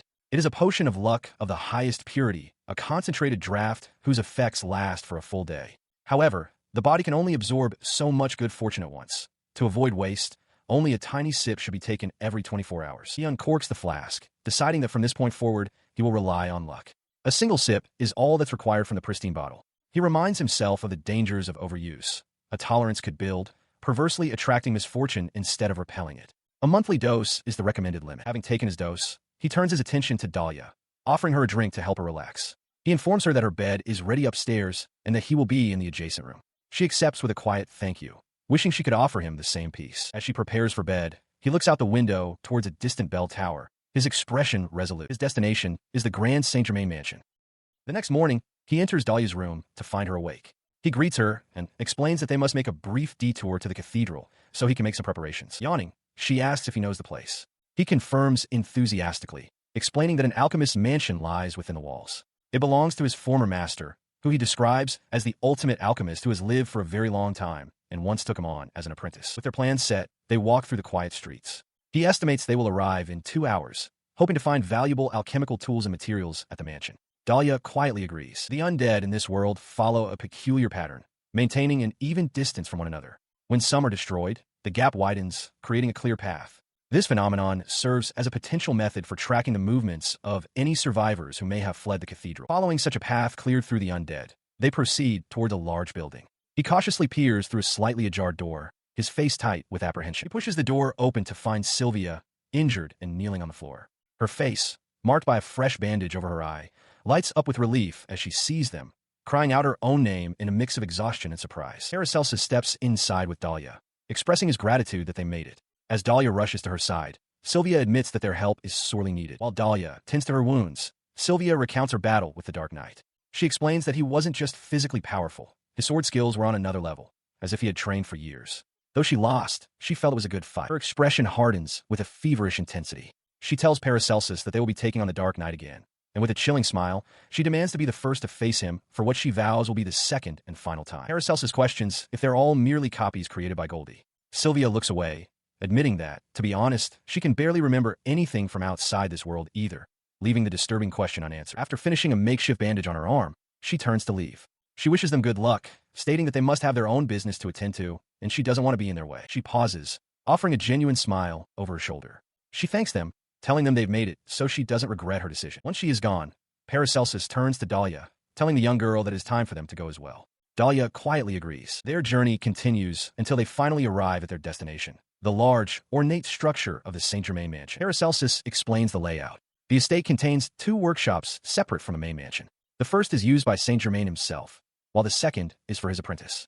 This segregation exists because his master was extremely protective of his secrets and wanted to prevent any leaks. He steps through a doorway into his master's first workshop, announcing that he found nothing of value in the second one. He decides they will start their search here. As they walk, Dahlia questions the point of an apprenticeship where he was barred from seeing his master's work. He responds with frustration, explaining that he learned nothing. His master only wanted his labor and for him to steal every piece of art that exists. Her line of questioning is cut short as she takes in the workshop.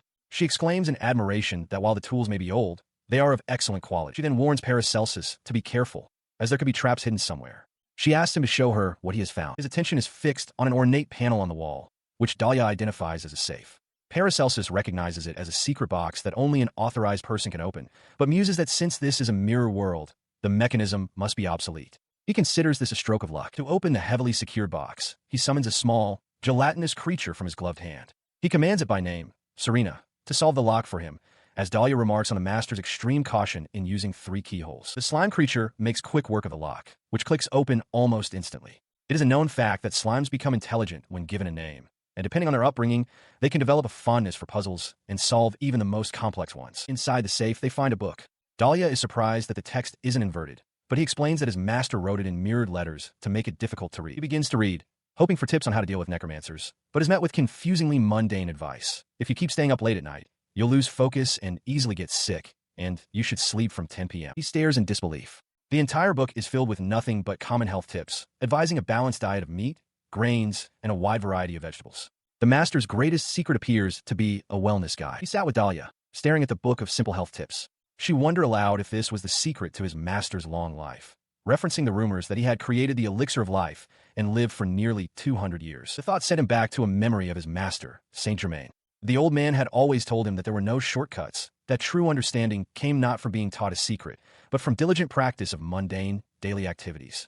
He had urged the young Paracelsus to explore the world, insisting that repetition would reveal things he couldn't otherwise see. The master had been firm, dismissing his students' excuses about failing the alchemy exam because he hadn't been taught anything directly. He had warned that if Paracelsus couldn't grasp this fundamental lesson, he might as well resign himself to a life of simple chores. The memory fueled his present frustration. He slammed his hands on the table, shouting at the absent ghost of his master, demanding to know why the recipe for the elixir of life wasn't in the book. His anger quickly subsided into weary resignation. He slumped over the book, the truth settling in. His master had researched the elixir of life his entire existence, but had ultimately failed to create it. He began to flip through the pages again, lamenting how foolish it was that his master created so many other alchemical wonders as mere byproducts. Then his eyes caught a diagram. It depicted a material similar to that used in the creation of a philosopher's stone. His focus sharpened as he read the description. It was the formula for the alchest, a universal solvent capable of breaking down any material into its fundamental components. A jolt of hope ran through him as he realized he could use this to heal Koko. Dahlia, noticing his sudden change in demeanor, asked if he had found something useful. He confirmed that he had, though it wasn't for their immediate needs. As he began searching for the alchest recipe, a heavy, grinding sound echoed from the side of the room. The sound triggered another memory, a question from his master echoing in his mind. "Are you happy with that?" He saw his master's face clearly, the old man's gaze intense and questioning, as if judging his every decision. He recalled his master's words, a memory sharp and cutting. Saint Germain, seated before him, had voiced his suspicions, stating plainly that while he didn't know how Paracelsus had cheated the test, he was certain it wasn't through his own effort. The old alchemist had continued his lecture, using a simple flower as an example. He urged his student to never stop questioning the smallest, unexplained things. why a flower bloomed in its specific color, why the sun and moon remained in the sky. This, he explained, was the true meaning of alchemy, to steal the art from the world and understand its mechanisms. His master's gaze had then hardened, a fire burning in his eyes. He delivered a stern warning. If all Paracelsus wanted was the result, that was his choice, but he was forbidden from ever facing him again and calling himself an alchemist. The final command was absolute, echoing with finality. Get out of my house. With those words, Paracelsus had turned and walked away, casting one last look back at the workshop, the label fake alchemist branding his thoughts as he departed. The memory faded, leaving him in the present, kneeling before a crackling fire. He fed the pages of his master's book into the flames. Behind him, the young girl he had rescued watched in alarm, questioning why he would destroy it. He didn't turn, his expression hardening with resolve. He declared that he was going to find and create his very own recipe, forging his own path. Sometime later, he presented the girl with a new set of clothes, a modified version of an outfit from the mansion. As she tried it on, a small smile touched her lips, her bangs still obscuring her eyes. She remarked on how nice it felt. He explained the practicalities of her new attire. It was fireproof, and if zombies were to bite her, the damage would be minimal. A magic circle woven into the fabric would help her go unnoticed. He gave a final, crucial instruction. If anything went wrong, she was to put on the hood, and under no circumstances was she to remove the gloves. She nodded in understanding. His preparations continued. He picked up a solid metal baton, testing its heft. He grunted, surprised by its weight. Giving it a practice swing, he explained its purpose. It was a weapon for self-defense, just in case their plans went awry. He knelt before Dahlia, his expression serious. He warned her that she would face many difficult choices ahead and urged her to begin thinking about the worst possible scenarios. While he hoped for the best, he stressed that when the time comes, she must be resolute about who she is fighting to protect. Dahlia's anxiety surfaced. She pleaded with him, insisting that if she were ever taken hostage, he must forget about her. He quickly tried to soothe her fears, telling her not to worry. But her internal resolve was hardening.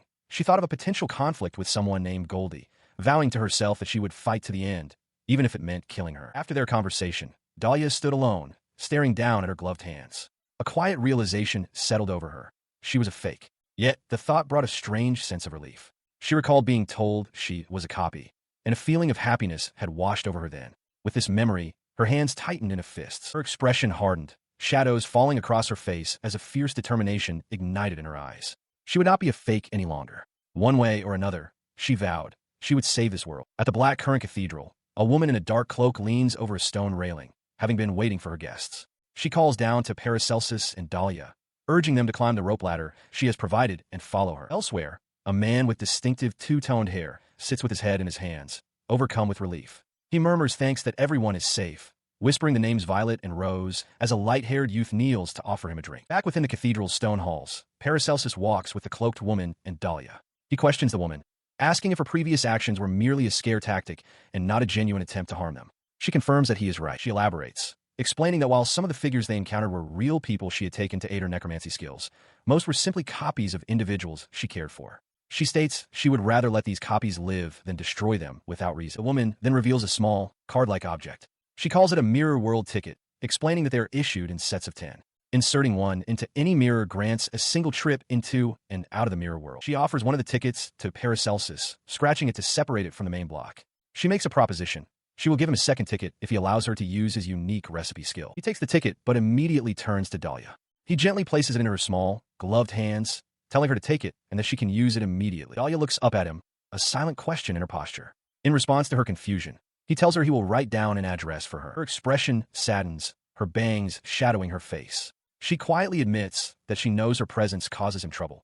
But even so, she pleads to be allowed to stay with him until the very end. The cloaked woman overhears Dahlia's quiet plea. She remarks on the girl's wish to stay, but dismisses it as impossible. She then warns Paracelsus that unseen enemies are now desperate to get the second ticket, leaving him with no other choice. She leads Paracelsus down a grand, empty staircase within a large, ornate hall, continuing her explanation. As ethereal spirits swirl around her, she reveals that she was born into this world with the gift of necromancy, a power she had desperately wanted in her previous life. Her mind flashes back to that former life. After someone she cared for died, she was struck and killed by a truck while still dazed from shock. In her grief, she had chosen a special ability to help, but never had the chance to use it. She explains that the ability to bring people back from the dead is shunned everywhere. Because of this, she decided to live her new life seriously, like anyone else.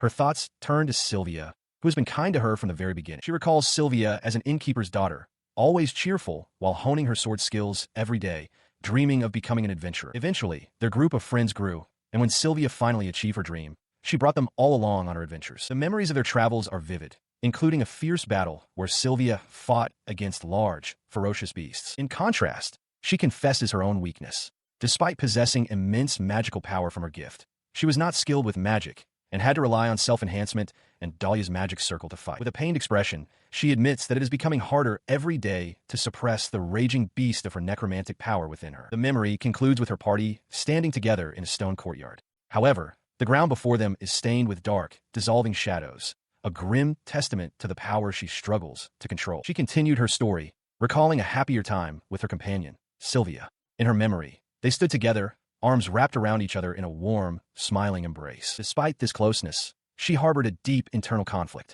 She knew she possessed more than enough power to help her friend succeed, but felt that she would be damned if she ever dared to use it. This self-imposed restriction was a constant source of frustration, a feeling akin to having legs but being forced to crawl. Dark energies swirled around her as she remembered being forbidden from even taking a single step with her true abilities. The pressure of holding back her power continued to build until, one day, her resolve finally shattered. As a result, she began to experiment in secret. Without anyone's knowledge, she sought to understand the gift that had been bestowed upon her, starting with the corpse of a fallen beast. Her initial attempts were cautious. She focused her will, trying only to channel her magic into the corpse, her hands held in concentration as she watched for the slightest reaction. Over time, as the lifeless fingers began to twitch and move at her command, she came to a startling realization. She was exceptionally skilled in this forbidden art. This discovery ignited a desire to hone her necromancy skills further. To do so, she needed secluded places, far from crowded areas, and began sneaking away from her party. Her companions noticed her frequent absences. Violet asked where Goldie was, and Sylvia, arms crossed in frustration, replied that she was sneaking out again. Her search for a private training ground led her to the edge of a forest where she discovered an orc nest. Seeing the crude settlement and its bonfire, she deemed it the perfect location. From her concealed position within the undergrowth, she unleashed her power, commanding her spectral underlings to descend upon the unsuspecting orcs. Her summoned spirits descended upon the orc nest, their ethereal forms tearing into the creatures. One orc shrieked as it was enveloped, while its companions stared in frozen terror. The spectral assault was merciless. Ghostly hands clawed into the orc's flesh, its life draining away in a final, agonized cry as its body fell limp. As their comrade collapsed, the remaining orcs turned and fled, shouting in panic as they scrambled away from the slaughter. She watched them go, a chilling smile spreading across her face. With so many dead souls available, she thought to herself, it was a jackpot. She would savor every single one. This victory marked a new phase in her practice. A few months later, within a stone chamber, she knelt before a glowing sigil on the floor where an orc, now her undead puppet, stood unsteadily. She reflected on her progress. While controlling the soulless bodies of orcs was simple, she now understood the immense difficulty of truly resurrecting someone. A zombie, she realized, only lasted for a few minutes before its soul dissipated completely. Something was interfering with her magic, and she resolved to find it. Her search for this interference led her out from her hidden workshop to the edge of a forest, where she looked down upon a small, peaceful village nestled in the valley below. As she observed the settlement, she was surprised to find people at the foot of the mountain. An unseen pressure emanated from the area, but she dismissed it as a non-issue. In fact, she considered it a fatal opportunity for the development of her necromancy. Having already collected many souls from both orcs and humans, she felt she couldn't simply leave this place. The presence of the villagers left her with no other choice. Her undead orcs stood ready behind her. With a determined glare, she gave her final command to the horde of zombies and spirits she had amassed, ordering them to finish the villagers in 30 minutes. Her recollection ended, and back in the present, her party stared in shock. The mage, Goldie, voiced his horror, asking how she could have killed them all just like that. Paracelsus, however, remained calm, stating he wasn't surprised. He knew she had been subjecting herself to necromancy for months. As Paracelsus stood in stunned silence, Lily spoke up, her voice laced with a grave understanding. She explained that magic works by transforming the flow within one's body, and much like wind or fire magic, necromancy requires aligning one's mind with its element. The longer one does so, she warned, the more they begin to devalue the preciousness of a living soul. She continued, her gaze fixed on Goldie, explaining that when that devaluation happens, little by little, one's heart simply ceases to exist. Lily's words sent Goldie back into her memories. She recalled standing triumphantly over the bodies of her victims, a shadowy, clawed hand reaching from the darkness above. A quiet laugh escaped her then, as she thought to herself that she had done it, and that nothing would stand in her way of becoming a top necromancer. She remembered smiling to herself, pleased with her progress. She thought Sylvia and the others must be surprised by how far she had come, and that she would have to go back to them soon. Her thoughts then turned to the ultimate limitation of her power. She knew that no matter how much magic she amassed, she would never be able to summon a soul from the dead. The person she cared for would never come back to life. But this realization gave way to a new, twisted purpose. She believed that by perfecting her necromancy, she could make the people she loved in this world, and herself, essentially immortal. In her mind, there would be no more misery and sorrow. Her path of slaughter did not go unnoticed. Someone managed to flee one of her massacres and put a bounty on her head. This drew several adventurers to her, but she fought them all off without fail. The outcome was always the same. No matter how strong her pursuers were, they were no match for her power. They all died. She devised a strategy for dealing with them. As soon as they reached her base, she planned to leave for the mirror world and let them be crippled by the zombies, souls, and monsters she attained. Her tactics were simple and brutal. She would snatch her enemies into the mirror world and kill them with her own magic. And if any adventurer proved strong enough to handle her zombies, she would simply incinerate them on the spot. Her thoughts continued to spiral, laying bare her grim calculus. The core principle was simple. The more adventurers died, the stronger she became. If all else failed, she was prepared to unleash an explosion to wipe the entire area clean. This power was harvested methodically. Those strong of body were twisted into mindless zombies to serve her, while those strong of mind had their very souls torn away. She reveled in this process, a gleeful smile on her face as she clutched a newly captured soul. A dark desire had taken root within her, a hunger for more people to come, to fall by her hand. But the memory shattered. Before she even knew it, a sudden, stark realization struck her, wiping the glee from her mind and replacing it with shock. A horrific memory surfaces, a massive pile of lifeless bodies, with Sylvia and many others tangled within a heap. The vision causes Goldie to let out a quiet, disturbed sound. She stands before the ghastly pile, the scale of the loss rendering her momentarily speechless. Back in the present, Paracelsus, sweating and wide-eyed, explains the memory's impact. He recounts that their souls were so intermingled that he could barely recognize who was who. Goldie soberly adds that she was reminded once again that a life, once lost, can never return. She then reveals a startling ability, explaining that she can produce 10 seeds at a time. She holds them in her hand and declares that with them, she can create a creature from her memory. As she speaks, she sows them. The seeds immediately take root, sprouting into grotesque, plant-like forms that writhe and grow with unnatural speed. From this growth, a creature blooms, a pale, vacant-eyed girl. Goldie stands behind it, proclaiming its beauty. She demonstrates her power further, addressing a recreation of Dahlia, who appears confused. Goldie explains to a stunned Paracelsus that this creation is a fake, an imperfect copy she can't get right no matter how much she practices. However, she believes that with his recipe, the two of them can achieve perfection. He recoils in disgust, shouting at her to stop and accusing her of playing with human life. The revulsion makes him physically ill. Unmoved, Goldie offers him 5 of her seeds, inviting him to try it for himself. Her offer reveals the true, horrifying scale of her work. She is surrounded by a crowd of identical, soulless girls. Paracelsus is nauseated, realizing he never truly knew her. He questions the nature of a world that allows for such a thing. He stands firm, refusing to cooperate. Goldie presses him, asking for his final decision on lending her the recipe tool. Seeing his resolve, she sighs with disappointment, remarking that it's a shame before ominously declaring she will have to take another approach. Her new approach becomes clear as she explains the nature of her power. While a seed typically takes 10 days to mature, she reveals that a sufficient surge of magic can force them to bloom instantly. As she speaks, small, spectral forms begin to coalesce around her hand. She elaborates on the cost, explaining that blooming 10 seeds in a day requires an amount of magic equivalent to that within a single body. She notes that the mental barriers of her creations are weak, allowing her to act on a whim, but the process is draining and she will need to reclaim the energy.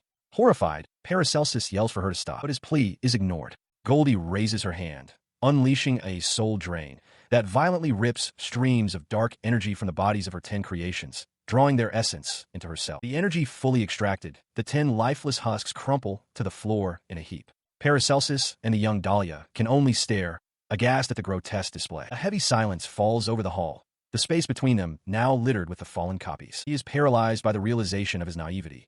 He should have fought her from the start instead of attempting to reason with her. As he processes the loss of 10 lives, Goldie calmly explains her method. She reveals that the destruction of a life releases a massive amount of magic, enough to fuel the creation of the next batch. She finds the cycle fascinating. She then presents a handful of new seeds, laying out her ultimatum with chilling clarity. She will create and destroy 10 more Dahlias, and repeat the process indefinitely until he hands over the recipe tool. She casually dismisses the act, calling them mere copies that he shouldn't care about. Enraged, he lunges forward, roaring that he will not allow her to create any more. But his charge is halted as the fallen copies rise, their movements stiff and unnatural, and seize him. The real Dahlia cries out in terror, identifying them as zombies. As the reanimated husks restrain him, Goldie urges them on. Nearby, Sylvia tries to reassure Dahlia, telling the child to go get someone. Paracelsus, struggling, understands he must somehow force Sylvia to give him the recipe. Goldie issues a final, chilling warning. If he doesn't make up his mind, the real Dahlia will also be affected. This pushes Paracelsus over the edge, and he bellows at Goldie, demanding to know what she thinks a human life is, declaring that it is irreplaceable. As he was being tormented, the one responsible calmly explained her reasoning. While life is important, she stated, it is the life of the one she cares for that matters most. From her outstretched hand, the spectral forms of the destroyed copies writhed before dissipating. She continued her address to the captive alchemist, explaining that she loved everyone in this place and would rather not kill them. She acknowledged that he was a good person, which was why she had offered to negotiate, but her ultimate goal was to acquire his recipe tool. Her patience wearing thin at his defiance, she shouted for him to stop. She declared her intent to sacrifice every soul necessary to push him to his absolute limit. Following through on her threat, she stood over the pile of lifeless copies, clasping her hands together. With a small, chilling smile, she remarked that they must be grateful for every soul they consume. The horrific display finally broke his will. Sweat beading on his brow, Paracelsus closed his eyes and agreed to give her the recipe, pleading for an end to the madness. His eyes then snapped open, wide with terror. He turned his back to Goldie, reassuring the real Dahlia, who clung to him from behind. He told her it was fine, but that this needed to stop, as the girl cried out his name in fear. He pulled a small, rectangular object from his tunic as the zombie copies continued to press in around him. Dahlia desperately shouted for the zombies to get away from it. With a swift motion, he threw the object through the air.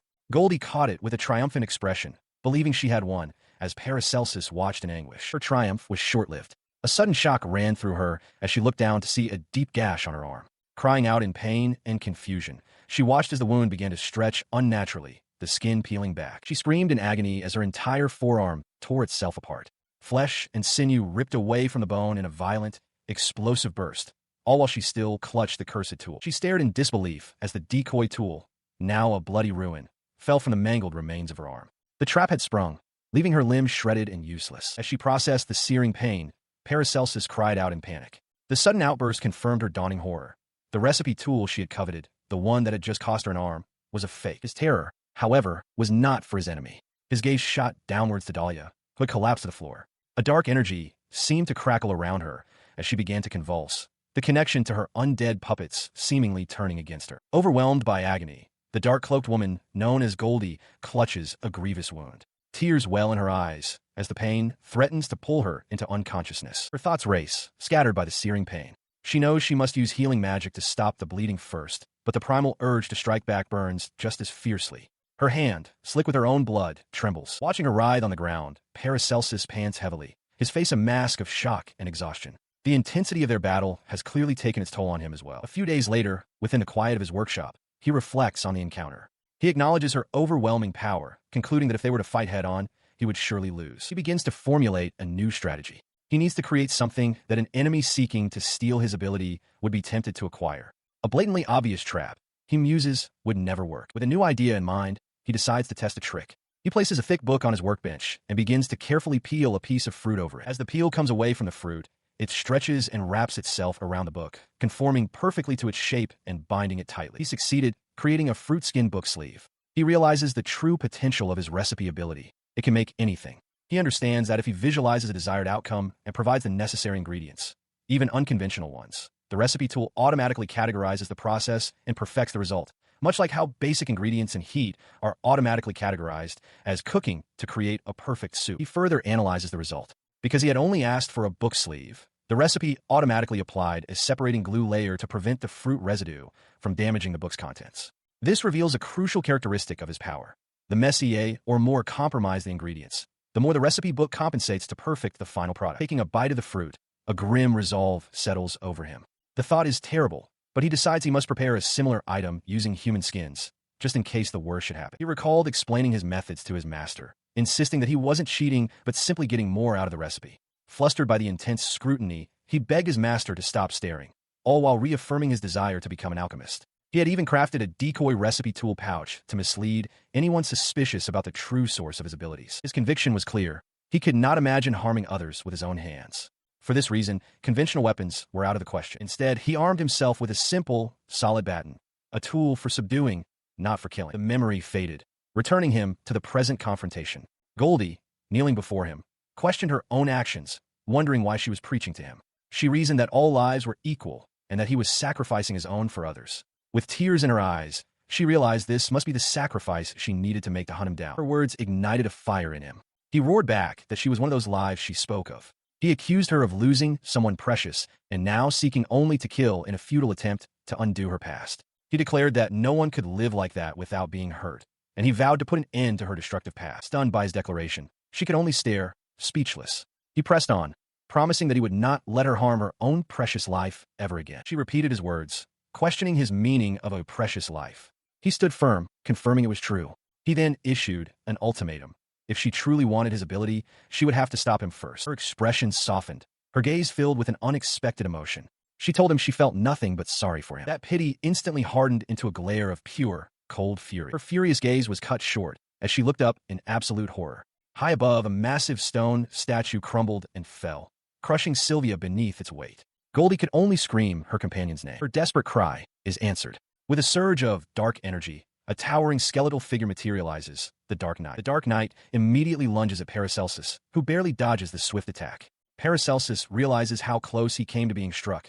From behind Goldie, the Dark Knight compliments the alchemist's good dodge, noting his skills have definitely improved since they first met. He then scoops Goldie into his arms, holding her protectively. Enraged and distraught, she screams at him, questioning what took him so long to answer her call. She tells him to keep her safe first, then shrieks an order for Sylvia to kill Paracelsus before demanding they get upstairs. In a single, powerful leap, the Dark Knight carries her away, bounding towards the upper levels of the cathedral. Paracelsus can only watch them go, shouting her name in desperation. He calls out again, pleading with Goldie to leave this world together with him, promising to talk until she is satisfied. His plea is met with a furious snarl. She calls him a prick, vowing that they will leave with smiles on their faces. Ignoring his words, she declares she doesn't care anymore and will resurrect everyone. She then commands the nearby zombies to attack him, reminding them that they need Paracelsus as a tool for their escape. Meanwhile, on the second floor's main hall, other survivors rest on makeshift beds, unaware of the confrontation unfolding below. The commotion from downstairs has not gone unnoticed. However, Rose notes the noise and suggests they should check on Goldie and the others. Lily agrees, but expresses worry that Goldie can't go in his current state. Their conversation is cut short by the sound of the heavy doors to the hall creaking open. All three turn their heads in alarm. The doors swing wide to reveal the Dark Knight standing in the threshold, still carrying Goldie. Lily stares in shock, questioning why the Dark Knight is inside the cathedral. He sets Goldie down gently. She turns to face her worried friends, her expression strained. As the Dark Knight looms behind her, she tries to calm them, stammering that he is one of them and they shouldn't worry. She holds the Dark Knight's skeletal hand, trying to placate her shocked companions. She insists she has it under control and promises to explain everything when the time is right, as Paracelsus and the others look on in disbelief. Turning away from them, she faces a wall and reveals her plan. She explains that a magic circle she pre-deployed in the room will unleash something powerful if she pours her magic into it, noting that all she needs is a strong source of power. As her hand touches the wall, a vast and intricate magic circle flares to life. Lily, alarmed, asks if it's for healing or fire magic, offering her own assistance. Goldie simply tells her to watch. Her thoughts drift to the source of her power, the very companions she snatched from death, whose memories she used to grow her own skills. They lie peacefully in their beds, oblivious. With tears in her eyes, she silently thanks them for the time they spent together, cherishing the happiness they brought her before bidding them a final, sorrowful goodbye. The spell is cast, soul drain. Dark tendrils of energy erupt from the glowing circle. In the room above, the bodies of her companions slump to the floor, their life force violently torn from them. Downstairs, a sudden chill grips Paracelsus. He looks toward the sealed door where Lily stands, and the horrifying truth dawns on him.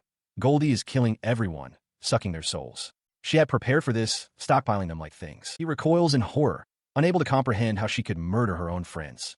As he tries the door, he discovers it's sealed by a complex mechanism, trapping them. Small, terrified figures cling to him, one wondering aloud if Goldie made them insensitive so their deaths wouldn't hurt. Lily confirms their predicament, her hands pressed against the unyielding door. She reports that all of her magic circles are obsolete against the seal. She's tried every locking spell she knows, but it refuses to open. As the small figures scatter in fear, Paracelsus stares down the long hall and has a revelation. He realizes the seals on the door aren't individual spells, but a collection of small magic circles that form a single, giant one, like stars creating a constellation. He watched, helpless, as Lily struggled with the complex seal on the door. She explained her disbelief that Goldie could use such a technique. It didn't require a master magician, but it took decades of study to learn the formula. He suggested a different approach, proposing he go to the second floor. He reasoned that the great magic circle controlling the seal must be somewhere upstairs, and finding it would allow them to open the door. Sweating from the effort, she admitted that reverse searching the magic circle from the door to its source was difficult, but not impossible. She declared that she didn't care if it cost her life. She refused to let everything they had worked for be wasted. Meanwhile, outside among the fallen, Goldie exhaled slowly. A dark, fiery aura erupted from her hands, swirling with immense power. She explained her philosophy, stating that as long as a necromancer possesses enough souls, death can never reach them. She reasoned that this is why people like her don't deserve to be saved, and that by wrapping her arm with a soul, everything would be fine. Her monologue continued as she declared it was time for her to eat. She admitted that the hatred of others is what gives her strength. Just before swiping her hand across her arm, where the tormented faces of souls were visibly embedded in her flesh. Her spell's effect was immediate and vast. As she recited a series of numbers, an entire castle in the northeast began to glow with an ethereal light. Inside, Sylvia, Violet, and Lily looked on in shock, with Sylvia urging them to calm down and prepare for a storm, certain that Goldie was responsible. She continued her incantation, reciting coordinates for the southeast and southwest before uttering a single, powerful command: expand. The repercussions reached Paracelsus and Lily instantly. The ground beneath them began to shake violently. As Paracelsus identified it as an earthquake, Lily screamed, thrown off balance by the powerful tremor. The source of the tremor revealed herself. Floating above the bodies of her former allies, Goldie activated the Great Magic Circle. Her eyes blazed with focus and power as she unleashed the full force of her expansion. As the necromancer's spell takes hold, the entire castle is racked by violent tremors. Inside a sealed room, Paracelsus shields Lily as dust and debris rain down from the ceiling, the structure groaning under the immense magical pressure. The source of the cataclysm becomes clear from the outside. Enormous pillars of pure light crash down from the darkened sky, striking the castle and the surrounding grounds with devastating force. From a higher vantage point, the true scope of the magic is revealed. The pillars of light are anchor points for a colossal magic circle, its glowing lines sprawling across a vast section of the city. The intricate pattern of light burns brightly against the night, a cage of immense power solidifying over the landscape. Back inside the shaking room, a realization dawns on Paracelsus. He tells Lily he finally understands. The large circle isn't confined to one room, but covers the entire building. He theorizes this is a technique that forbids anyone from entering or leaving without authorization, which explains why the Dark Knight had to be formally summoned. He continues, explaining that the door itself is meaningless. It's merely a conduit. Somewhere on one of the building's walls, there must be a smaller, crucial magic circle that limits the perimeter of the giant one. His eyes scan the room frantically. He knows they have to hurry to find this limiting circle, even if it takes time. Suddenly, his gaze locks onto something. He's found it. Lily follows his line of sight and points toward the far wall. Under a large window, she confirms she sees what looks like a magic circle inscribed on the floor. He approaches it, reasoning that if he can nullify this smaller circle, the main door should open. As he moves into position, his foot presses down on something soft and unexpected. He looks down, startled, realizing he has stepped on a cushion placed directly over the circle. Elsewhere, Goldie throws her weight against a heavy wooden door, straining to push it open. Her face is a mask of confusion and effort as she wonders aloud why the door is suddenly so difficult to move. She found her path inexplicably blocked, but elsewhere in the castle, a different route suddenly became available. Sylvia, witnessing this, exclaimed with renewed hope that the way was open. Her declaration was met by the sound of footsteps. Goldie strode past, acknowledging that the magic circle was damaged, though she couldn't pinpoint the exact location. With a hint of annoyance, she muttered about being late for the party and sarcastically asked if the others had enjoyed themselves already. Sylvia watched her go, her expression unreadable. She ascended the grand staircase, her dark cloak billowing behind her, leaving Sylvia standing at the bottom, gazing up at the figure now silhouetted at the top of the stairs. As she stared upward, a gravelly voice rasped from beside her. The Dark Knight loomed into view, a hollow laugh echoing from his skull as he questioned how she was still alive. Sylvia's gaze sharpened, her focus unwavering. Meanwhile, at a different location, Paracelsus and Rose reached a large, ornate door. Rose threw her fist in the air, cheering that they had succeeded. Paracelsus, however, tempered her celebration. While acknowledging their good work, he insisted they had to hurry, sensing that a new development was already underway. At the Blackcurrant Cathedral, Sylvia ascends a grand staircase. At the top, the skeletal knight waits, its skull-like face breaking into a grin. It laughs, expressing surprise that she is still alive. She draws her sword, her eyes narrowed in concentration. She identifies the creature as another version of herself, another Sylvia. The knight asks why she thinks so, and then answers its own question, noting that her stance and the way she held her sword made it obvious. The knight praises her deduction as impressive but incomplete. It leaps from the top of the stairs, landing with 2 sharp taps on the stone below. It declares that it is the real Sylvia, and that she is merely a copy. In response, she lunges, her blade clashing violently against the knight's. With gritted teeth, she refutes its claim, shouting that it is the fake one, a copy created from Goldie's memory. As their swords remain locked, the skeletal copy explains its power. It claims that because it is already dead, it has grown even stronger, able to unleash its true abilities now that it is no longer caged within a living body. It then multiplies, surrounding Sylvia with several identical copies. The creature declares that she has no chance of winning and, stating it's in a hurry, tells her to simply die. Despite the overwhelming numbers, her blade flashes in a swift arc, cleanly severing the original knight's sword hand at the wrist. The skeletal creature stares in disbelief at its now empty forearm. The knight recoils as its severed hand dissipates into dark energy. Sylvia stands firm, her face splattered with the dark residue. She remarks that while she should be asking questions, the realization that Goldie is behind all of this is far more shocking. With newfound resolve, she charges the skeletal figure once more. She declares that she now remembers everything, including the reason she was brought back to life. A memory floods her mind. She sees Goldie, her expression filled with sorrow, gently holding her face. Goldie pleads with her to do it correctly this time, to kill her for all the things she's done, just as the bounty demanded. In the memory, Sylvia looks back, tears in her eyes, wondering how it all came to this. The memory of Goldie's plea echoes, but Sylvia's response is a furious roar of defiance. She declares her intent to kill Goldie herself, vowing that no one will stop her from making Goldie keep her promise. This remembered fury fuels her present battle. She engages the skeletal copy, their blades clashing in a chaotic dance. The creature, shocked by her incredible speed, struggles to keep up as Sylvia becomes a whirlwind of steel, deflecting multiple attacks at once. She feels an overwhelming power coursing through her, a strength far beyond her own. The realization hits her with the force of a physical blow. This power, this speed, it is not hers. As Sylvia fights with borrowed strength, Goldie watches from afar, her face contorted in a silent, agonized scream, the effort of channeling her power clearly taking its toll. Empowered by this connection, Sylvia surges forward, breaking through the skeletal warrior's guard and delivering a devastating slash across its torso. The creature crumbles into dust and shadow. As its form dissipates, its skull-like face turns towards its creator, acknowledging her victory with its final words. "Goldie, you did it." With the construct defeated, Sylvia doesn't pause. She offers a curt farewell to the dissolving remains, stating that she is in a hurry. Her path leads down a long, torchlit stone corridor, the silence broken only by the echo of her determined footsteps. Meanwhile, in another part of the structure, Goldie stands amidst the stillness of a common room. Around her, several figures lie motionless on beds and slumped on the floor, all neutralized. She gazes at her hand, where a brilliant light crackles with contained power. With a look of grim resolve, she prepares to unleash the stored energy, uttering a single command: discharge. A colossal pillar of blinding white energy erupts from a cathedral, tearing into the sky. Inside, along a high corridor, Paracelsus and Dahlia are caught in the blast. He shields his eyes, shouting that he can't see anything and questioning what is happening. The overwhelming force causes Dahlia to collapse, clutching her head as she lets out a piercing scream of agony. He rushes to her side, kneeling to try and comfort her. He desperately calls her name, urging the screaming child to get a hold of herself. Far away, watching from a high balcony, Nora observes the massive pillar of light. She notes that it's visible from outside the castle walls and seems to affect everything, even from such a great distance. Her voice seems to reach Paracelsus, explaining that he has likely guessed it already. They are witnessing a larger version of a soul drain, an entity that is fundamentally in control of all the souls in this world. She continues, clarifying that its targets are only copies with weak mental barriers. She tells him he should be glad that his master status seems to leave him unaffected by the phenomenon. The cruel reality is that Dahlia's weak mental barrier makes her expendable, a being conditioned to readily accept death. Paracelsus grabs Dahlia, his face contorted with desperation. He shouts for her to hear him, commanding her to never think about dying.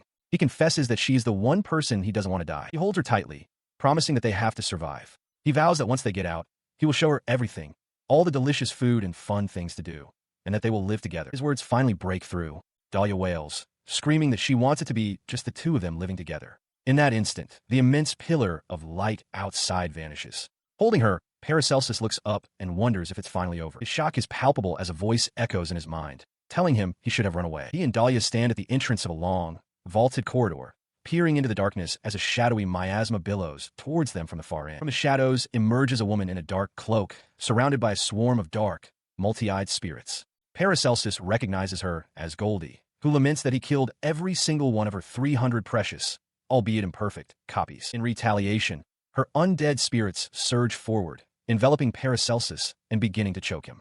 Goldie declares that she doesn't need to turn the city into a wasteland with a fireball. Simply swarming him with these spirits will be enough to drive him to a mad death. Her face contorts with fury as she screams that she is sick of this recipe and that he should die in agony.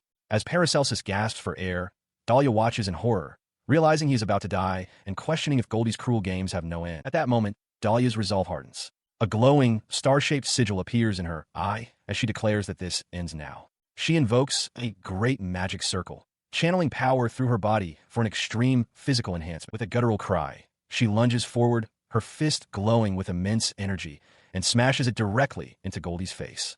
Paracelsus can only watch, stunned, as he utters Dahlia's name in disbelief. The impact sends Goldie reeling, a dark substance splattering from her mouth. As she chokes, she wonders in shock when the little girl had begun using such a large-scale magic circle. Before she can recover, Dahlia's magically enhanced hand seizes her head in an unbreakable grip. With a final, desperate roar, Dahlia smashes Goldie through a massive, ornate window, sending her enemy shattering through the glass and plummeting towards the ground far below. Her eye glints with an intense, star-like light as she watches the consequence of her action unfold.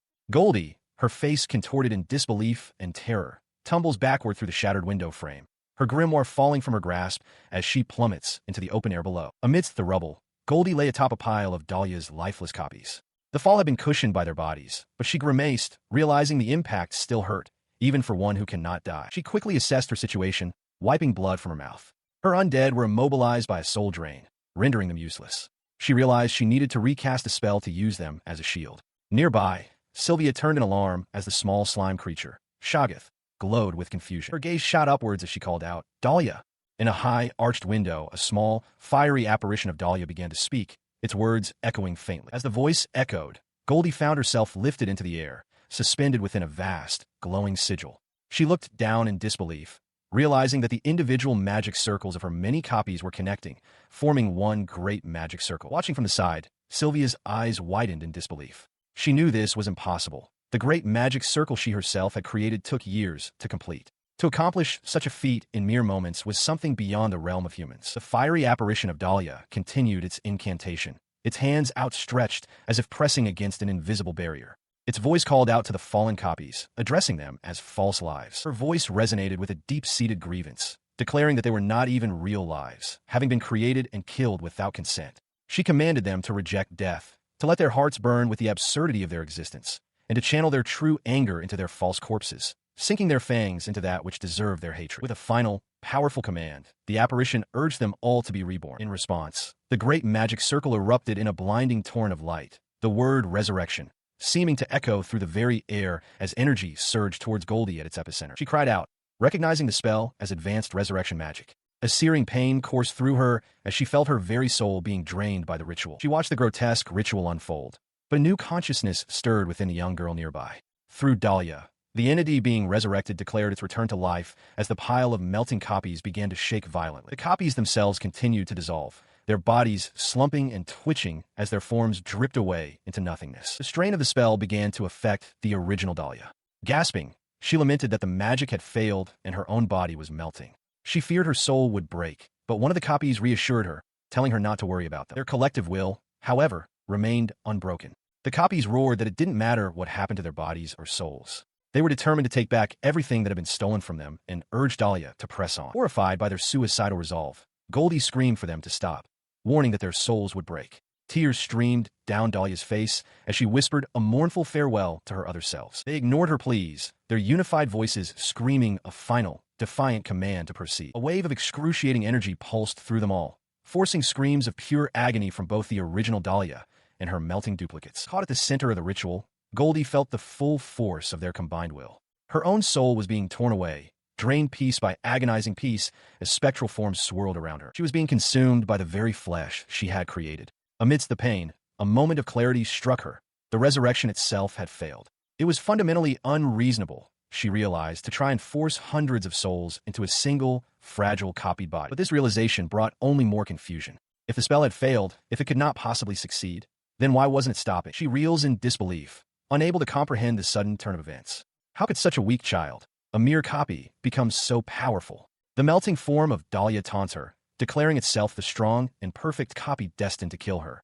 and wonders aloud if its purpose has finally been completed. Surrounded by the grotesque, melting figures, she realizes she must act before her soul is completely taken and destroyed. With a surge of determination, she pushes through the grasping, dissolving hands, vowing to stop Dahlia at any cost. From a distance, Sylvia watches in shock, questioning how Goldie can possibly move in such a chaotic state, with her very body and soul on the verge of collapse. But Goldie, covered in the viscous remains of the copies, shrieks for them to get out of her way, refusing to let her fate be sealed. One of the melting copies turns its distorted face towards Sylvia, explaining that Goldie's sudden strength comes from a newfound realization that they are the enemy. The copy itself marvels at this surge of power, a sensation it has never experienced since its creation. The word hangs in the air, and for Goldie, everything clicks into place. A horrified understanding dawns on her face as she gasps, "Enemy. I see." Her mind plunges into the past. She recalls her true, original desire, not for everyone to die, but to defeat and kill the wrong version of herself. To this end, she had prayed, cursed, and convinced herself of a different reality, altering her own memories over countless years. She remembers believing that the memory she planted in her companions would be enough for them to win, a memory she desperately nurtured. But no matter how long she waited, they never grew strong enough and were easily slain by the undead. The reason for their failure was now clear. An absolutely essential piece was missing for them to ever be complete. Tears stream from her eye as the devastating truth crashes down. She was the enemy. She was the obstacle they were meant to overcome. The plan hadn't failed to complete. It had been completed a long, long time ago. Her sanity shatters. Her mind screams in a silent, endless loop of horror. She has done it again. She has killed everyone, over and over. She destroyed a life that was already complete, a life that never needed to be killed in the first place. Her mind shattered, she pleads with the very beings consuming her. She begs them to return to their original bodies, promising she can help them with her magic, only to immediately reverse her plea, crying out for them to come back and kill her. But her words are met with a chilling rebuttal from the melting forms. They tell her they have realized the truth. They were already complete, and that the lives she thought were lost didn't have to die. One of the copies leans in close, its form grotesque and unstable, and spits a gob of blood directly into her face, pressing her to understand. As the blood splatters across her cheek, her eyes widen in horror. The copy declares that it is not up to her to decide their fate. They press their advantage. Their collective will overwhelming her. They declare that their lives belong to them, and she has no right to control them. She is completely engulfed, her struggles ceasing as she is pulled down into the writhing mass. A small, dark creature with a single eye watches from within the sludge. From within the mire, a voice rises, dripping with contempt. The copies tell her that this fate serves her right. Her will is broken. She can only whisper a final, desperate plea to be killed. As she does, her gaze lifts to a high window, where she sees the real Dahlia watching, a faint smile on her face. Nearby, another observer witnesses the horrific scene. Sylvia, her face beaded with sweat, turns away, unable to watch any longer. Her turning away leaves Goldie utterly alone in her torment. She sits in a pool of what remains of the copies as rain begins to fall, her mouth open in a silent, unending scream of anguish. Paracelsus clutches his head, a pained groan escaping his lips as sweat beads on his brow. The strain of the recent events weighs heavily on him. His pained groan is cut short as he looks up, startled, down a long, debris-strewn hallway. The small figure of Dahlia stands near a doorway, calling out. He rushes forward in a panic, his voice filled with alarm as he shouts her name. He reaches a window to find Dahlia looking out, and she greets him, expressing relief that he is all right. He stares, confused. Below them, in the courtyard, Goldie is on her knees, wailing in utter despair. He asks Dahlia why Goldie is crying. Dahlia explains that while they have won the battle, Goldie has lost her will to fight.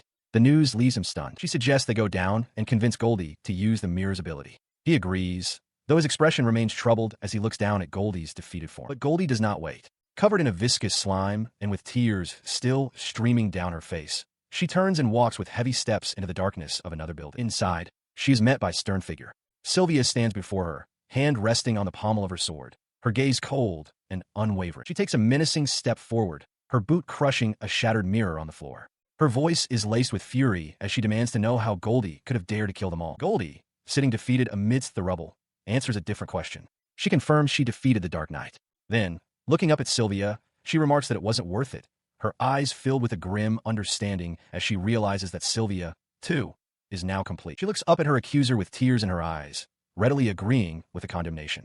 Yes, I'm a vile person, she cries. Sylvia stands over her, sword drawn and expression cold, declaring that she will personally handle someone so vile. Nearby, Paracelsus holds Dahlia close and shouts for Sylvia to stop. Before anyone can intervene, Sylvia thrusts her blade forward, impaling Goldie through the chest. The force of the blow is immense, and Goldie's eyes widen in shock as blood erupts from the wound in her mouth. Gasping and choking on her own blood, she manages to utter two final words to her killer.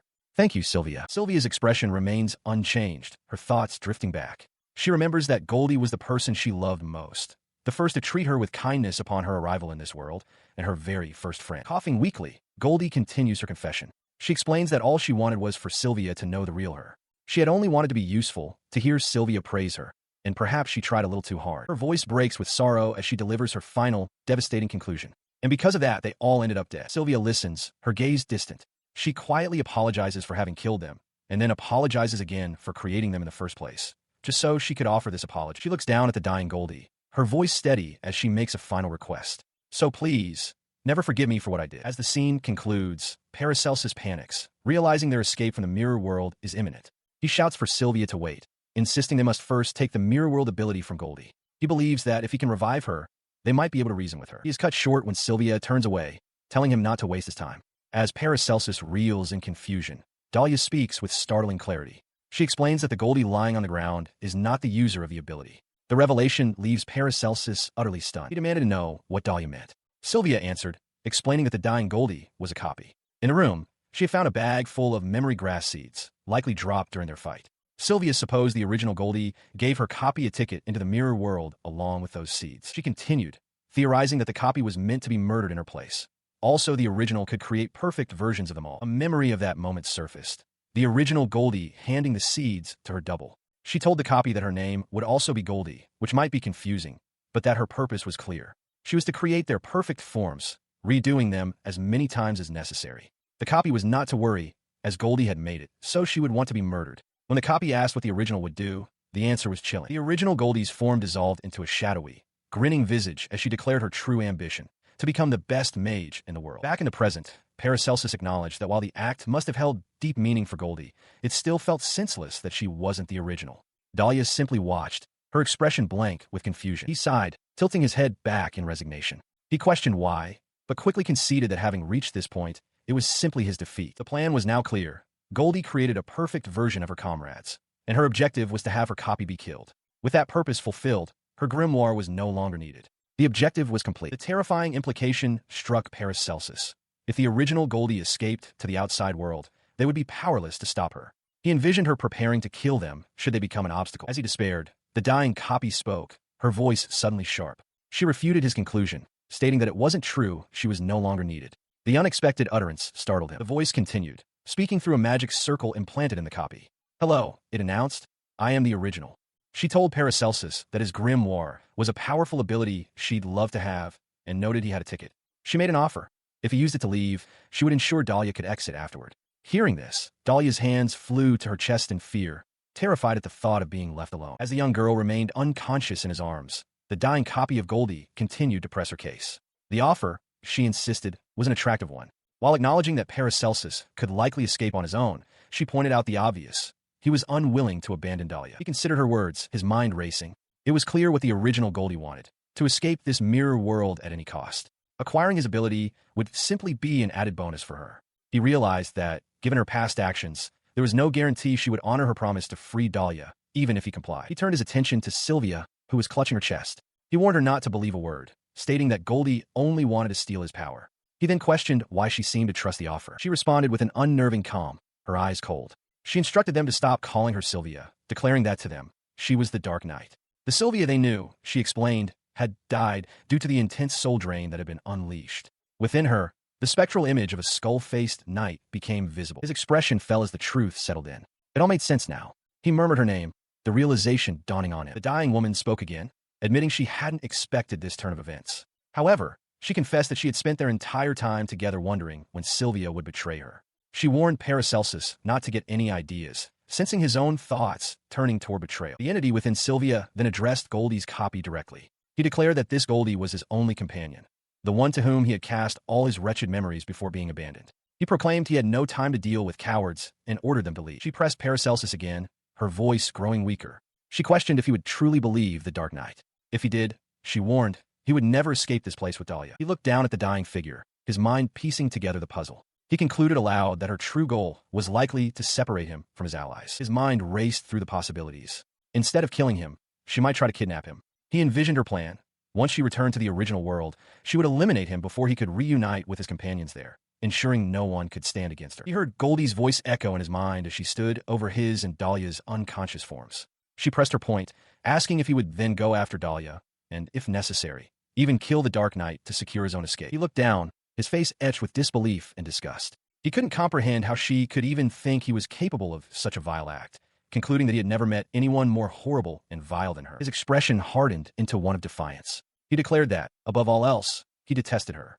Before he would ever do what she suggested, he would prefer to stay and live with Dahlia forever. He turned to Dahlia, who was now awake and clinging to him in fear. He apologized, explaining that it would be too dangerous to let her go out into the world alone. With newfound resolve, he shouted his decision. He would stay and live in this world. Goldie's face was a mask of quiet resignation. She acknowledged his choice, calling it a pity before condemning them to live out their days in a world devoid of other humans. The mental confrontation ended, and the group found themselves back in reality. The Dark Knight, in Sylvia's body, noted that Goldie had cut their communication. She also observed that Goldie could still be spying on them. Dahlia, ever practical, suggested they move to a room without magic circles. They relocated to a storage cellar. Paracelsus asked the Dark Knight if he had a magic circle on him. The knight confirmed that he had, but had already erased it. He warned, however, that as Goldie's creation, she would surely know his location regardless. He told them not to worry about him, but to focus on Dahlia. Paracelsus considered this, reasoning that the original Goldie would only pretend to spare them. He believed that as soon as she was ready, she would return to kill them all. When he asked why, the Dark Knight explained it was because she is a coward who will eliminate any factor that might escape her control. He met the Dark Knight's gaze, his own resolve solidifying. He declared that they needed to devise a plan while they still could, stating that they stood no chance at a distance. He then demanded the knight tell him everything he knew about the original Goldie. The knight explained why they were at such a disadvantage. It wasn't just because Goldie would attack them with a massive number of zombies. The horrifying truth, he revealed, was that the undead horde was merely a byproduct of her true power. He listened as the Dark Knight explained the terrifying cycle of Goldie's power. She uses seeds to create life, then absorbs the souls of that life to convert them into magical power. The energy she obtains is so massive that the amount needed to convert corpses into zombies is insignificant by comparison. She continued, warning that Goldie can sustain this process indefinitely. All she needs is patience to accumulate enough magical power to kill them with absolute certainty. This surplus of power is her most formidable weapon, and if they do nothing, their fate is sealed. His face paled with the realization. It was a terrible situation. Their deaths were assured. Goldie, the original, knew where he, Dahlia, and the Dark Knight were, but they had no idea of her location. He turned to Dahlia with frantic urgency, suggesting she should at least try to escape to the outside world, hoping she might get away. Dahlia, however, flatly refused. The Dark Knight simply told him to calm himself. The Skeletal Knight then revealed a critical piece of information. She could vaguely sense the location of her creator and even knew some of Goldie's favorite hiding spots. She continued, expressing doubt that Goldie would simply wait patiently. Therefore, they would have to bet everything on this one slim possibility of finding her first. Her skeletal face twisted into a determined grin. She declared that she also detested that woman, and for that reason, she would help them. He processed this, a new strategy forming in his mind. He understood now. If they pursued Goldie, it would make it more difficult for her to accumulate power. The most important thing, he concluded, was to close the distance. Having reached a consensus, he agreed. They would use the time they had gained to devise a strategy. The three of them gathered around barrels in a cellar beneath a church steeple, preparing for the hunt. As they planned, a vision of Goldie flashed through his mind, an image of her directing a zombie to attack a building, dark powers swirling around her. Instinctively, he moved to shield Dahlia from the mere thought of the threat. Elsewhere, Goldie sits watching a distant building. She observes that her targets have emerged from the cathedral, but notes with curiosity that they don't appear to be searching for a mirror. A smirk spreads across her aged face as she coughs. It seems they have no intention of running away. She reflects on the mechanics of her trap, centered around a passage ticket to the mirror world. When such a ticket is used on a mirror, it connects to a different world of similar size and location. However, once two mirrors are linked, no matter how far apart they are, using a ticket on one will connect it back to the other specific mirror. She had exploited this principle, linking every mirror in the cathedral to a single, prepared room. She muses on what a shame it is considering all the work that went into setting up the trap. Inside that very room, Goldie sits with a glowing orb, finally understanding. She realizes that the girl, Dahlia, can indeed locate her position to some extent. Now, however, the one she must truly be wary of is Sylvia. She stands and approaches an ornate mirror, continuing her strategic thoughts. She anticipates they will try to close the distance quickly to deny her time to accumulate magical power. She resolves that she must discover their dirty strategy and cannot let her guard down for anything. Deciding not to leave things to chance, she places a hand on the mirror's surface, intending to slowly accumulate all the magical power she can from outside of it. In her other hand, she holds a paper talisman ready. Her face contorts into a wicked, toothless grin as she cackles with glee. With this, she declares they're in checkmate. Suddenly, the mirror's surface ripples. A gloved hand bursts through the vortex, its owner crying out in shock at the sudden sensation of cold and wetness. The connection violently yanks Paracelsus through the portal. His body is twisted and contorted by the immense force of the summons, and the paper talismans Goldie held are shredded by the chaotic energy. He was pulled through the watery vortex, his vision clearing to reveal an unfamiliar woman. Her dark hair was braided, her eyes framed by glasses, and she held a wooden sword covered in paper talismans, the source of the swirling energy around them. The woman landed lightly amidst the dissipating magical energy, her gaze fixed on him. "Finally, we meet," she declared. Staring up from the ground, drenched and disoriented, Paracelsus could only wonder in shock who this person could possibly be. In a world beyond the mirror, a woman with dark hair tied back, Nora, kneels inside a sparse, tiled room. Before her sits another woman, whose impossibly long, light-colored hair flows across the floor like a river of silk. An ornate, full-length mirror hangs on the wall, reflecting the quiet scene. The scene shifts. A woman with dark, braided hair and glasses looks on with an impatient expression. She questions why Norn is taking so long, asking aloud if she is still not ready. The narrative steps back in time, returning to the room with a mirror. Nora, still kneeling, gazes toward the reflective surface with a worried look, whispering a question into the silence. "Is my master safe?" Returning to the present, the two women sit opposite one another in a sparsely furnished room. Between them, a dark, ominous stain mars the wooden floorboards, a silent testament to some past event. The woman with glasses begins to explain, holding several divination cards. She clarifies that her ability is not omnipotent. While her divinations are always accurate, the results can have various interpretations. Furthermore, she states that it's impossible for her to see the future of anything that does not exist in this world. She reveals what her divination has shown.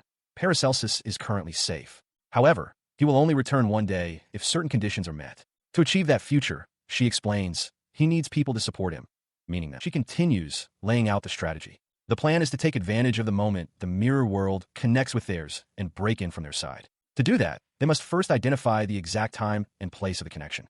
For this, they will employ one of the most widely used forms of divination. Nora's eyes widen in surprise, sweat beading on her forehead. The diviner leans forward intently, declaring that she needs Nora's support for this task. Flustered but resolute, Nora agrees to do anything and asks what kind of divination it is. The woman reveals the answer: love divination. The diviner explains the theory, noting that since Nora also practices sorcery, she must be familiar with the concept.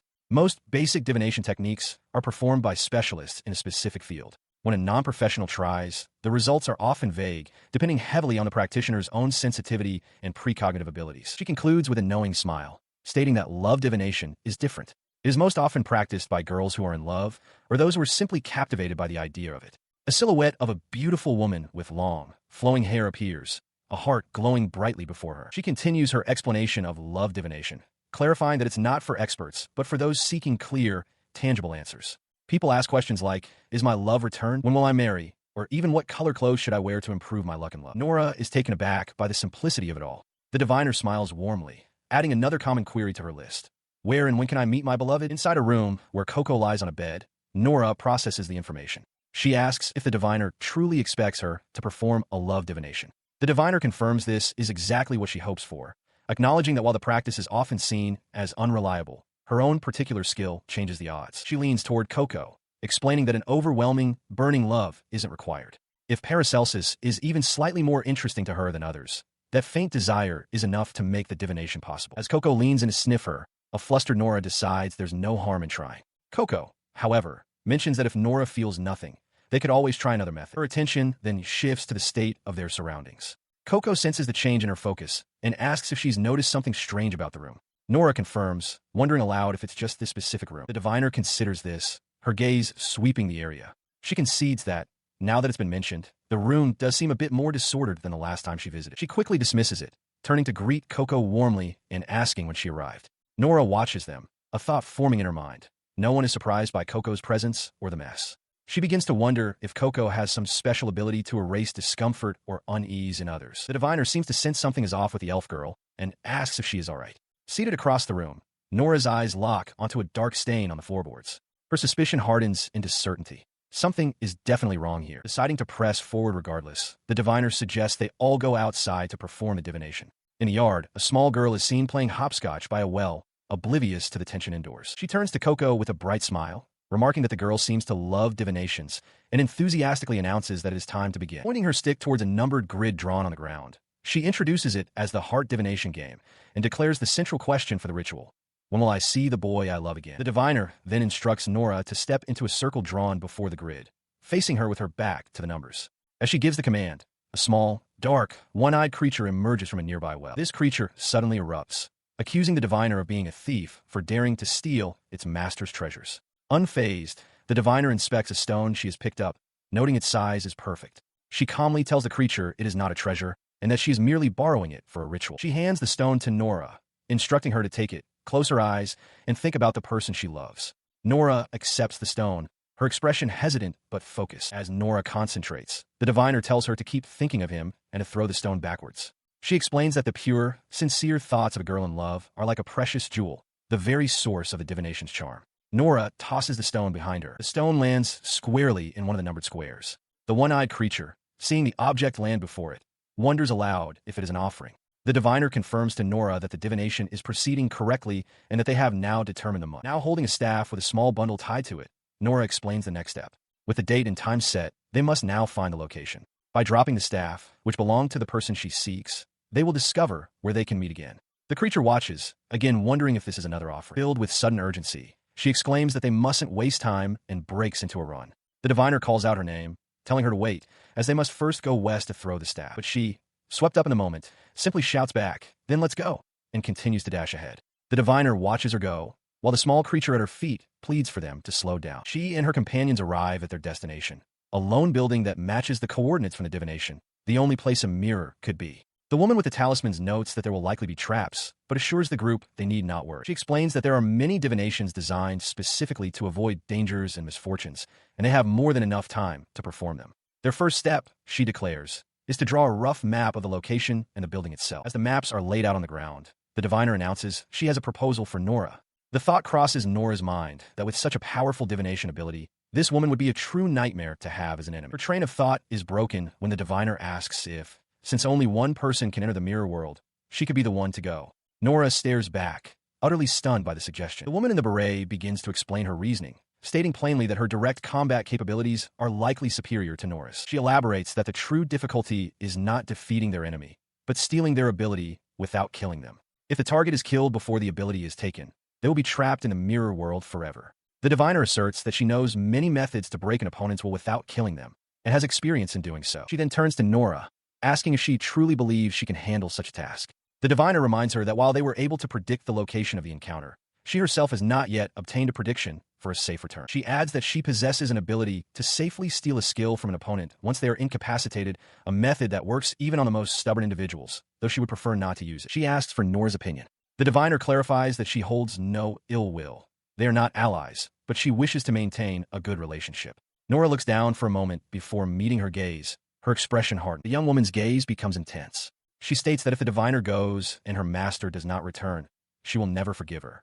As she speaks, the small, one-eyed creature emerges from the ground, reinforcing the weight of her threat. Her eyes narrowed with cold fury. She delivered her final condition. She asked if the talisman wielder was still willing to proceed, warning that no matter which world she fled to, she would hunt her down and make her regret it. Undeterred, the talisman wielder met her intense gaze with a confident smile, simply stating, "I'm ready." She then detailed her strategy, acknowledging the possibility of her own defeat and telling Nora to remain flexible. Her first move upon entering the mirror would be to steal the enemy's ability while she was vulnerable. At the opportune moment, she would connect the two worlds, instructing Nora to enter if she saw the mirror surface change. Nora acknowledged with a simple, understood. The memory of a more peaceful time surfaced. Paracelsus, with his pack ready, preparing to leave as a concerned Mood Lin and a cheerful Mogutin saw him off. This memory continued, showing Paracelsus happily tasting a spoonful of food in a warm, lively room shared with the talisman wielder, Mood Lin, and Tatori. A stark contrast to their current grim reality. Back in the present, under the light of the moon, the group looked upon the target house.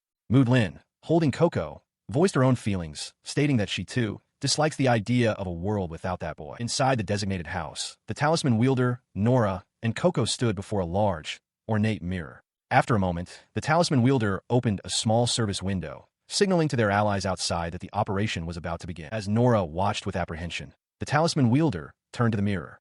She reached out and pressed her gloved hand against the glass, causing its surface to ripple and distort like liquid. The disturbance echoed into the other world. A hand suddenly breached the surface of the enemy's bath, startling her. The sensations of cold and wetness emanated from the portal. In response, the talisman wielder drew her talisman-covered sword, preparing to strike. Without hesitation, she leaped through the shimmering gateway.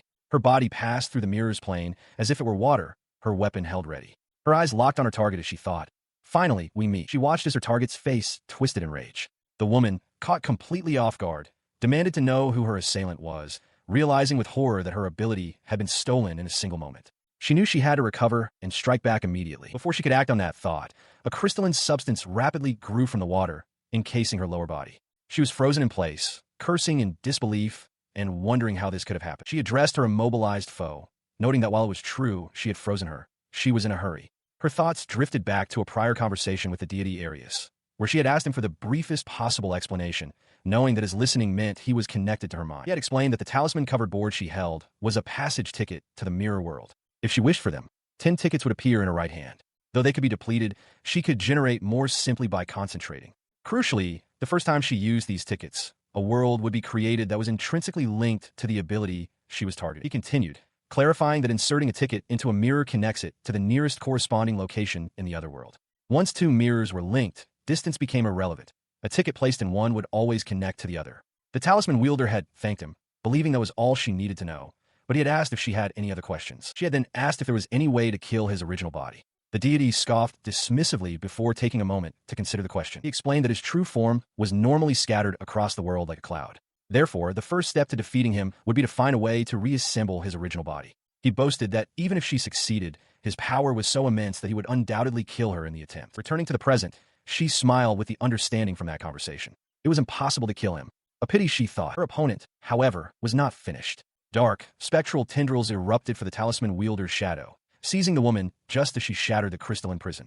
Recognizing the magic, the woman snarled, accusing her of being an ally to the one who had abducted the alchemist Paracelsus. Ensnared by the malignant spirits, she quickly assessed the attack. She concluded it was unrelated to the ability stealing power, noting that the magical flow lacked the complexity of primal magic.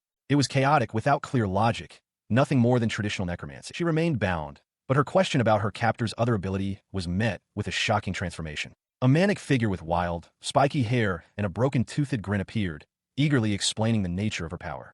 She revealed that she simply imagines a person and then plants a corresponding seed. The manic alchemist continued, explaining that from this seed, the imagined person sprouts into existence. The scene revealed the talisman wielder herself, standing over several spectral forms rising from the ground, implying she was a product of this very magic. The explanation grew darker as she invoked a technique called soul drain, which instantly twisted her creations into zombies. She gloated that by repeating this cycle, she could slowly but surely accumulate an immense surplus of magical power. The newly formed zombies stood vacant, their bodies already showing signs of decay as they moaned mindlessly. As the truth of her own existence was laid bare, the talisman wielder's eyes widened with a sudden, chilling understanding. The manic alchemist then turned her attention back to her captive. Surrounded by her undead minions, she issued a taunting challenge, asking if she could possibly be stopped before gathering enough power to kill her. She let out a wild, triumphant laugh, her face a mask of insanity as she declared that any attempt would first require breaking through her wall of zombies. In a stunning act of defiance, the talisman wielder rejected this cruel purpose.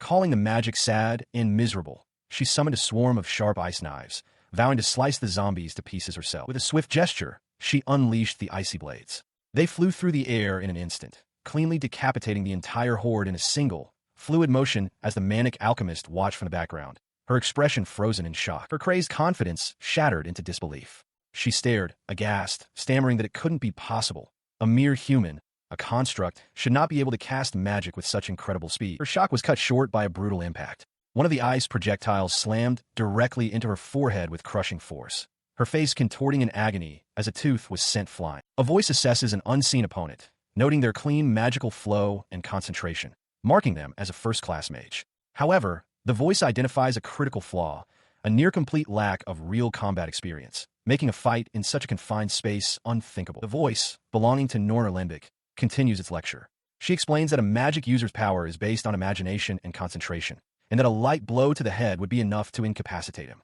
She warns that he must always be prepared. The scene comes into focus, revealing the subject of her lecture, a necromancer, lying defeated on the floor. He stares up in shock as Norn stands over him, calmly holding a set of cards. He nods weakly in acknowledgement. Norn, her expression unyielding, states that she has some questions for him and demands they be answered with absolute honesty. She then explains the terms of the interrogation. She possesses an ability that makes her divinations infallible. With each question, she will perform a divination to detect lies. If he is dishonest, the questioning will become torture, escalating to execution. She adds that this direct approach is simply faster than performing a series of complex divinations, causing the necromancer's face to twist in terror. Norn begins, holding her cards aloft. She asks if Paracelsus is alive, and if so, where he is. The cards provide the answer. He is alive, safe, and on his way from the castle's cathedral. With that confirmed, she moves on. She asks why he released zombies into the outside world a few days prior. She answers her own question, stating it was a test to see if necromancy could be used in densely populated areas. Lying on the floor, the necromancer realizes she has already deduced his purpose. He was conducting tests for his unconscious impulse in this world. A vision of a past massacre flashes. Norn changes topics, directly accusing him of being the infamous necromancer of Sheba Mountain, who caused a massacre decades ago. Defeated, he admits it and asks how she knew. Norn explains that two talented necromancers cannot coexist in the same generation. She continues her analysis of his power, concluding that he can reproduce anything he imagines, people or monsters, but cannot control them at will. As the necromancer remains silent, she thinks to herself that such a subject would surely be designed in this exact way. She continued her interrogation, her words cutting through his terror. It made no sense, she pointed out. He must have met people far stronger or with better constitutions than his own. So why did he only ever copy himself? He stammered, tears streaming down his face, confessing that he had done horrible things. He was certain that anyone he copied would immediately try to kill him upon seeing him. No one, he cried, would ever forgive him. She calmly inquired what kind of horrible things he was referring to. Lying amidst the dark remnants of his creations, he admitted to killing a great many people, justifying it as a necessary step to grow as a necromancer. She looked down at the small, doll-like effigy in her hand, a miniature copy of him. She understood now. He created copies of himself because he was terrified of confronting his own sins. The memory of his actions was a burden he could not bear. His anguish poured out in a desperate cry. He had forced his copies to carry his guilt, to suffer in his stead, but it had changed nothing. The suffering never left him. It only grew worse. He screamed, his face contorted in agony, begging to know how he could make the pain disappear without having to die. She dismissed his outburst with a cold, pathetic, questioning if he was only capable of thinking about himself. Her tone shifted as she posed another question. Aside from the events on Sheba Mountain, had he killed anyone else within this world of mirrors? He looked up, startled, insisting that he had remained in this world ever since leaving the mountain. Her gaze sharpened. She revealed a personal pastime, dealing with gifted individuals whose abilities place them beyond the reach of the law. She confessed that she takes great pleasure in personally delivering the punishment she believes they deserve. Terrified, he fell to his knees, pleading for his life. She stood over him, her expression unreadable, and stated plainly that she would not kill him. He looked up in confusion. She then clarified her position. Sheba Mountain was outside her country's jurisdiction, but so too was this world inside the mirrors. She explains with a calm demeanor that she is bound by the laws of her country, permitted only to punish those who fall under its jurisdiction and only with the penalties it prescribes. Therefore, she cannot execute him, a fact she notes with a hint of disappointment. Her eyes narrow as she elaborates on her reasoning, admitting to a certain narrow-mindedness. If she were to kill everyone she could not forgive, she would end up killing nearly everyone she knows. For that reason, she must set a limit for herself. The necromancer's face twists in terror and confusion. He screams for her to wait, protesting that what she is saying makes no sense at all. In response to his outburst, she calmly questions what is wrong with her logic not making sense. The necromancer, sprawled on the floor, insists she is misinterpreting the situation. He frantically asks how he is supposed to be forgiven or pay for his sins, and what becomes of those who commit crimes outside her country's reach, boasting that ordinary humans could never capture him. She kneels, grabbing him as she clarifies her philosophy. The purpose of societal judgment, she explains, is to maintain public order. What she does might seem like lynching or personal satisfaction, and it might appear that she is freeing him from his sins, but that is not her intention at all. His expression fills with dawning horror as she continues. The dead, she tells him, can never grant their forgiveness. No amount of repentance, not even sacrificing his own life, will ever earn him the pardon he seeks. Therefore, no one can ever truly judge him in the way he desires, and he will never be free from the weight of his sins. Tears stream down his face as he desperately asks what he is supposed to do. She tells him to stop seeking forgiveness from others and instead do what he believes he should have done from the start. As he groans, she leans in closer, instructing him to live a single day in a manner he deems correct. Then, he must repeat that day again and again without rest. This, she concludes, is perhaps the only path to his salvation. She then poses her final question, laying out her conditions for his release. He must promise to never again use his seed ability, to use his necromancy only to help others, and to aid Paracelsus should he ever find himself in trouble, as a way to atone for the inconvenience he has already caused. If he complies with all of this, she will let him go. Otherwise, she will deem him a threat and be forced to kill him. She asks for his decision. In a torrent of tears and desperation, the necromancer screams his compliance, vowing to fulfill every condition. She calmly asks if he is serious, then announces her intention to perform a divination to test the sincerity of his promise. The necromancer reacts with stunned silence. She places 2 cards, face down, on the floor before him. She explains that one of them is the death card. The necromancer can only stare, his confusion evident. She continues, laying out the grim stakes. Choosing the card without death signifies he will keep his promise, and she will let him leave. Choosing death, however, will be taken as proof of his future betrayal, and she will execute him immediately. The necromancer cries out for her to wait. He questions her, stammering that this test implies she doesn't trust his promise. She confirms his suspicion precisely, asking if he truly wants to know whether he'll keep his word once he's far away and no longer under a threat. He cries out that it isn't fair. She looks down at him, her expression unyielding, and states that her divinations are infallible. She urges him to choose calmly. He desperately pleads for just a moment to think. She scoffs at his request, grabbing his leg and dragging him across the floor toward the cards. She tells him he must be joking and begins a countdown from 10, warning that if he fails to choose in time, she will take it as a confession that he cannot keep his promise. She sits down casually, propping her chin on her hand as she counts down the final seconds. With a cold look, she calls him a coward and tells him to suffer more anguish. Her intent is clear. He must feel more fear, more desperation.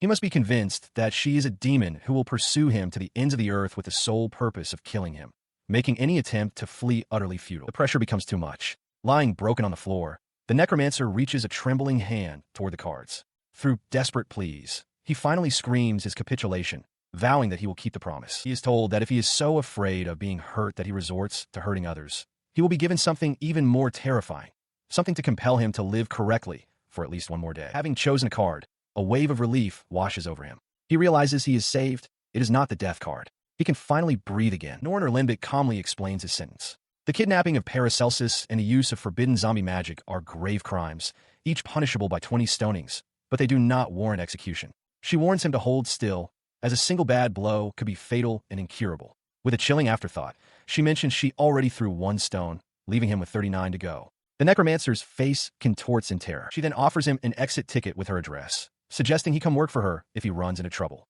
However, she advises against leaving through the nearby mirror, warning that a much more aggressive individual is likely waiting on the other side. With a small wave, Norn bids him farewell, wishing him a good life, and asking if he has another escape route planned. The necromancer, completely broken, thinks to himself that he never wants to become a person like her. He wades into a shallow body of water, overcome with a sudden desire to be a decent person, even if just for a day or a single second. He lets the card Norn gave him slip from his fingers into the water. As he sinks beneath the surface, a final thought crosses his mind. He wants to be useful to someone. At that moment, the skeletal Dark Knight appears above the water, startled. The knight soars through the rocky terrain, calling out for his companions to wait. Below, Paracelsus and a light-haired youth run to keep up, with Paracelsus shouting back to ask what is happening. Landing atop a crag, the Dark Knight delivers grim news. The original has disappeared, having fled to the world beyond the mirror. He predicts she will prepare and then attack them with ambushes from distance. Catching his breath, Paracelsus looks up and asks what they should do. He lays out a strategy. They will use a semi-copy of him, enhanced with a high-resonance magic circle, to act as a decoy. While their foe is distracted by the lure, they will strike from the rear. He adds that he burned the seeds, a detail that surprises Paracelsus, who hadn't considered them usable. He elaborates that his presence is easily detected, making him the primary target. By moving separately, he can buy Paracelsus and his companion time to devise their own course of action. With that, he leaps into the sky, departing. Paracelsus, looking up with gratitude, thanks him. Before disappearing completely, the Dark Knight tosses down a small object, identifying it as a communication magic circle. He urges them to do whatever is necessary to survive, adding that he is the one who should be grateful, as Paracelsus' presence allowed him to resolve his business with the other one. As the Dark Knight vanishes in a burst of light, Paracelsus turns to his companion. He decides their first priority is to find an alchemist's building. The young girl adds that such a place should have a room capable of nullifying the flow from magic circles. He acknowledges their plan, dropping a paper talisman as he flies. He resolves to formulate their next strategy while the others find shelter. Paracelsus watches as the talisman flutters to the ground, the Dark Knight now a blur in the distance. Their attention is suddenly drawn to a rocky peak above them. A figure mounted on a bizarre, powerful steed has appeared, calling out, "My lord." He looks up, his expression shifting from surprise to tearful relief. He shouts her name, Nora-san, questioning what she is doing there and marveling at her steed. She beams down at him, her expression bright and cheerful, and announces that she came to pick him up. Without hesitation, he breaks into a run towards her. The young girl watches him go, a faint, knowing smile on her lips. He ran towards her, his face a mixture of relief and disbelief, tears welling in his eyes as he uttered her name. Closing the distance, he swept her into a tight embrace, holding her as if to confirm she was real. She pressed her face against his chest, her voice muffled as she confessed how much she had missed him. Her eyes, glistening with emotion, looked up at him. He held her just as tightly, a silent, powerful reassurance passing between them in the quiet of the rocky landscape. After a long moment, they finally separated. His gaze then fell upon the strange, multi-legged creature woven from what looked like hair, the very being that had brought her here. He acknowledged her sentiment, his voice soft but certain, simply stating that he knew.